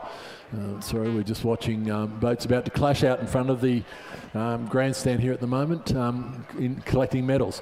But yeah, certainly a dominant effort at the moment by Carl Quitzow. He's holding down a good lead, but here comes Glen Shooter, and he's moving up onto the has now overlap on the Newcastle's Anthony Stanley, who, remember, just went through that 500 metre mark with only half a second or second down from Carl Quitzow. So Glen Shooter doing all the work, and we know that he doesn't mind a big finish, as is common in that St George crew, and certainly he's starting to wind it up now. We've got Bill Cowley also over from the Sunshine Coast on the other side, also having a great row. He's seems to be in a different postcode over there, but using that to his advantage. But no problem at all for Carl Quitzow. He is coming into 100 metres to go. He's probably rating at about 26 strokes a minute. Carl's very tall and very strong, and certainly using that to his advantage.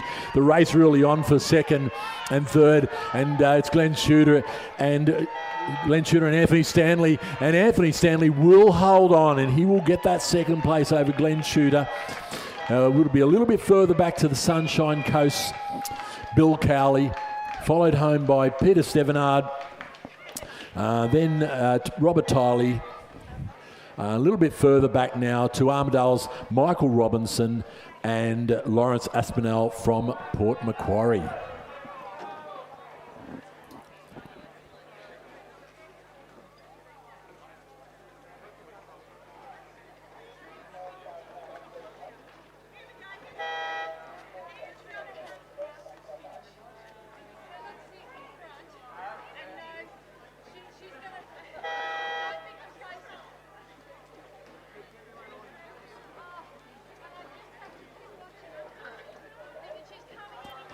Well, that racing is coming thick and fast, and we've got the men's C double on the starting blocks. It is race 124, final of the men's C double scull. In lane 2, we have Newcastle's Chris Keats and Ben Homer. So we've got, it's an interesting combination. Chris Keats is nearly twice the age of Ben Homer, so they're using that to get their C handicap age group.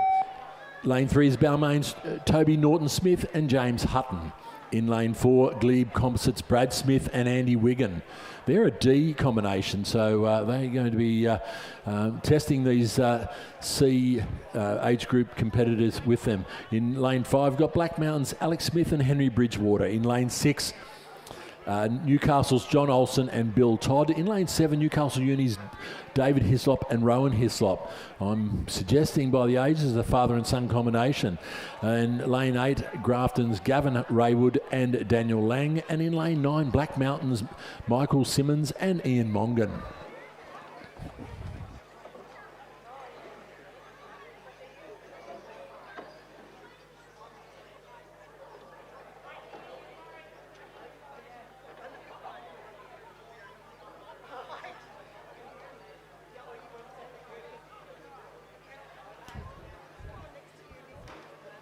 So we've got quite the congestion happening out here in the medal presentation. Congratulations to those medal winners. We're not doing the calls today, but certainly some very pleased faces receiving the championship, state championship medals. But back out on the course, and it does look like,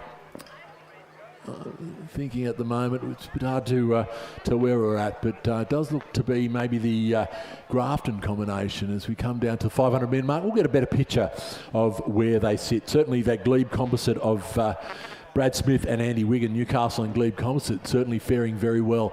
Yeah, and it was the Grafton combination going through the 500 metre mark with a handy lead over the Glebe Newcastle combination, followed by Black Mountain. We've got two Black Mountain crews, and they've gone through nearly together, followed by the two Newcastle crews. So it's a very much a club-on-club affair here as we come down to about 400 metres to go. But certainly this Grafton crew looks to have pulled a length or two advantage over the remainder of the field here. They're having a great row over here in lane 8. And certainly look untroubled at the moment. There's a fair bit of action happening back there, though, in the Glebe Composite and Black Mountain. So Glebe have just been that slightly older age group.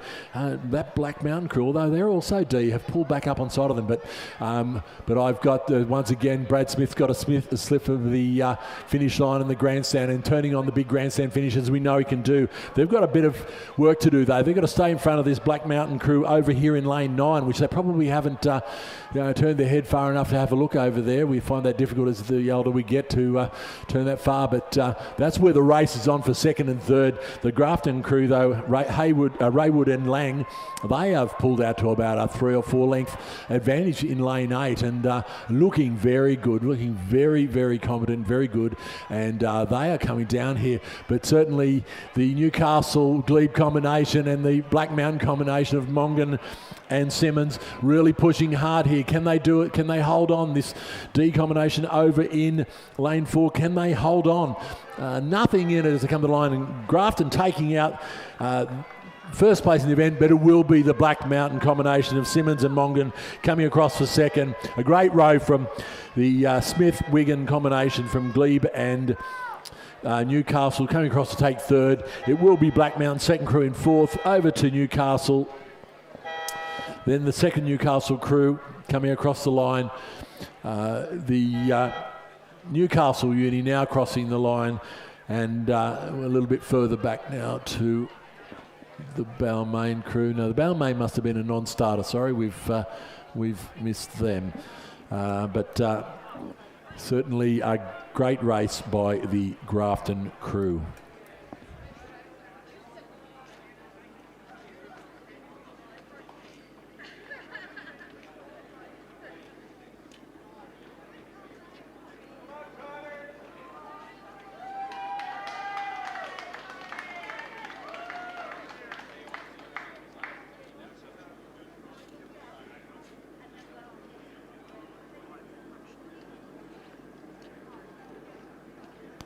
As we look up the start line, we've just got crews coming into the start for the race 125, the mixed B F8.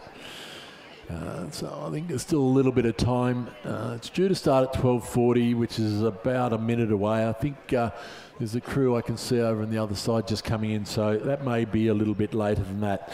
In lane 3, we have Manning Rivers, Sue Edwards, Amanda Cavill, Kay Pullen, Genevieve Dobbs, Paul Hawke, Glenn Herbert, Rhett Patterson, Nick Johnson and Coxon Jackie Peel. In lane 4, Leichhardt, Susan Huggett, M. Barrick, Belinda Brigham, Daniela Bourget, Rob Gilmore, Edward Palmisano, Frank McHugh, Rob Koskar, and their coxswain is Lily McHugh. In lane 5, we have Drummoyne's Marcella Cox, Jodie Panagopoulos, Sally Webbeck, Rowena Stewart, Nicholas Brown, David Ellis, Anthony Matthews, and Gabriel Haythornthwaite. Their coxswain is Zia Chapman. In lane 6, Balmain's Jeremy Child, Maria O'Connor, Alexander Hickton, Tobias Longquist, Jock O'Shea, Victoria Clay, Jacqueline Warner, Sasha Mitten, Catherine Davies is their coxswain. In lane 7, from Glebe, we have Emily Constantine, Sarah Norris, Mika Suzak, Kate Wareham, Hank Everchek, Cameron Higgins, James Wentworth, Mark McEwen, and their coxswain is Christopher Nish. Lane 8, Glebe Rowing Club, their second crew is Antonia Ruff, Millie Adamson, Sarah Jones, Julia Simon, Cal Mayhook, Mark Tejan, Hugo Webster, Ben Nagapa, and their coxswain, Kira Sabir. So we have a line now. We've just got the last crew coming in there. It does look like that could be the Leichhardt crew just coming in and taking their place in the line. So it's looking like a start is imminent.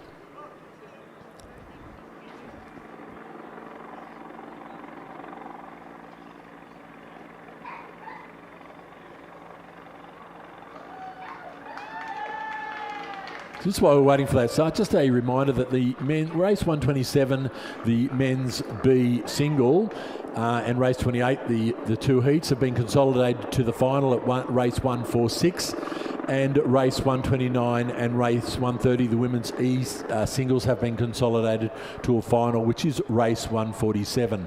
So that means that I think that after run 26, we've got rate 126, and then it will be straight into the lunch break.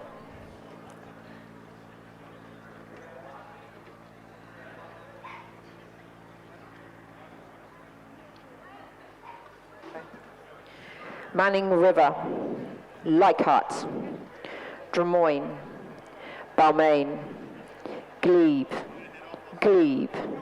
Attention. 1, 2, 3, 4, go. 6, 7, 8, go. 10, 11, 12, 13, 14, 15, go. So as you could hear, the handicaps for this event. So the crews in lanes, lane 3 off go, in lane 4 off 4 and 5 off 5 seconds. The crew Balmain and Glebe off 9 seconds in 6 and 7, and Glebe off 16 seconds in lane 8. So once again, all the work to be done by the crews over on this side. So the oldest crew in this race is the F, and we have a B crew from Glebe in lane 8. So the Manning River are off to a good start. They had a 5-second lead. Still looks like the Leichhardt and Drummoyne crews are still going neck and neck at the moment. If you made a bit of a steering issue in that Drummoyne crew, they've just hooked a little bit to the to stroke side at the moment. So looks like they've rested that turn and have straightened back up again. Crew that looks like it's already made a bit of time up is the Balmain crew in lane 6. So as we get a little bit further down the track, it will be we'll get a better idea as we come through the 500 metre mark. Some great shots once again from the umpire cam, and we're watching the Balmain crew there, and certainly working hard. Little ever so slight headwind being felt at that part of the course. It's absolutely dead condition down at this end of the course. We now move around and we're watching the Glebe combination over there in lane 7 and 8. But going through the 500 metre mark, it was Drummoyne, followed closely by, Manning River followed closely by Drummoyne. So they've pulled back half of that 5 second handicap. A little bit further back to Leichhardt, another bit of a gap back to Balmain. So I think Balmain have reduced that handicap to the Drummoyne and Leichhardt crews. Whether the B crew over in lane 8 has the speed to overcome them, but they certainly are working that way at the moment. It does look like there might have been a bit of a problem in that Leichhardt boat because they had fallen behind, but they've actually pulled back up alongside of the Drummoyne crew. So Drummoyne, if we look at it at the moment, coming through here, Drummoyne will technically be in the lead because they're overtaking the Manning crew now, but Leichhardt are coming back at them very, very quickly. So I'm not quite sure what happened going through that 500 metre mark because they're about a half a length down. But look at the fast finishing glebe combination over here in lane 8. They are coming home very hard. This is going to be a great test of the handicapping. We're coming down to the line now. Manning River holding on there. It is now Leichhardt moving through to the lead. Drummoyne working very hard to try to stay ahead of this Balmain and glebe combinations. There's about 100 metres to go for all the crews.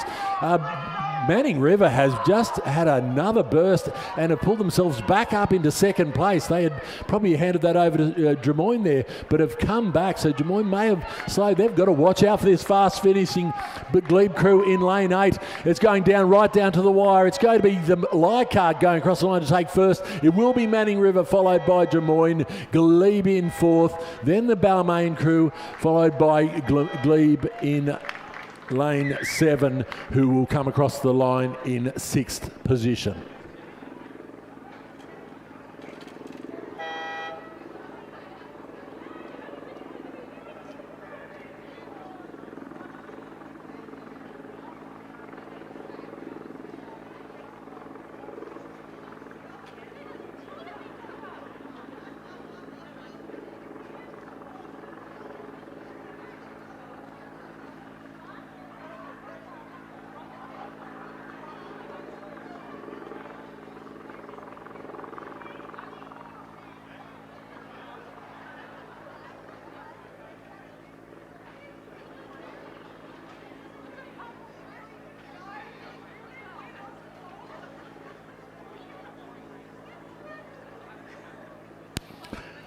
We've had a lot of consolidations in races now, so I think we're heading off to the lunch break.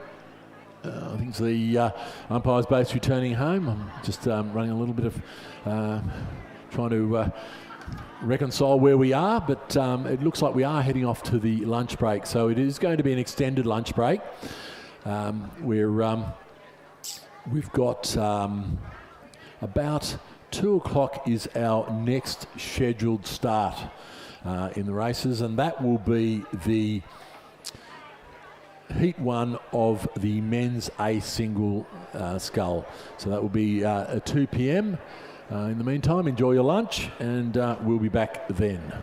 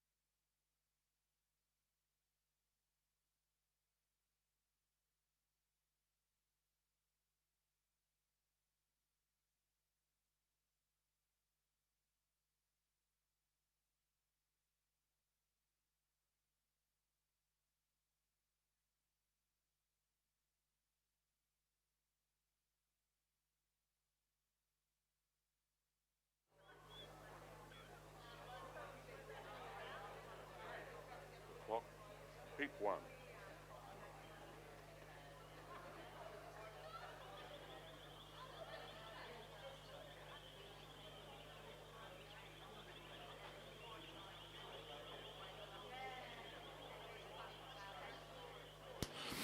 Good afternoon and welcome to the afternoon session, the last session of the 2026 New South Wales Rowing Championships for Masters. Before we get about 5 minutes before we get racing underway, we'll start off with the race 131, the men's A single scull. We have a fairly full field in that event. It's the 2 heats. The progression will be the first forward to the final. We'll talk more about that as we get closer. Just a bit of a plug for Port Macquarie Rowing Club's Hastings River Mini Marathon 2026. It's the 4 Bridges Race the River, a new 20-kilometre course, same fun event. War Hope to Port Macquarie. It's a nice stretch of water there, I've got to tell you. I not so long ago did a kayaking trip along there, and it's a nice, big, open, wide stretch of water. So I'd encourage anybody who fancies themselves as a distance rower to give this one a crack. You visit the website for more information, and that's through the Port Macquarie Rowing Club, through the revolutionise.com.au website. But I'm sure if you just Google Port Macquarie Rowing Club, it'll come up with all the necessary details. But that is taking place on Sunday, the 23rd of August, so you've got plenty of time to train, and it's one of these events. It's a good event to kick off into the distance racing calendar that runs August through to November, culminating primarily in the head of the Yarra, which I know a lot of our New South Wales competitors give a crack at.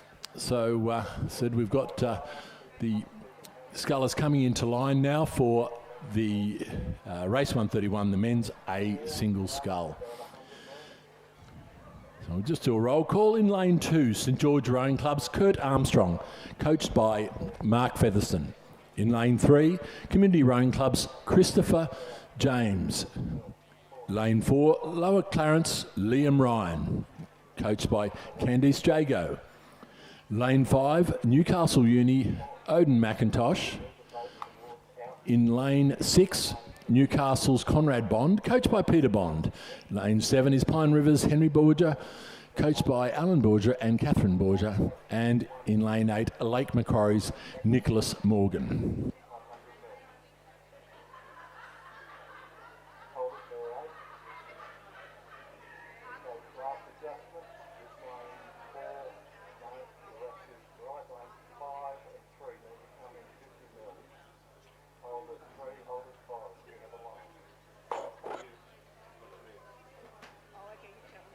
St George, Community, Lower Clarence, Newcastle University, Newcastle, Pine Rivers, Lake Macquarie. Attention. Go. So we're underway in race 131, the men's A single scull progression, first four to the final. So it's going to be a crack of a race.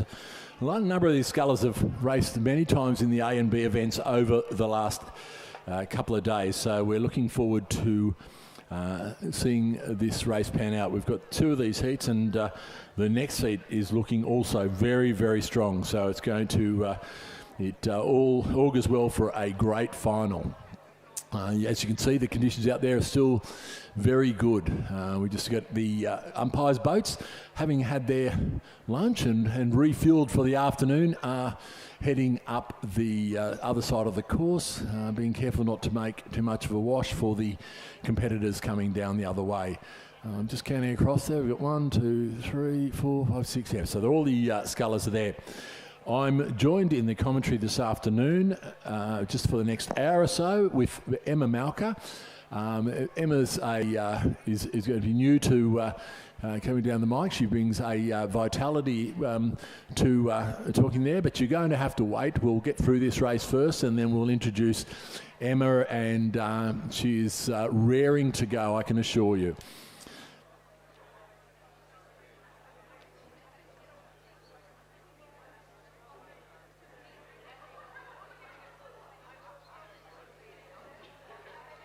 So we're now coming down to the 500 metre mark. We're just looking up at the screen at the moment, and once again that great shot from behind on the umpire's launch.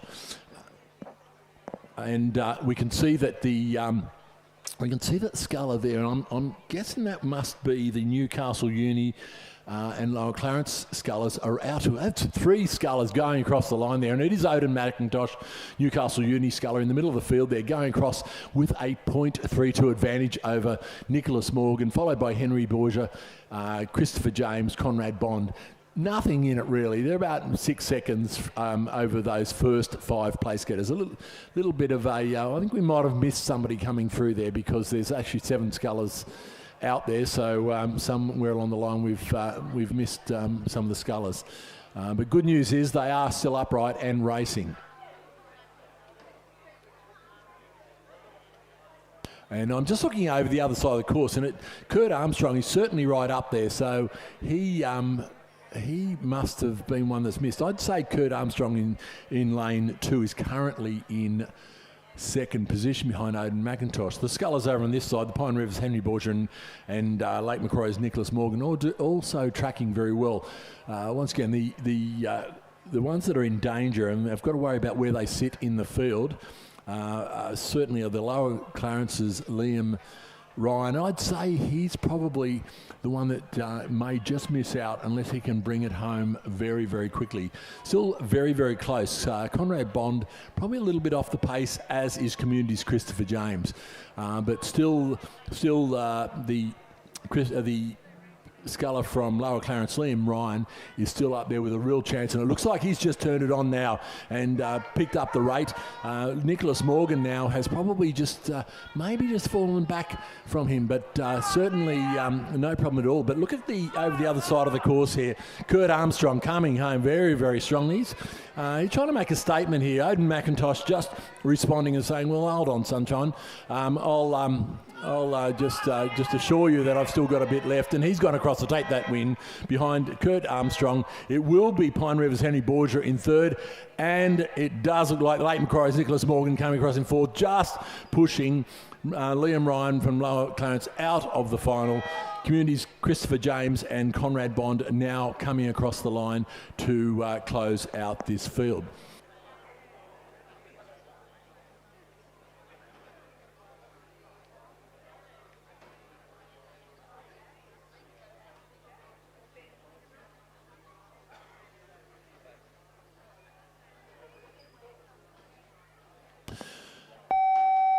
We have a start in the second heat of the A single scull. I'll just do a quick roll call.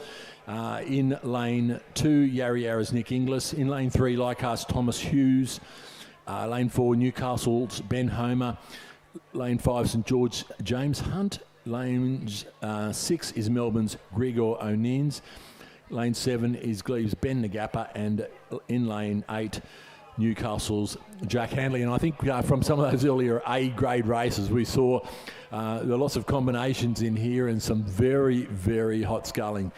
So we're looking forward to that. So we've got Emma, as I said, has joined us for this afternoon. It's her first turn on. Good afternoon, Emma. Good afternoon, Rob. Thank you for having me.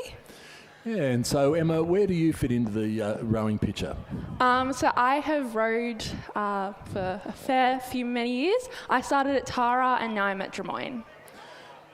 Yeah, and so as I said, unusual to have someone so young at these Masters events, but it's good to see, and we're certainly looking to try to get more female presenters, and anybody that hasn't encountered Emma before would understand that she's a bit of a live wire, and certainly has taken on the job as self-appointed honorary general manager of social media at Drummoyne Rowing Club, and doing a great job there. Thanks, Rob.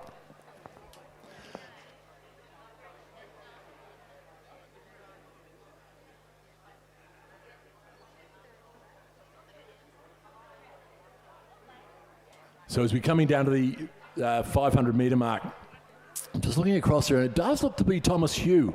No, we've got a, just over on this side, we've got, it does appear to be Jack Handley, as probably many of us would have expected, coming through with just the slightest advantage over Thomas Hughes from Leichhardt Rowing Club. It was then St George's James Hunt and Nick Inglis from Yarra Yarra, followed by Grigor O'Neans from Melbourne Rowing Club, Ben Homer from Newcastle and Ben Nagappa from Glebe. So still absolutely nothing in it. At the moment, though, it does look like the Jack Handley, Thomas Hughes, James Hunt and Nick Inglis are looking fairly good for the final, but only a couple of seconds back to the chasing pack. Would indicate there's a fair bit of work to do. I can just see from our position here, Emma, that Nick Inglis in lane 7, oh, that's not Nick Inglis, sorry, Ben Nagappa from Glebe in lane 7, and Gregor Nians have probably just moved to the, just fallen off the back of these fast finishing crews. But I'd say the real race is on between Nick Inglis over there in lane 2 and Newcastle's Ben Homer. And Ben with a fair bit of work to do if he wants to make sure he gets into this final, because only the first 4 will go through. But a big finish coming on here from the Melbourne sculler, Greg O'Neans, and he figures he's not quite out of it yet, and I'm not done yet. And he's coming home very, very fast. But Ben Homer doing a great job out there. Trying to hold him off is Nick Inglis, so it's going to come right down to the line. They're both catching back up to Thomas Hughes and St George's James Hunt over this side, looking relatively comfortable and just having a bit of a look over across the field, just making sure that he's got it all covered. There is Jack Handley, and certainly he is looking very comfortable, and he's got holding about a half a length's lead. It does look like Ben Homer from Newcastle has rode through Nick Inglis, and it will be Jack Handley crossing first, James Hunt from St George second. It is Thomas Hughes from Leichhardt in third, and Ben Homer gets in for a place in the final.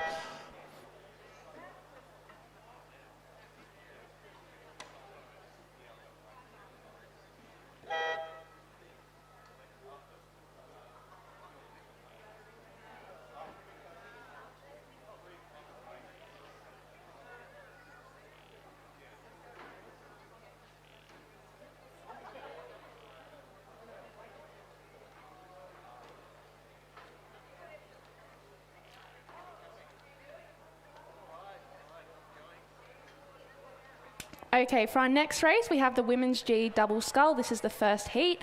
In lane 3 from North Shore, we have Mary Walsh and Sally Edwards. ANU Composite is Ute Wegner and Sue Donoghue. Lane 5 from St George Composite is Julia Wood and Christine McCready. Lane 6, Lake Macquarie's Mary Brown and Tracy Nyman. Lane 7, Shell Harbour Composite, Linda Eddington and Heather Gavin. And lane 8 from Endeavour is Lindy Nesbitt and Diane McShane.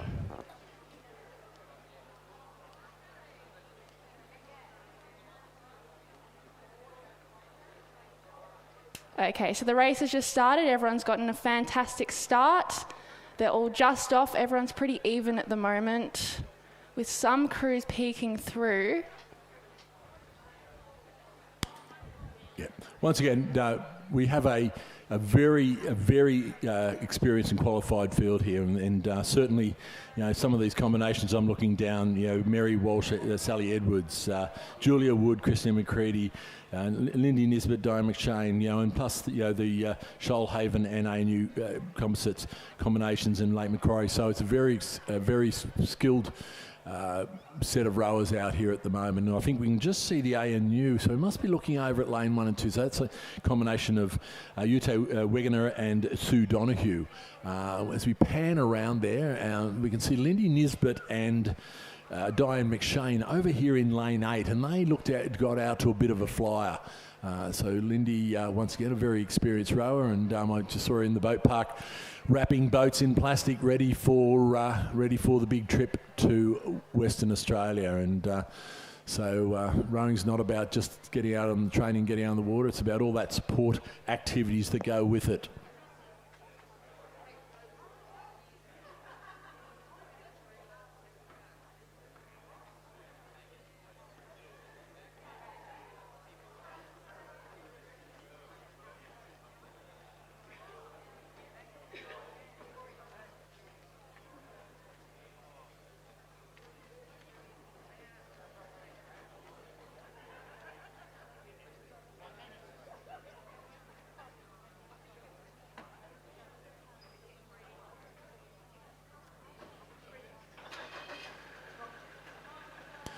Yeah, so we're coming into the 500 metre mark, and it's very even across the field there. But it does look like, as we've crossed through the 500 metre mark, it wasn't North Shore combination that's moved up in front of the St George Exeter and Endeavour combination. So a little bit further back to Lake Macquarie, probably a boat length back to Shell Harbour. So the one with all the work to do coming through the 500 is Shell Harbour, if they want to get back and get into that final, because we might have forgotten to say that it's the first 4 through to the final. So all important to make sure that you're in that top 5. So 2 of these crews to miss out. Does look like at the moment that the ANU composite combination has just slipped off the back of the pack here. It does look, though, the Shell Harbour composite may be just in that 5th place at the moment. So, but there is absolutely nothing in it. And it does look like, after a very fast start, the Nisbet and McShane combination from Endeavour have been pulled back to the field. So they're going to have to lift again if they want to make sure that they get a place in the final, because the Shell Harbour composite crew of Eddington and Gavin are coming home very fast.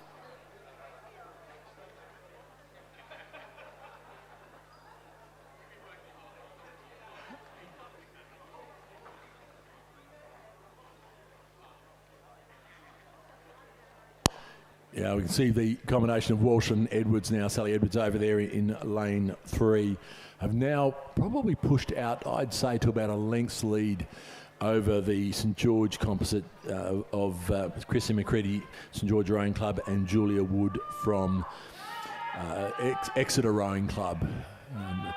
Their very experienced coach, some would say super coach, Bruce Williams, has put this combination together, and always faring at the front of the field, as is of course the North Shore's Kim Rudder, another very experienced and successful coach that's been around for a long time and had enjoyed a lot of success with his crews. And that crew over on the other side there, they have streaked away now. They've opened up to about a 2-length lead. They will cross the line. They will cross the line to take first. It will be the St George Exeter composite in second. The Lake Macquarie composite, it's absolutely all on here for the 4th place in the final, and it will be the Shell Harbour composite. A great row to row through the Endeavour crew to take the final place into the final. I noticed, Emma, that you got a bit concerned as a bird landed in the middle of the rowing course. Emma had a little bit of a conniption, but no, it's okay. They've learnt to cope with this rowing caper. Okay, so for Heat 2 of the Women's G Double, from Commercial we have Joe Cook and Karen Smith. Lake Macquarie Composite we have Rowena Stewart and Nerida Clinton. Lane 5 from North Shore we have Annalise Appleton and Janet Pendleton.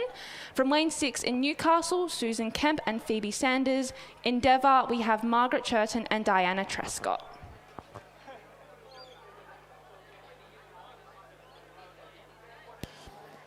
So we're just on that launch shot at the moment. For those that on the live stream, there's some great shots coming out there, and the conditions out here are absolutely perfect for rowing this afternoon. And we've just been blessed this weekend. As I said, we've had some less than favourable days out here over the latter part of summer, and also some of the other regattas around the states. So we are fairly blessed to get the conditions we are getting over the last 2 days. And just another couple of hours to go. I thought we might have been getting some rain, but can we get an update on the weather there, please, Emma? It's looking particularly grey out there. The clouds are looking heavy, but I think the rain will hold off for a little bit. You heard it here first. So we've got that. That's an authority, Emma being an authority on the weather. But we're coming down towards the 500 metre mark. As we probably expected, the Annalise Appleton, Janet Pendleton boat is certainly up there with the leaders. This is once, as mentioned earlier, a very experienced combination. I think it's going to be fairly close. It does look like there are 4 crews that are vying for the 5 crews vying for the 4 places. I'm thinking we're missing crew. We're only seeing Yes, we got the crew over on this side, the Endeavour crew of Churton and Trescott. They look to be just a little bit off the back, but we'll get a bit of an idea with the angles. So through the 500 metre mark, it was the Lake Macquarie Des Moines combination, followed by North Shore Commercial, Newcastle, and then the Endeavour combination. So it does look like the Endeavour, unless they can pull some amazing 500 metre sprint out, that they will be the one that will be relegated to the bank for the final.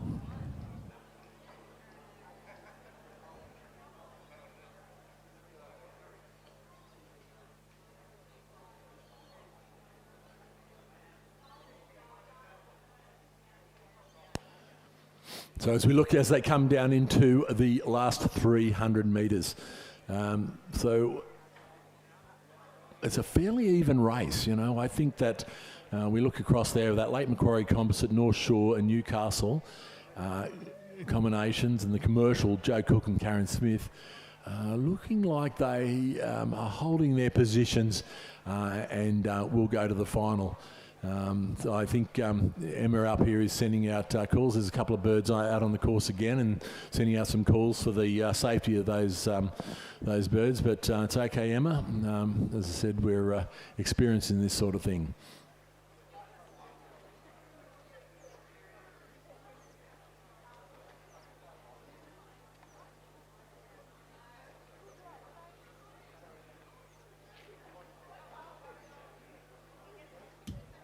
Okay, coming into the last 250, it looks pretty distinct with our 4 going straight through to the final. Endeavour will have to pull a major sprint out of the air if they want to get through. But for the moment, it's looking like the top 3 are Commercial, the Lake Macquarie Composite and North Shore. They've all dropped their rate. They're pretty comfortable with where they're at, just having a nice row through, getting through to the finish. That's it. Perfect. Perfect. Is that you? Someone got you over? Yeah.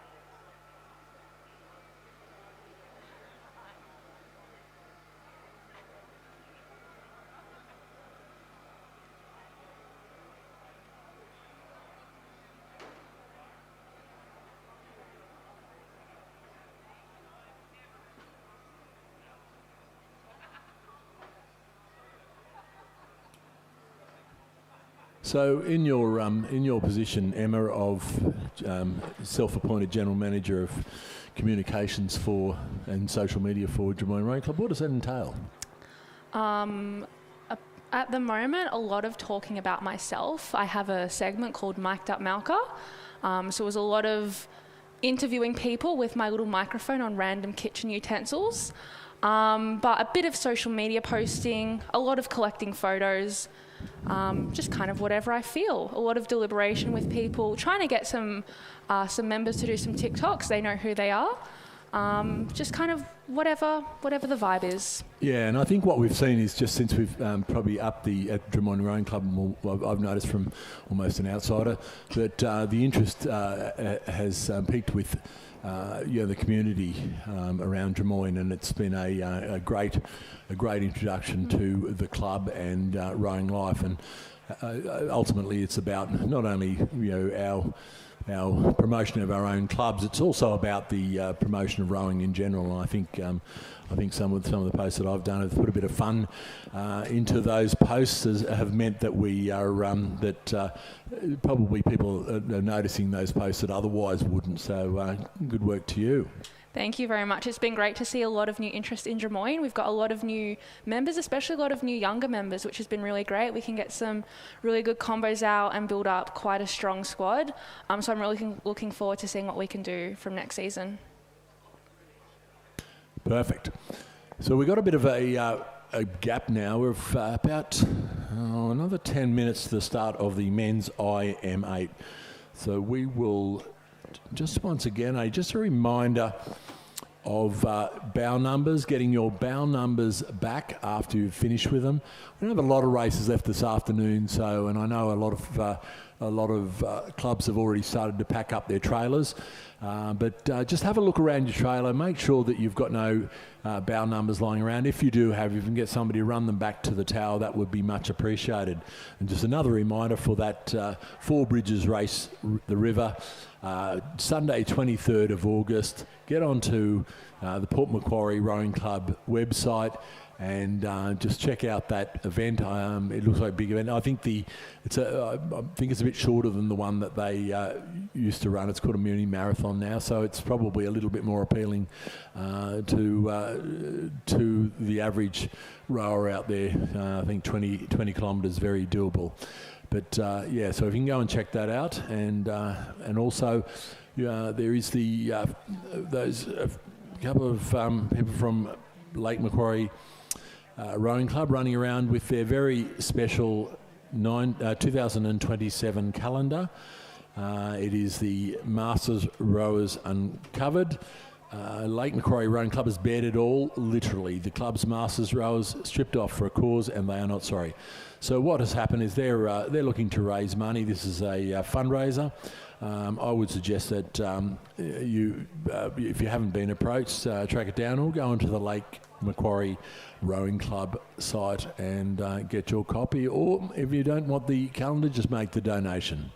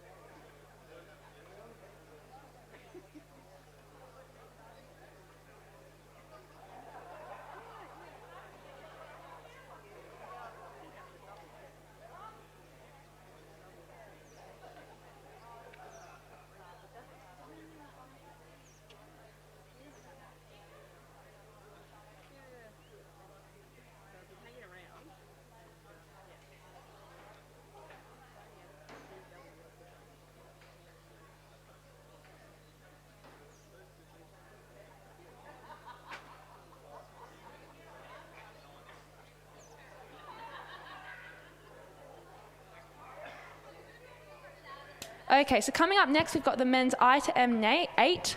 In lane 4 from St George, the composite, we have David Kay, Nick Dorsch, Michael College, David Coles, Timothy Nash, Len Walter, Ian Toll, Lance Reeve, and Cox by Jackie Peel. In lane 5 from Mossman is Raymond Beaton, John Newcomb, Graham Wern, Kim Mackney, John Stewart, John May, John Hardy, Philip Titterton, Cox by Jacqueline Marks. Lane 6's Black Mountain Composite has David Nash, Alex Leach, Frank Briggs, David White, Peter Wright, Richard Martin, Peter Laidlaw, Philip Winkworth, and Cox by Kathy Nash. And finally in lane 7 we have the Abbotsford Composite with Terry Barella, Neil McCormack, Russell Smith, Robert Kelsall, David Rosenfield, Roger Bly, Joseph Zammett, Michael Hayes, and Cox by Judith McDonald. And for these races, we do have some handicaps. So St George is going off at the buzzer.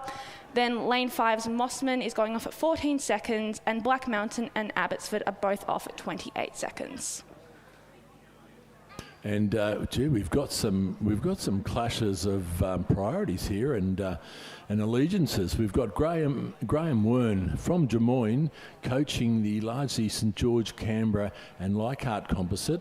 We have Graham is actually rowing in a boat which is basically loosely around Mossman Rowing Club, and we have Jackie Peel from St George coxing a crew from largely, as I said, North Shore, Canberra and Leichhardt, and Andrew Patterson, the captain at Des Moines, coaching a crew from Abbotsford. So great to see these cross-club allegiances forming, and it all makes for a much more harmonious rowing community.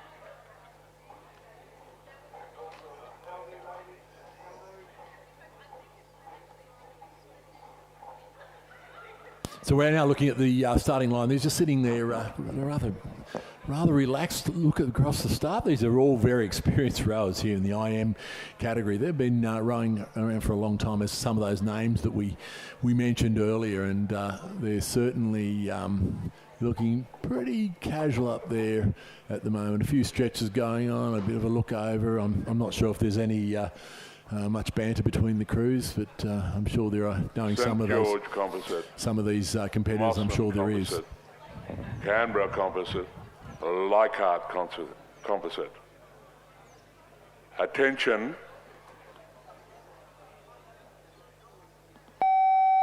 Go. 2, 3, 4, 5, 6, 7, 8, 9, 10, 11, 12, 13, 14, 15, 16, 17, 18, 19, 20, 21, 22, 23, 24, 25, 26, 27, 28, 29. And all the crews are away, and there are a lot of work to do with this Black Mountain composite and Abbotsford composite to try to pull back the crew off go, the St George composite crew off go, and they will be a tough crew to beat, I can assure you.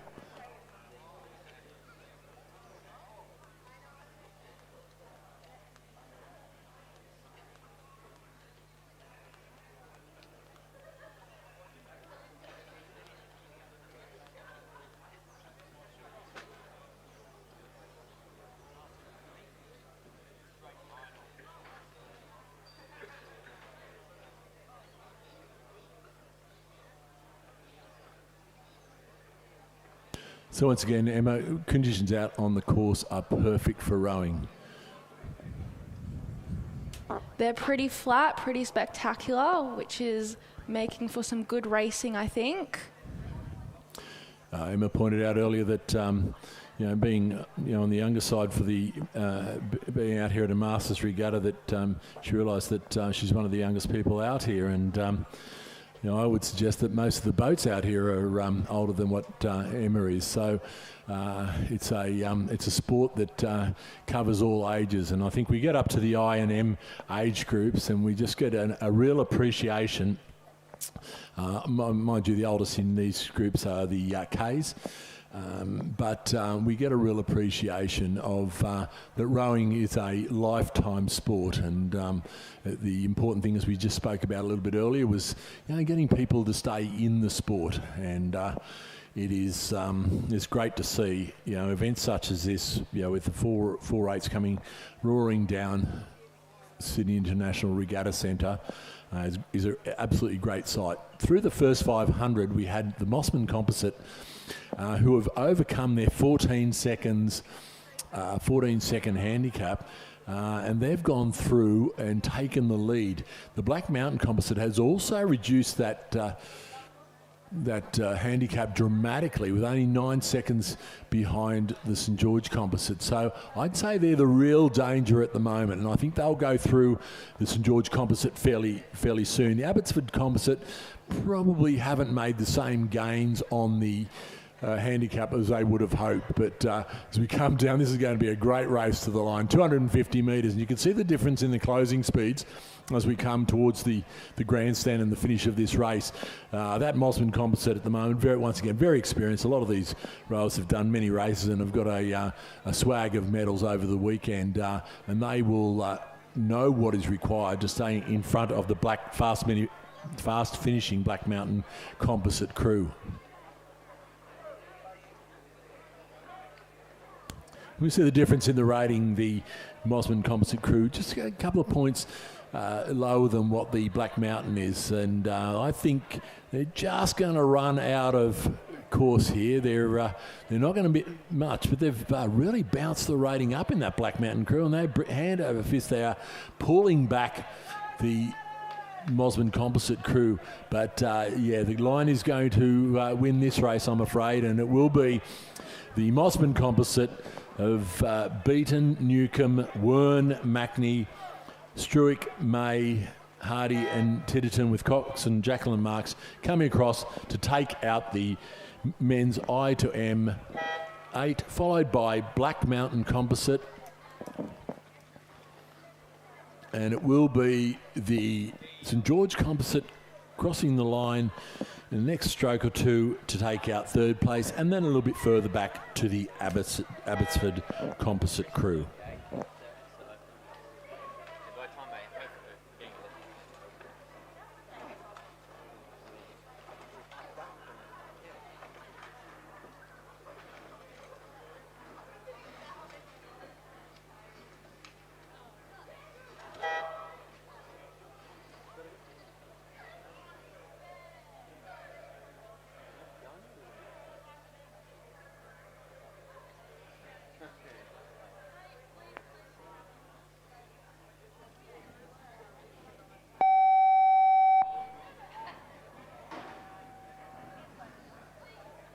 Okay, just coming down the course now, we have the women's A quad scull. In lane 4 is North Shore with Zita Briones, Sasha Tchaikovsky, Rhonda Decker, Jemima Lowe's, Coach Guy Morgan. In lane 5 is the Lower Clarence Composite with Emma Molinar, Kristen Berry, Vanette McLennan, Candice Jago, and coaches of Odin McIntosh and Candice Jago.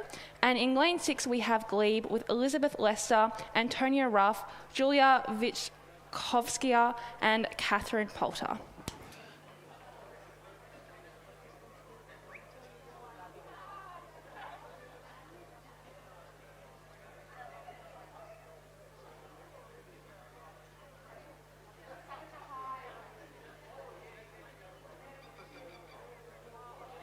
I was just following these crews down off the umpire's launch, and it does look like the Glebe crew has got out to a flyer here and maybe holding down a slight advantage. The crew of Lester, Ruff, Vitskovskaya and Poulter certainly pushing out about a length's advantage over the crew to their right, the Lower Clarence Composite of Molinar, Berry, McLennan and Jago. And then a little bit further back now to the North Shore crew of Briones, Tchaikovsky Decker and Laos. Certainly, at the moment, the Glebe crew looking the goods for a win in this event, and they've got, as we've seen now on the wider screen, certainly coming through the 500 metre mark. They still have overlap. The lower Clarence crew still has overlap, so they're still in with a shot if they can get their sprint happening early. The North Shore crew coming through now, probably a length and a half behind, so they've got a lot of work to do. Remembering in these races with only 3 competitors, we only have first and second medal winners. So North Shore wanting a medal, they've got, as I said, a fair bit of work to do. The Glebe outfit here on this side, though, looking very, very polished. Obviously spent a fair bit of time in a boat, and they've got about 300 metres to go, and certainly would be feeling very confident, be sitting tall and just keeping their eye out on that crew to their right, the lower Clarence composite crew, and they're still not that far out of it. They still have overlap, and here come the North Shore crew. They've started their sprint a good 300 metres out from the finish and are really now winding it up, coming down to the line. The other 2 crews have now responded in kind, and the Glebe crew have really pushed the rating up about 3 or 4 points over the last 100 or 200 metres, and that has probably put paid to the lower Clarence composites efforts to get back on top of them, and coming down with about 150 metres to go, looking very, very good at the moment, this Glebe crew of Lester Ruff, Vivskaya and Poulter. Just something just happened there in the lower Clarence crew. They just missed a stroke or just lost a bit of momentum there. It won't be enough to take away the second place, but it will be the Glebe combination coming down to about 5 strokes to go, and they will go across the line to take out the 2026 Women's A Quad Scull Championship of New South Wales. It will be the lower Clarence composite combination coming across in second, and then a little bit further back to the North Shore crew crossing the line now for third.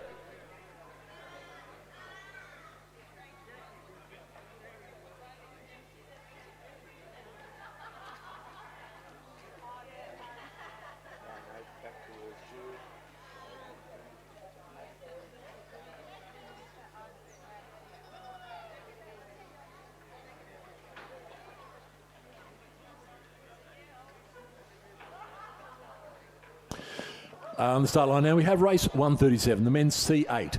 In lane 3, North Shore's Juan Nguyen, Dylan Sherman, Joe Daly, Jeffrey Beer, Kieran Shekhar, Andrew Simpson, George Loiterton, Tom Payton and Jane Kavanagh is their coxswain. Kavanagh. In lane 4, University of New South Wales Composite. Now, I believe this is also the New South Wales Master State 8, which is James Wentworth, Mark Luan, Dave Ellis, Andy Wigan, Rob Gilmore, Rob Koskar, James Halliday and Andrew McEnroe.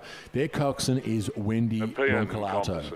In lane 5 Newcastle is Sydney's Patrick O'Connor, Balmain. Titus Day, Attention. Simon Van Rissik, Ross Pritchard, Jared Anthony, Daniel Morris, Stuart Cowap and Rob McNeil, their coxswain Bradley Wooten. In lane 6, Black Mountain Composites, Christopher Smith, Alex Smith, Cameron Trelaw, Michael Simmons, Henry Bridgewater, Jason Waddell, Steve McGlynn, Ian Mongan, and their coxswain is Renee Domenchens. In lane 7, Newcastle Rowing Club's Chris Keats, Balaz Hansel, AJ Rooney, Bill Todd, Gareth Southkild, John Olsen, Ben Homer, Jack Hanley, and Conrad Bond is their coxswain. And in lane 8, Balmain Rowing Club's Jeremy Child, Timothy Jordan, Alexander Hickton, Joseph Gretsch, Michael McCormick, David Howard Jones, Jock O'Shea, James Bond, and Catherine Davies is their coxswain.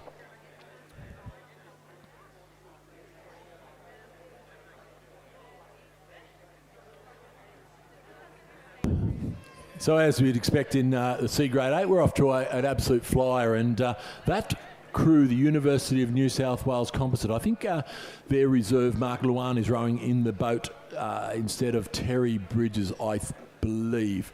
But certainly They are off to a great start. They are a D grade crew. The Sydney crew is actually an E grade crew.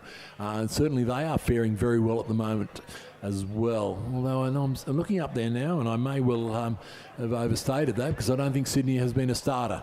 So the Black Mountain Composite is the crew that's pushing along, but it was the University of New South Wales Composite crew going through with the slightest advantage over the Black Mountain Nepean Composite, who have gone through in second place, followed by Newcastle, followed by Balmain. I think we might have the North Shore crew just a little bit tailing off the back there at the moment. But very clean blade work coming out of this University of New South Wales Composite crew now with about 300 odd metres to go. They are probably just out to about a canvas lead over the Black Mountain Composite crew. Still right in it is the Newcastle crew, straight by Jack Handley. Once again, the lighties up the front of that boat will get the rating up, and I would expect them to come home very, very fast. But the stepping on it now, the University of New South Wales Composite, they've got a fairly new coxswain in there in Randy Roncolato, but doing a great job motivating these guys to hold on to this lead. But here come Black Mountain and Newcastle. Newcastle have sights. I think they've got sights on winning this race, and certainly are winding it up coming into the line. They've got about 150 metres to go. Have they got enough room to come it back? I don't think so. I think the University of New South Wales Composite crew has now gone out to about a length's lead and powering on over this last 100 metres. Newcastle coming home at Black Mountain Composite. They're just coming home very fast, picking up a seat every couple of strokes, but they will not be able to overhaul this lead. It was a University of New South Wales Composite crew coming across in first, the Black Mountain Composite in second. It will be Newcastle in third, followed by Balmain, and a little bit further back will be the North Shore crew in lane 3.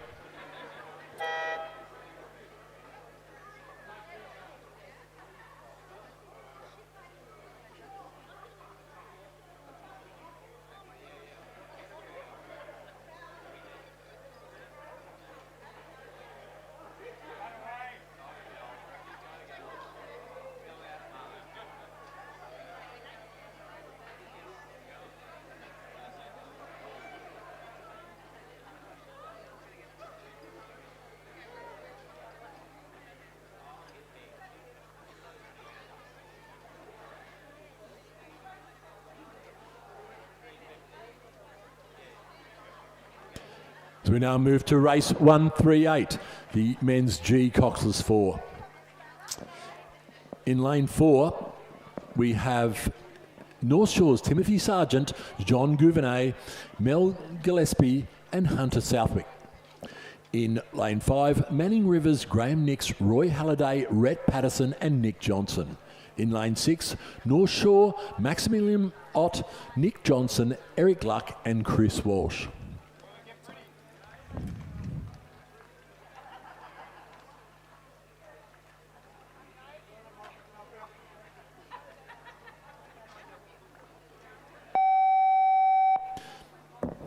And we have a start in the men's G Coxless 4, and pushing straight out from the start was a very fast start, as we'd expect from this North Shore crew.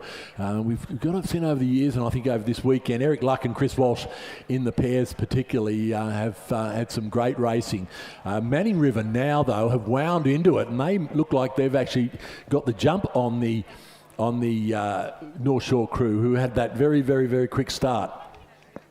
So we're going down now to about 200 metres gone. It's still fairly even, as once again we only get medals for first and second when there's only 3 in the race. So the battle is really going to be on to make sure if they want to be in the medals. So the Manning River crew now, Graham Nix, Roy Halliday, Rhett Patterson and Nick Johnson now bounding out in front of the other 2 crews. And they've had some real boat speed, these Manning River boys, over the last couple of days, and certainly showing it now. So we'll keep an eye on them as they come down into the 500 metre mark to see just how they're faring. There you go.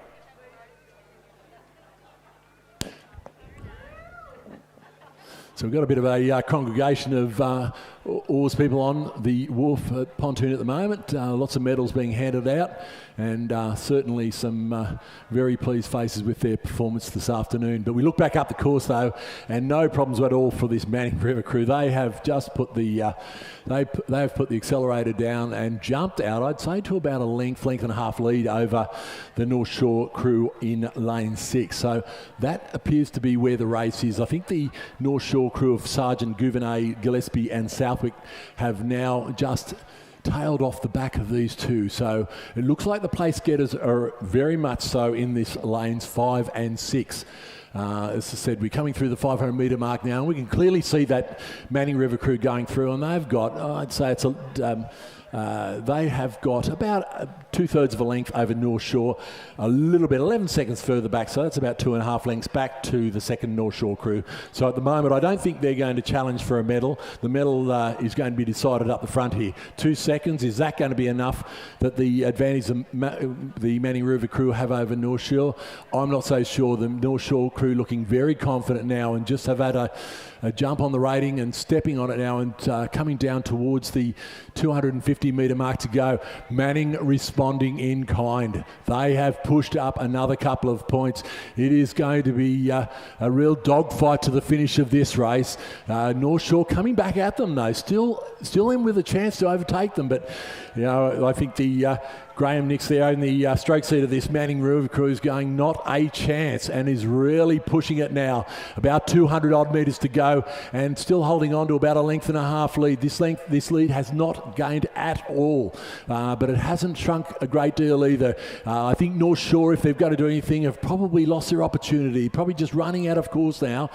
Coming down to the last 100 metres, this very, very polished crew coming down. I think it might be Rhett Patterson actually in the stroke seat and Graham Nix in the bow seat. So coming down about 10 strokes to go, they will come across the line and they will become the new 2026 G Cox's 4 champions for New South Wales. Coming across the line now is North Shore in second place, and it will be the North Shore crew in third. And that's a pretty handy time that these crews have achieved here. So that's pretty good going. And we now move up to the start of the for race 139, the women's C pair. It's due to go in a next minute or two. I'm just joined in the commentary by David Bagnall, and I'll be changing over very soon to Chris Brennan from Endeavour Rowing Club. So they'll take you through the last hour of racing and close out the regatta this afternoon.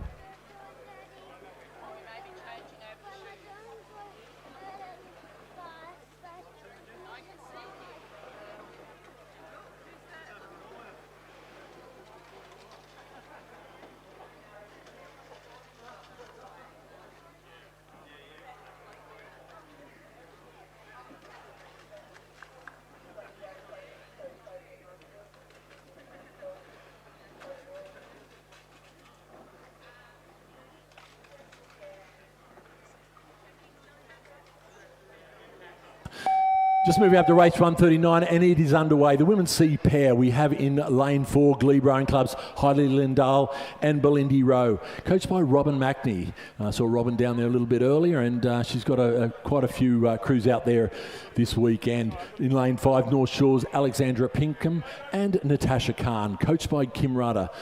And in lane 6, Mosman's Rowing Club's Olivia Tong and Nikki Lepresti, coached by Guy Morgan. So they've had the combination of Tong and Lepresti have had a little bit of a success already this weekend, and certainly look to have got out to a fairly good start here too. Heidi Lindahl and Belindy Rowe, though,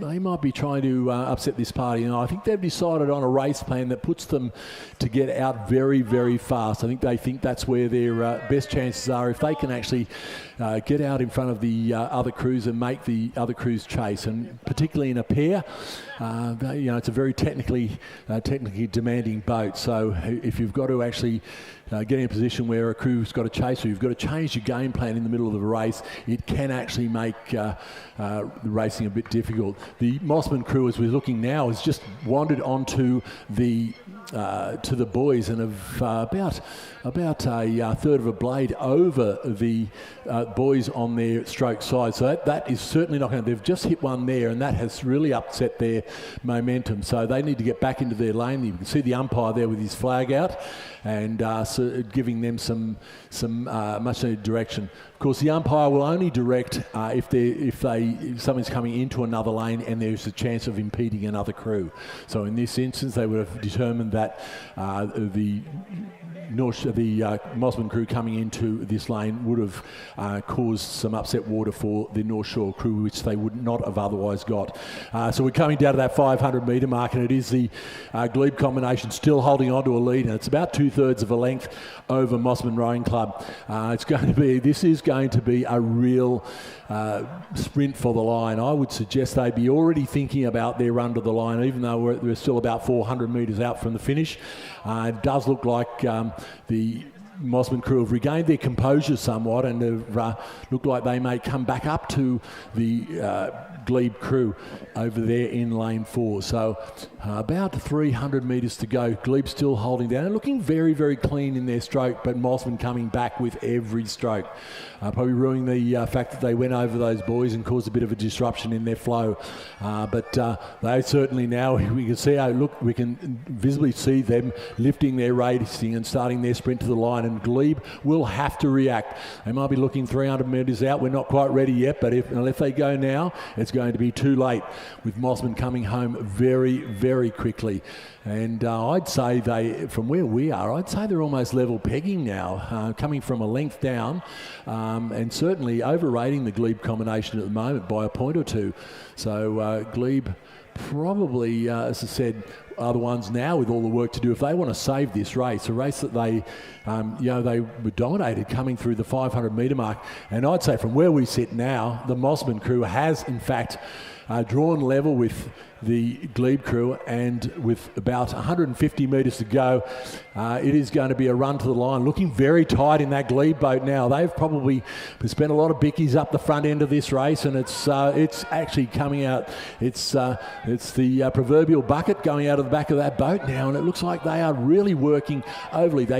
It's probably still hold about half a metre lead over the Mossman crew, but the Mossman crew is the one that's finishing super fast, and it looks like now they've got about a metre advantage on the Glebe crew, and they will go to the line, nothing in it at all, but it will be Mossman taking out the race just ahead of Glebe.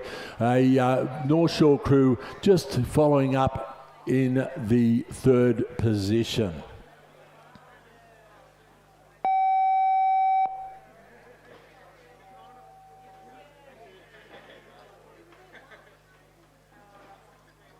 So our next race is race 140.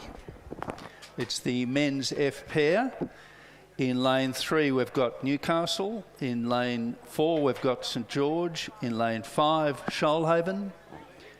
In lane 6 Armidale. In lane 7 Leichhardt, and in lane 8 Sydney Rowing Club.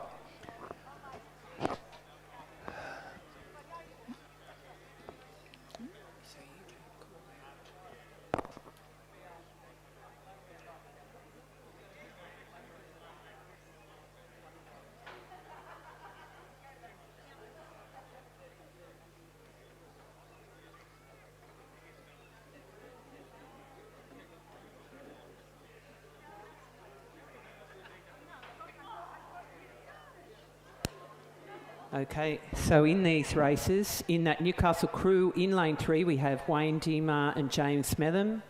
In lane 4 from St George, Alan Robertson and Stephen Harrison. Lane 5 from Shoalhaven, Clyde Heffer and Joseph Basher, and they are coached by Andrew Parry. Lane 6 from Armidale, Richard Percy and Hugh Darwick. Lane 7 from Leichhardt, Norrie Cannon, Guy Elron, and they're coached by David Ross. And in lane 8 from Sydney, Carl Quitzer and David Greenslade. So quite a big margin already in this particular race.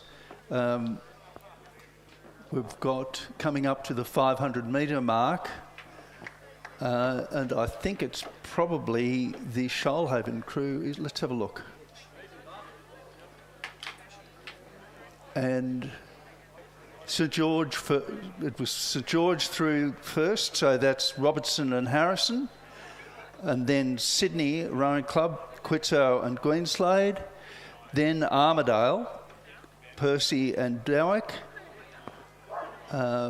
Leichhardt, Cannon and Elron, Shoalhaven, Hafer and Basher, and then Newcastle's crew of Deemer and Smethen. So quite a tight formation, only 0.39 of a second between Sydney and St George, and then about a length back to Armidale. So this is a final, so it's definitely a great race, very close between these respective crews. St George, Steve Harrison and Alan Robertson just in front, and this crew on this side, the Sydney Rowing Club crew, Quitsow and Greenslade, are challenging them. So it's between those two crews, and they're very well-credentialed crews. Then Armidale in their bright red, presumably Wintec boat, and their orange hats, quite conspicuous. But a good race here. Sydney have got the rating up and challenging. St George is still holding on. And a great racing between these two crews. St George haven't conceded. They've really got the rating up and are probably going to hold on to the win. Coming up to the line. They're stopping, yep, just, okay. St George ahead of Sydney Rowing Club, about 3/4 of a length. Then we come back to Armidale, and I think that's Leichhardt. Oh.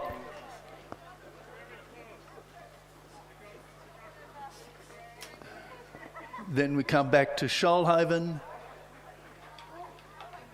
and Newcastle. So a great racing there at the front. Really great racing with St George just holding on ahead of Sydney. Okay, so on the line now we have the women's D Coxless 4. Only 2 boats in this race. We've had a withdrawal from the Mosman crew. In lane 4 from Abbotsford, we have Melissa Veach, Seven Gooney, Naomi Toy, Lucinda Longcroft, and they are coached by Charles Lloyd-Jones. In lane 6 from Leichhardt, we have Nivi Mazarak, Carolina Cosser, Christine Foxon, and Leslie Howard. They are coached by David Ross. So they're just waiting at the start now. A race in 2.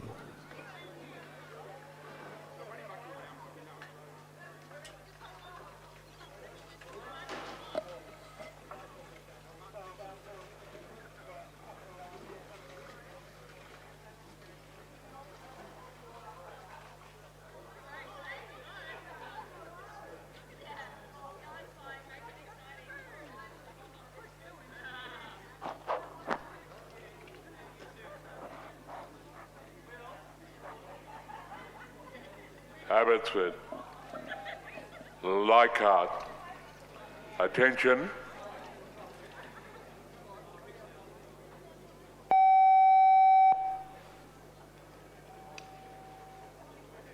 Okay, so we're underway with the women's D Coxless 4, Abbotsford in lane 4 and Leichhardt in lane 6. This is race 141.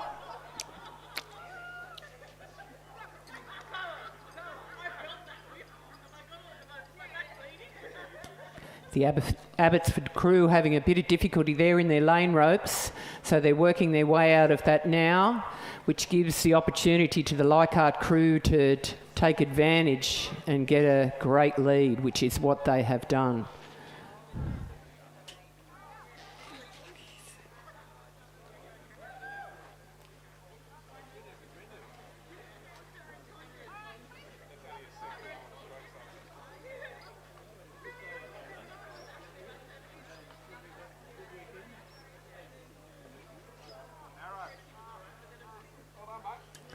So after that shipwreck at the start, Leichhardt have probably got a fairly comfortable win in front of them. The Abbotsford crew are still struggling with their steering.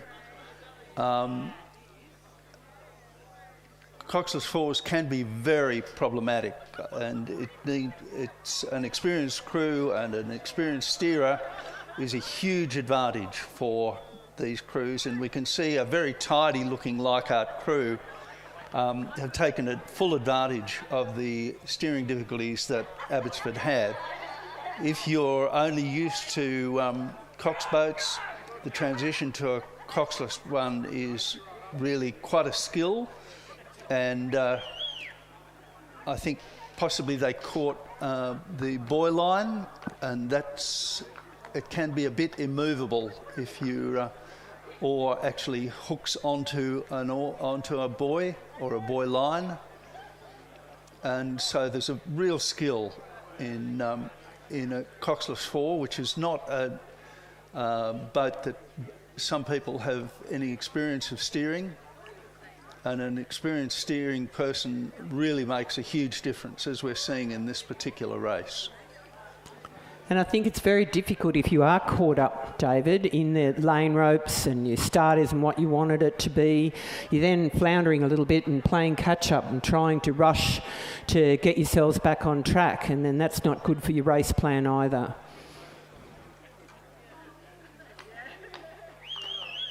This is, notwithstanding the problems that Abbotsford had at the start, this is a very tidy looking Leichhardt crew, and they're showing excellent technique as they come down the course.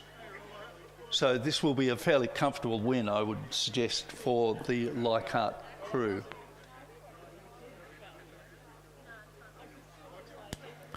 Beautiful conditions are still remaining for this afternoon's racing. We have been just so blessed this weekend for both days, and it's beautiful to watch the technique. Everybody's given the perfect opportunity to show their skills in their racing with this beautiful water. So well done to the Leichhardt crew.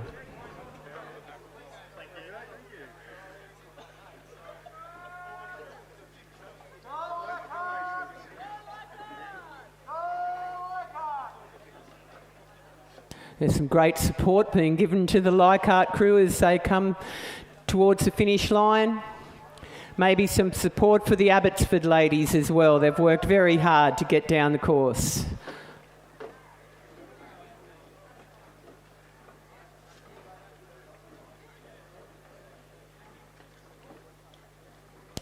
As they cross the line, the Leichhardt crew, congratulations, New South Wales State final winners for the D Coxless 4.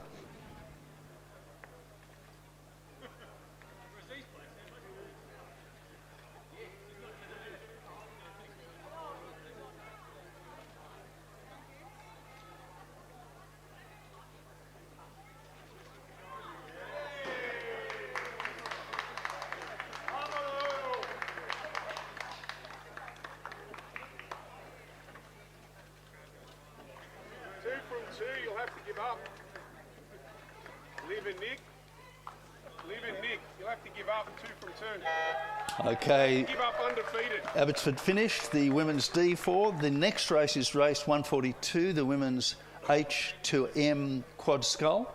In lane 3, the ANU composite crew, Jenny Corrie, Julian College, Susan Lineker, Fiona Blackwell. In lane 4, the Mossman crew, Kathy Wood, Ann Taylor, Margaret Small, Judy Mann. In lane 5, Manning Rivers, Kay Smythe, Kay Pullen, Gay Pullen, Genevieve Dobbs. In lane 6, Lake Macquarie's Marie Brown, Jeanette Beaton, Tracy Nyman and Anne Campbell. And in lane 7, the Endeavour composite crew of Sue Brown, Susan Kemp, Diane McShane and Lindy Nisbet, coached by Peter Bonds. Now the handicaps for this race, lane 3 and lane 4, the ANU composite crew and the Mosman crew are both off go. They are I crews. In lanes 5, 6 and 7, Manning, Lake Macquarie and Endeavour They are off 17 seconds. So this is a big ask for these crews. The ANU crew, very strong. From Canberra, some very experienced rowers, getting a very good start away there, clearing away from the Mosman crew. We've got a start with the other 3 boats. Lake Macquarie getting the best of those starts from this angle. There's some very experienced rowers in this race. So it should be a good competition with the 3 crews on this side of the river trying to mow down the 2 crews on the other side.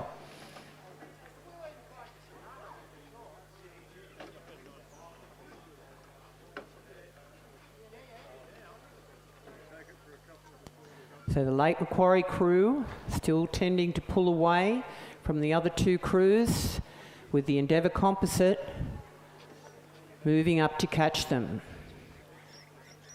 But it's the ANU Composite crew that is in the lead still at this stage, making their way towards about the 300 metre mark.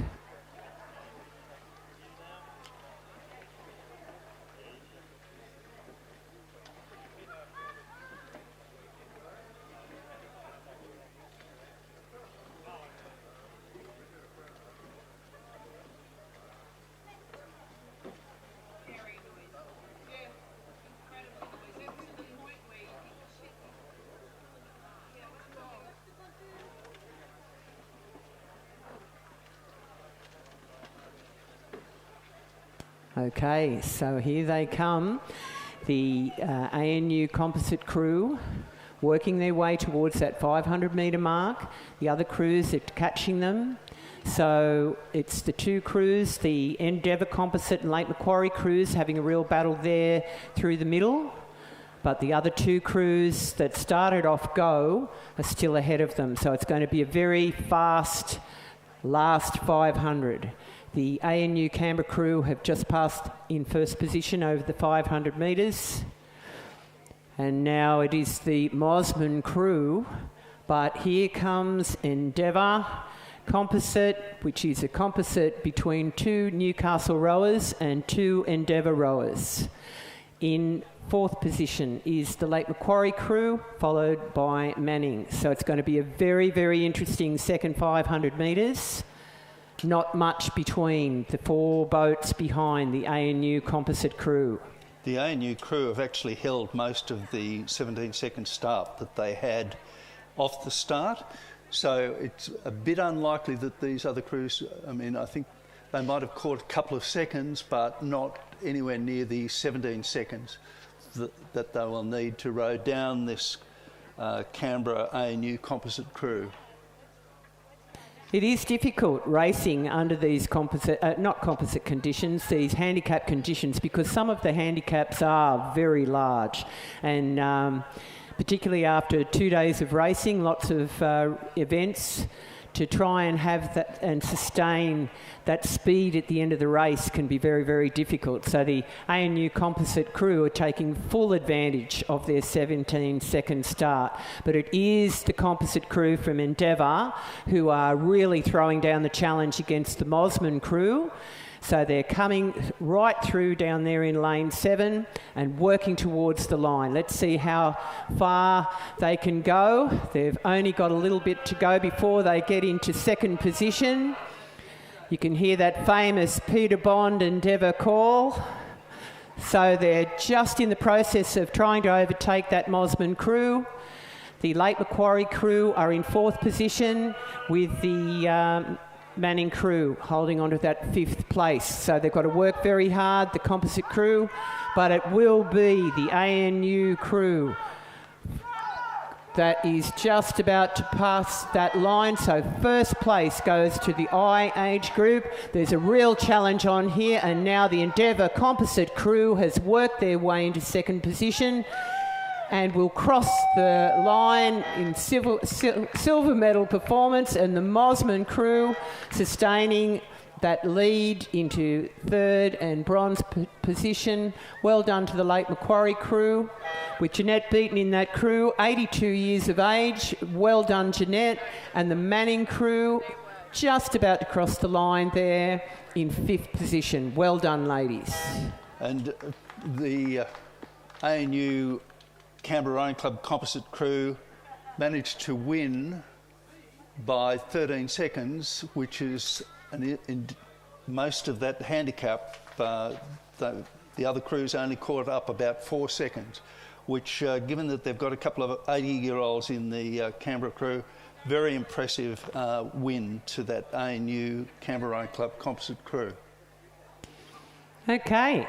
The next race on the program is race 143, the men's H single scull. So we have 9 competitors in this race, and they have already started the race. In lane 1 from Canberra, Jeffrey Brown, who happens to be my next door neighbour when I was growing up. In lane 2 from Melbourne, Peter McCartney. In lane 3, Newcastle, Peter Kemp. Lane 4, Melbourne, Rodney Stewart. Lane 5, Shell Harbour City, Peter Nevitt. Lane 6, from Glebe, Mark Tidgen. Lane 7, Lake Macquarie's, Peter Armstrong. Lane 8, from Mosman, Mark Williams. And Lane 9, Black Mountain, Richard Martin. This should be an amazing race. Yes, so quite a few Canberra-based crews. Peter McCartney is a scratching.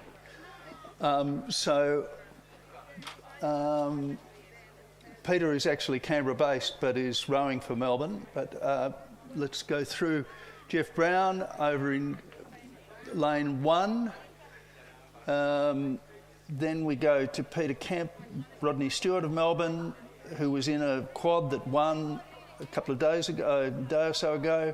Peter Nevitt, who's made a comeback to the sport after many years in retirement, Jeffrey Brown, and then across the line, Mark Teachin of Glebe is leading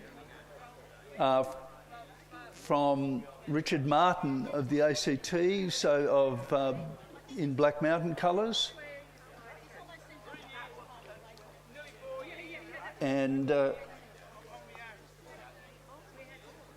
yes, just Mark Williams over in lane 8 is doing well also. So Richard Martin here on this side of the course is having a good battle with the Glebe sculler, Mark Teachin. And I think it's between those two and the Melbourne sculler, Rodney Stewart.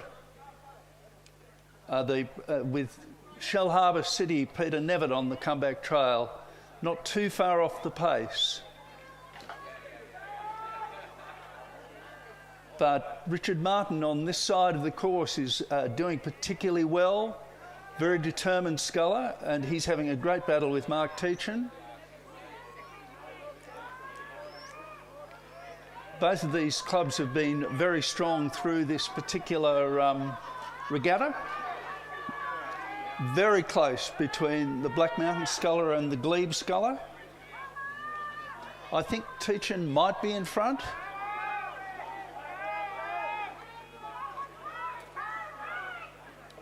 Then the battle for third, Newcastle's Peter Kemp.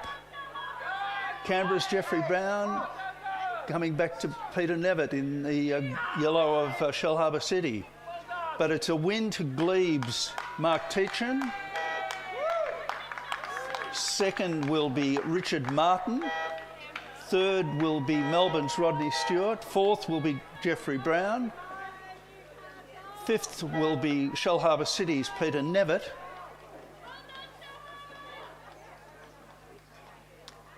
Then in lane 7, we've got Lake Macquarie's Peter Armstrong, just ahead of lane 3's Newcastle Peter Kemp. So really high quality sculling from all of those scullers. And a great result for Glebe's Mark Teachin. Okay, the next race is race 144, the women's F8. Now, this will be an extremely exciting race. There are 9 crews of 8, so there'll be a lot of reading out here. In lane 1, from Newcastle Composite, Lindy and Elian Smith, Susan Deemer, Elisa Bland, Sharon Butler, Alicia Sagar, Sally Watson, Catherine Dadd and Phoebe Saunders, and Catherine Fenwick is their cox. In lane 2 from Leichhardt, Belinda Brigham, Anna Foley, Kathy Usick, Catherine Gleeson, Jane Millage, Carmel Taylor, Chanel Stokes, Virginia Van Newick, Lily McHugh is their cox, coached by Steve Sherry and David Ross. North Shore, IDF, Composite, Des Moines, Sydney University Boat Club, Composite. Attention.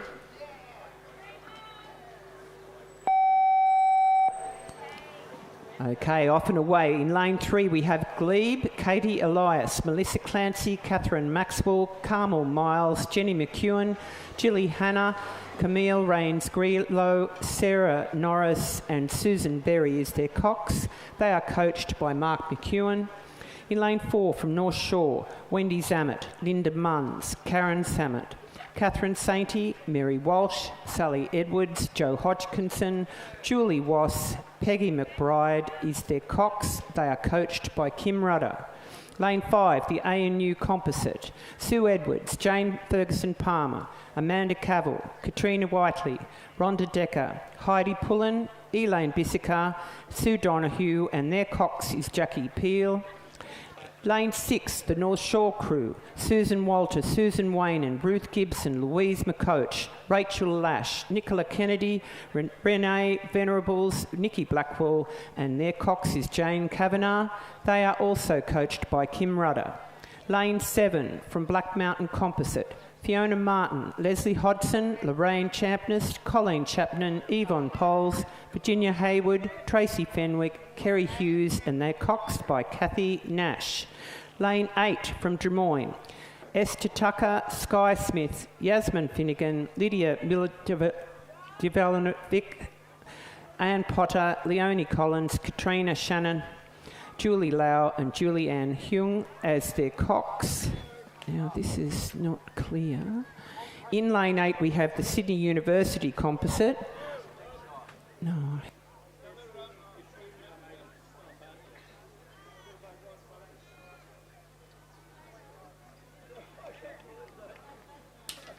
So we can see that North Shore are leading fairly clearly, more than Clearwater over the next, and quite a good race for second between a second North Shore crew, Des Moines, and the Black Mountain Composite crew. Then we come back to Newcastle, Glebe and Leichhardt. So North Shore have got 6 seconds, which is, or more than 5 seconds, 2 lengths lead over the rest of the field. Then it's reasonably close between North Shore's second crew, Des Moines, and the Black Mountain crew. Then we get a 5-second gap back to Newcastle, Glebe, and the rest of the field. So as we're coming down to the finish, I'd expect North Shore with 2 lengths lead at the halfway mark to dominate, and it looks like they may well get the Quinella with North Shore in first and second places. Both good battle for third at this stage, I think, between Des Moines and Black Mountain Rowing Club.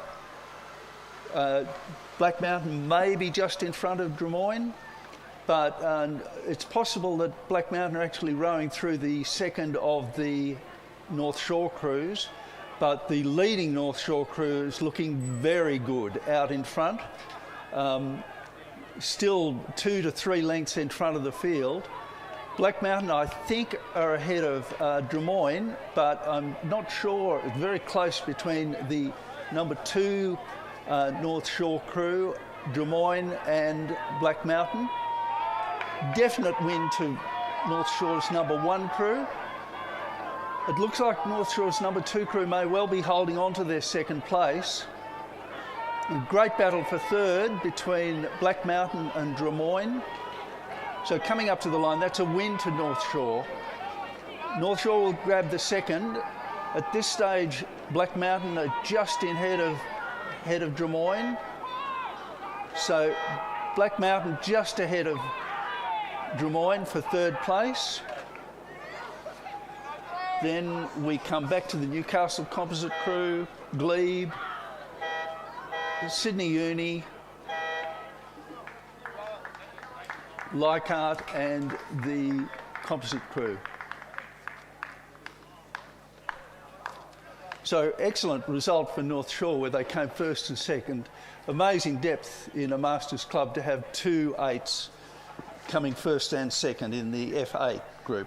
Really superb result for that club. With the Black Mountain crew just beating Drummoyne for the place, for the 3rd place. Okay, they have already started the men's E-Quad final. In lane 3, the Mosman composite of Andrew Horrigan, Lachlan Evans, Stephen McLinn and Mark Partridge. They are coached by Michael Rasmussen. Lane 4, the Melbourne composite crew of Nick Inglis, Stephen Reynolds, Craig Smith and Gregor O'Neans. Lane 5 from Manning River, Glenn Herbert, Paul Hawke, Rhett Patterson and Nick Johnston. Lane 6 from Leichhardt, Anthony Dujanesic, Robert Tiley, Frank McHugh and Andrew McKenzie. They're coached by Steve Sherry. Lane 7 from Shoalhaven, Mark Thirlwall, Harry Davis, Chris Turner, Mark Whittaker. They are coached by Andrew Parry. And lane 8 from Lake Macquarie, Jeremy Smith, Greg Evans, Ivan Bonus and Stuart Boyd. This should be a very interesting race. They've all got off to a very good start. There's some very experienced rowers in this race. Yes, so the camera's focusing on the Leichhardt crew, looking fairly tidy there. Alongside them, Manning River. Then the Melbourne composite crew of Inglis, Reynolds, Smith and Onions are perhaps ahead of Manning River. And then we have the Mossman composite crew over in lane 3. So at this stage, the Mossman composite crew is a bit further back. So through the 500 metres, the Melbourne composite crew are ahead of Shoalhaven, then Leichhardt, Manning River, and the Mossman Black Mountain crew in 5th place, and Lake Macquarie in 6th. So 3.5 seconds margin between Melbourne composite and Shoalhaven. That's a significant margin in a 500 metres gone. And then very close between Shoalhaven and Leichhardt. So the battle is on for probably for 2nd place.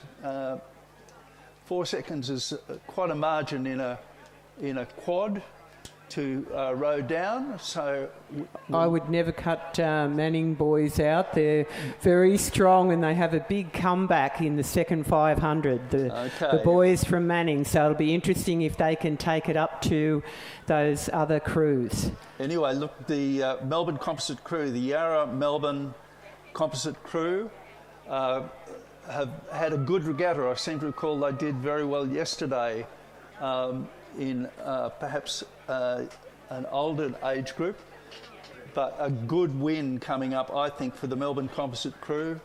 Quite a solid margin.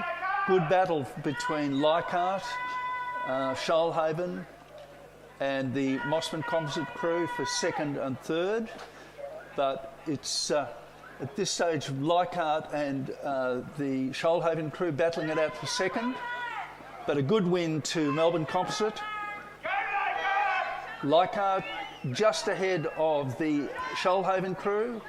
Then we come back to Manning and the Mossman Black Mountain composite crew. So great racing.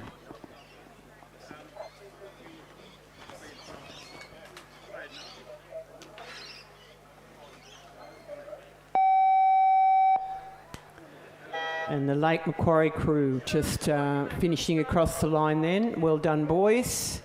And we have a start in the men's B single scull final from Newcastle in lane 1, Gareth Sorkel. We do have a scratching in lane 2. Lane 3, Balmain, Alexander Freeman. Lane 4, Lower Clarence, Luke Ryan. Lane 5, the Newcastle, Jack Hanley. Lane 6, North Shore, Andrew Simpson. Lane 7, Pine Rivers, Michael Hart, coached by Alan Borger and Catherine Borger. Lane 8 from Grafton, Gavin Raywood. And lane 9 from Grafton, Daniel Lang. And it is so good to see the people coming down from Lower Clarence. I know that Candice Jagar up there has been doing a lot of work for the club. And we've had a lot of the Lower Clarence rowers coming down to the CDRA regattas. It's great to see them here. So still fairly early on in this particular sculling race. So this is the final of the B single sculls.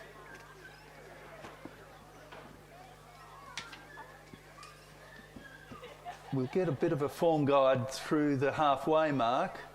Looks like the sculler in lane 1 is doing well. I think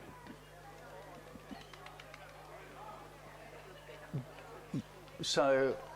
The sculler in lane 1, I think, is leading. That's Newcastle's Gareth Salkfield. And also, okay, so the sculler in lane 9 went through first. That's Daniel Lang, then Hanley of Newcastle, then Andrew Simpson of North Shore, Michael Hart, Gavin Raywood, Gareth Selkin and Luke Ryan. So Lang of Grafton on this side of the course is the leader. He's in lane 9. It's looking like it's going to be a really tight finish because it is very close right across the course there. They're all moving up together. So Hanley of Newcastle in the middle of the course is the challenger for Lang of Grafton. Bit of crowd support here, it'd be great. This is going to be a tight finish, everyone. And Andrew Simpson is alongside Jack Hanley. So Andrew Simpson from North Shore is challenging Hanley. The two of them are pushing each other, along with Daniel Lang in lane 9 from Grafton on this side of the course. So these three have split out from the rest of the field. The Newcastle sculler, Hanley is definitely leading Simpson of North Shore, but it may well be a win to Grafton's Daniel Long over in lane 9. Very close between Newcastle's Jack Hanley and Daniel Lang of Grafton. Coming up to the finish line, it looks like it's going to be a win to Hanley of Newcastle, just ahead of Lang of Grafton. Then North Shore's Andrew Simpson. Pine Rivers, I think, is the 7. Yes. Oh, yes. Newcastle, then Pine Rivers. Then we've got Grafton's Gavin Raywood. And then Lower Clarence's Luke Ryan. So great racing there.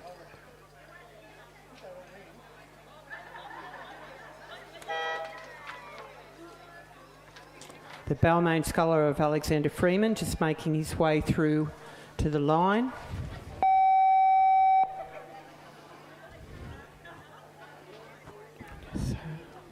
It's underway. Yeah. Okay, so the next race is 147, the Women's E single final. In lane 1, Balmain's Anastasia Zephyloukopoulos. In lane 2, Drummoyne's Kathleen Hextall. In lane 3, Shoalhaven's Mary Ambrose. In lane 4, Philippa Spork of Balmain. In lane 5, Drummoyne's Carolyn Vernon.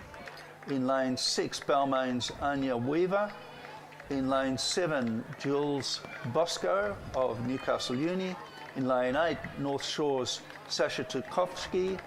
And in lane 9, Endeavour's Rosalie Furness, coached by Peter Bond. Okay, this is going to be a very exciting race. There's some amazing young women in this race. We've been looking forward to this race all day, and you can see down the course they're spread right across the field. Get ready for some celebration right through to the end of the race. At this stage, I think Rosalie Furness in lane 9 from Endeavour is doing well. sculler over in lane 2 from Des Moines.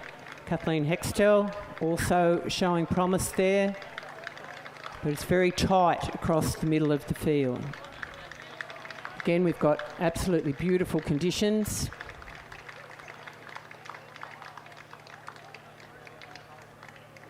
So again, they're still straight across in a line. At this stage, the Balmain sculler in lane 1 and the Shoalhaven sculler in lane 3 are a little bit towards the back, but all the other girls are just working and pushing hard across the field together.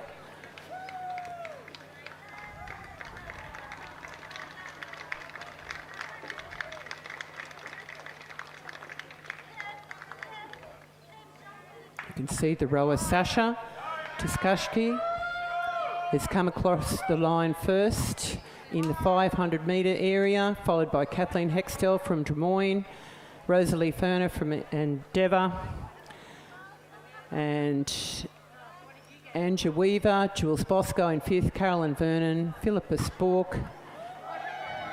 But it is a very tight, close race. Sasha is holding a good lead at this stage, but anything can happen in this next 500 metres.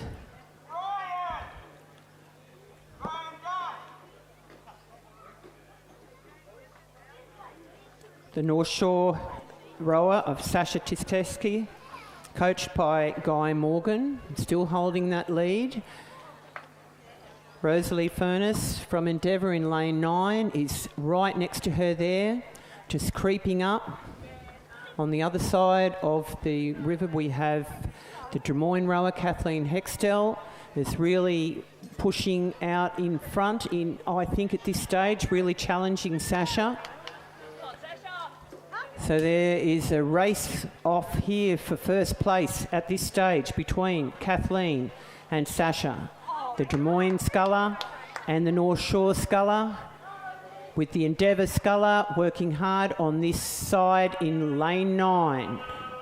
We have scullers coming up through the middle.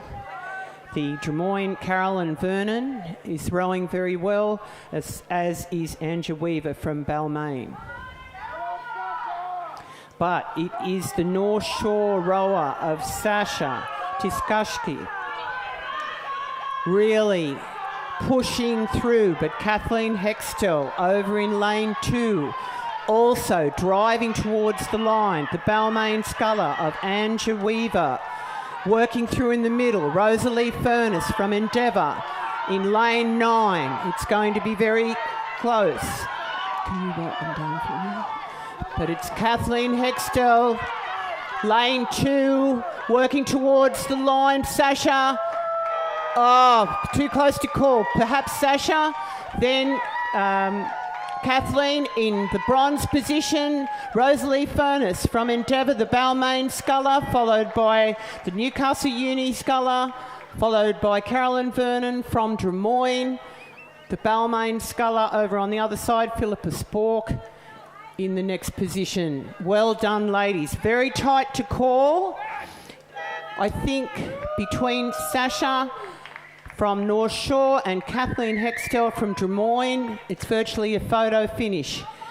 So it is a photo. It is. So we'll get a result there between Sasha Tiskovsky of North Shore and Kathleen Hextel. So we still don't have a final result on that one. Third place was definitely Endeavour's Rosalie Furness. Well done, ladies. Fourth was Anja Weaver of Balmain. They're still examining the photo. While they're examining the photo, we'll go to the next race, which is race 148, the women's B quad scull. In lane 3 from North Shore, Elizabeth Carroll Shaw, Stacey Aberdeur, Elizabeth Buzo and Alexandra Pinkham. In lane 4, the UTS composite, Zita Briones, Janine Reid, Kirsty Edwards, Christine Phillips. In lane 5 from Glebe, Elizabeth Lester, Belindy Rowe, Heidi Lindahl and Jacqueline Harris. Lane 6 from Lower Clarence Composite, Emma Molinar, Kirsten Berry, Vanette McLennan, Candice Jago, and they are coached by Odin McIntosh and Candice Jago. Lane 7, the St George Composite, Wendy Miller, Katrina Davis, Jane Clues and Andrea Kuzi. This will be a very strong race. Okay, so the previous race, the winner was Sasha Tischkovsky of North Shore, ahead of Kathleen Hextall of Drummoyne. So that was, the margin was 0.19 of a second. So good win to North Shore. Okay, race 148 is underway. And we can see, I think that's, looks like a North Shore or? Looks like the UTS Composite. UTS Composite. Crew out in the lead, with the followed very closely by the Glebe crew. Yep. And then the Lower Clarence Composite. So the middle three lanes seem to be the ones that are out in front, just ahead of the St George Composite over in lane 7. But the North Shore crew has got a bit of work to do. At the halfway mark, the UTS Composite was definitely in the lead, followed by the Glebe crew. Third position is the St George Composite, and they're ahead of that Lower Clarence Composite. North Shore definitely in 5th place at the moment. They're going to have to work hard in this second 500. Again, it's been a long weekend. Those girls have done a lot of racing and just trying to lift again for another race. But it's another final, and you want to bring it out as much as you can. But at this stage, the UTS Composite crew is still holding a very good lead. The St George crew on this side are working their way. In fact, I think they've made their way into second position, but the Glebe crew are going to give them a run for their money. The Lower Clarence crew, the Composite crew, are in 4th position. They're making their way towards the line. It really is the St George Composite that are going to challenge the UTS Composite crew. So this will be a very interesting finish. We've had some very close finishes today. The UTS Composite crew are lifting. They're lifting and working towards the line. The St George Composite crew in second position. The Glebe crew challenging for that second position. So it is the UTS Composite crew that will go across in first place. Second, the St George Composite. The Glebe crew in 3rd position. The Lower Clarence Composite in 4th position. And it's the North Shore crew that will come through to take 5th place. Very well done, ladies. Nice racing.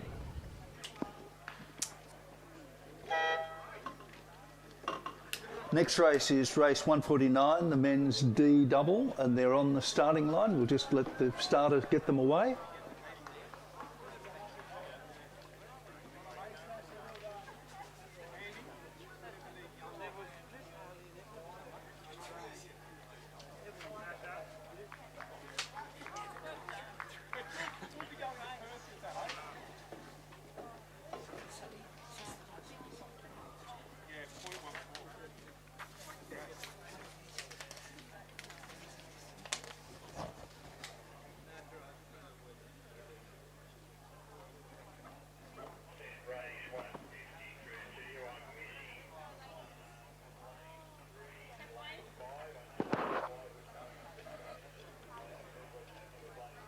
Glebe Composite, St George, Mossman, Drummoyne, Balmain. Attention.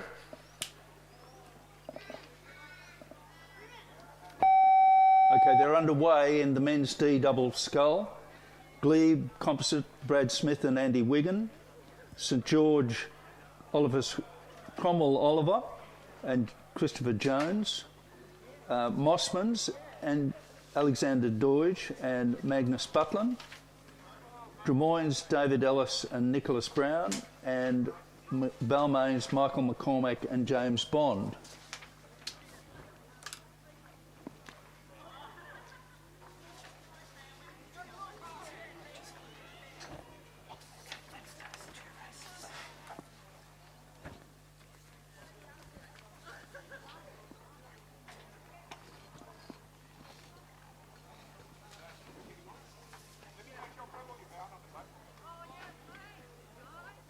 So I think this is the Balmain crew on screen that's perhaps, is it Balmain or Drummoyne?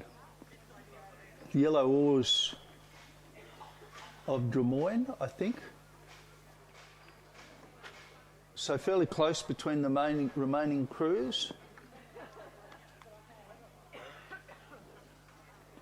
Glebe composite of Smith and Wigan on the left-hand side.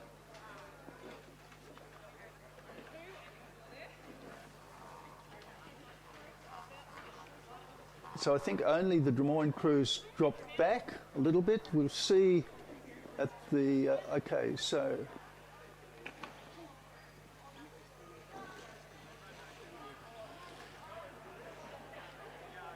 Okay, Balmain doing well. So that's Balmain in the lead from Mossman. Balmain in lane 7, ahead of Mossman, who are in lane 5. Then we've got the Glebe composite crew, St George and Drummoyne coming 5th.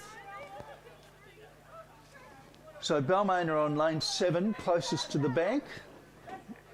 Then Mossman are in the middle lane, in lane 5, with the Glebe composite crew over in lane 3. So the challenge is perhaps for the Glebe composite crew from St George for 3rd place, with Mossman at this stage fairly comfortably in 2nd, with Balmain reasonably comfortably in front. But perhaps Mossman are challenging Balmain. I think Mossman might be coming up to Balmain, and perhaps the Glebe composite crew are also in the hunt. Good battle here between Balmain and Mossman. So it's Glebe Newcastle on the far side. Mossman in the red and white hoops, and Balmain in the yellow and gold and black hoops. Mossman looking very strong, very vigorous through the water. I think they may have rode through Balmain.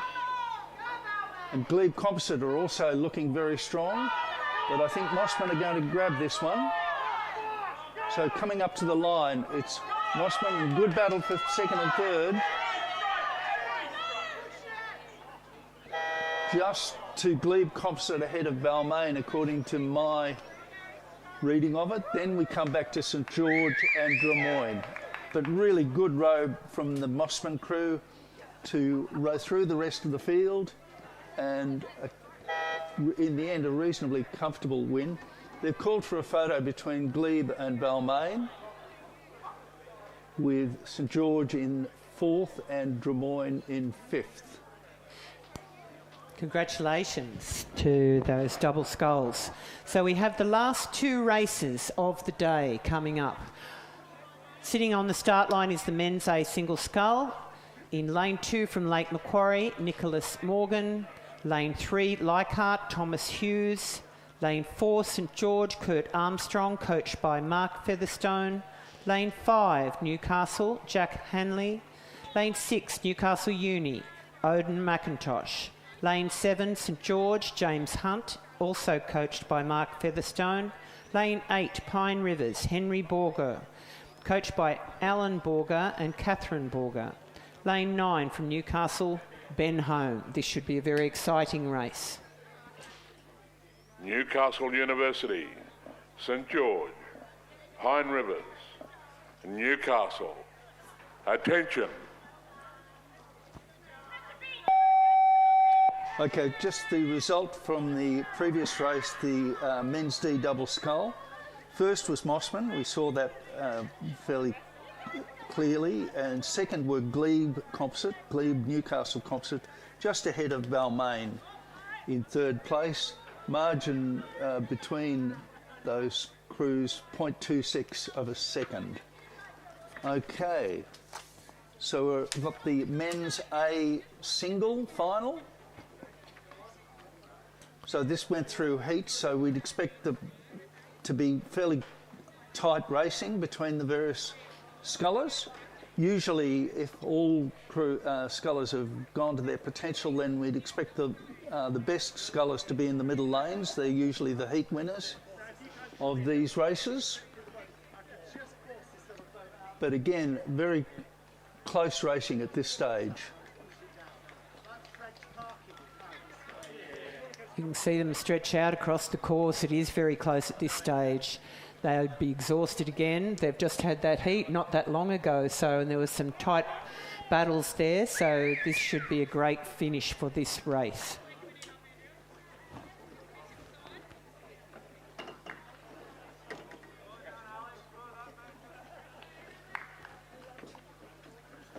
It's quite a spread of geographical locations with a lot of Northern Rivers and Queensland scullers and Newcastle, so regional New South Wales, as well as Queensland and as well as a couple of St George and Leichhardt scullers.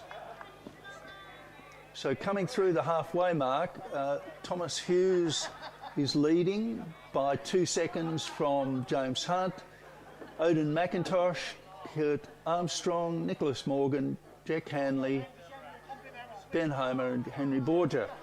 So wow, it's close. Just looking down there, it's very close. I think we're going to have our hands full at the end of this race here. So Hunt of St George is doing particularly well.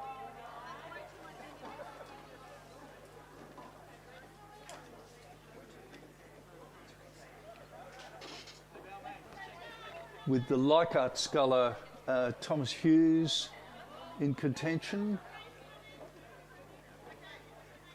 I still think James Hunt of St George is doing particularly well. Then it's very close between the remaining scullers, but the St George sculler and the Leichhardt sculler are the two leading lights. Leichhardt's Thomas Hughes over in lane 3 and St George's James Hunt in lane 7. Then very close between the remaining scullers, really close for potentially third place. But the battle out the front is between James Hunt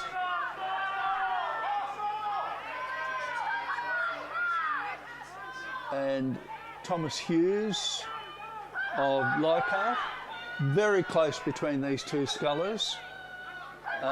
Newcastle Uni's Odin McIntosh is probably going to grab third, and he may even grab second. So coming down to the line, it's lane 7 ahead of lane 6.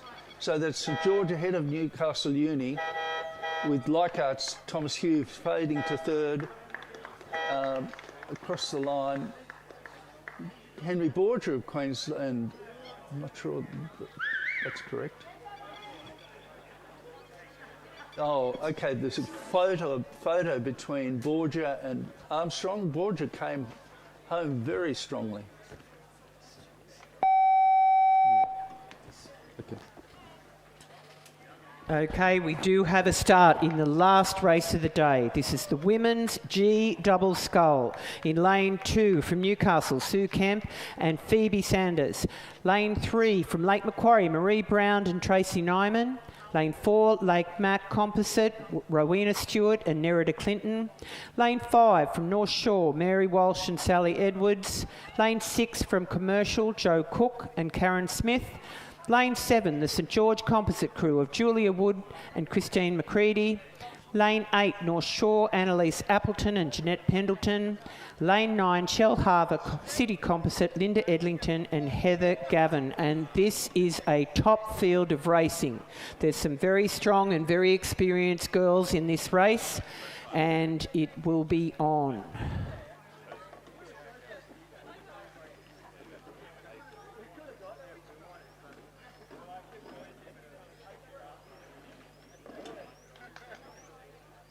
Okay, so the results of the men's A single, it was James Hunt of St George first, Odin McIntosh of Newcastle Uni second, Leichhardt's Thomas Hughes was third, Henry Borger of Pine Rivers was fourth. He finished very hard, and Kurt Armstrong of St George was fifth.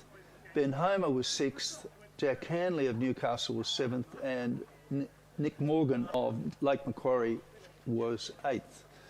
Okay, so we've got the women's G double coming up to halfway, very close between these respective crews.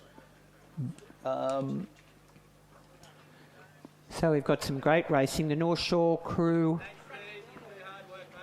in the middle of the race field there, Jeanette Pendleton, and it's Mary Walsh and Sally Edwards, but the St George composite crew yeah, leading. Julia Wood, Christine McCready.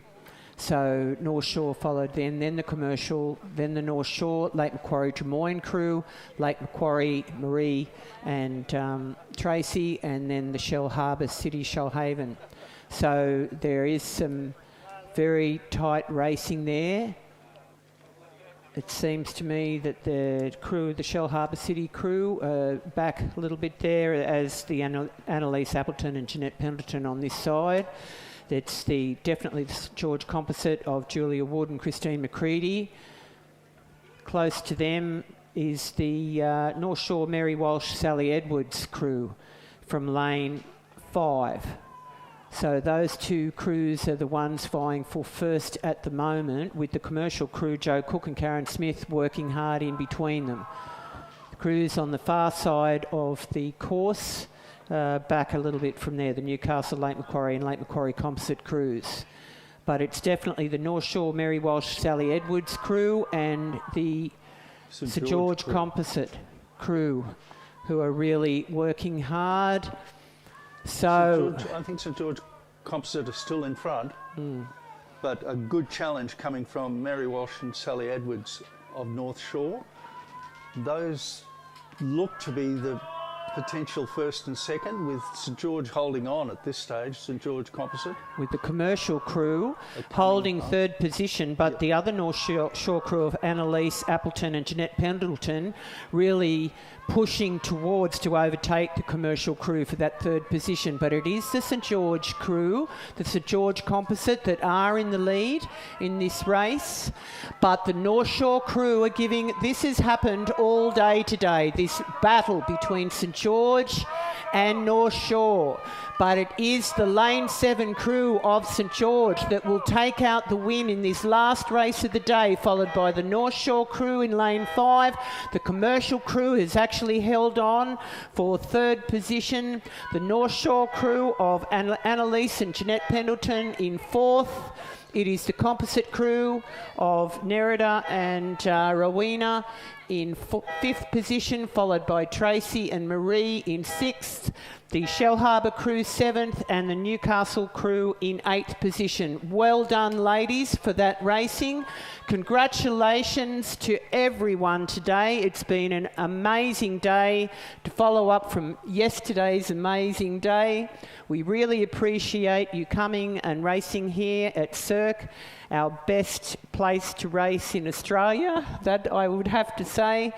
We've had wonderful conditions, fantastic racing. Congratulations to you all and a safe journey home.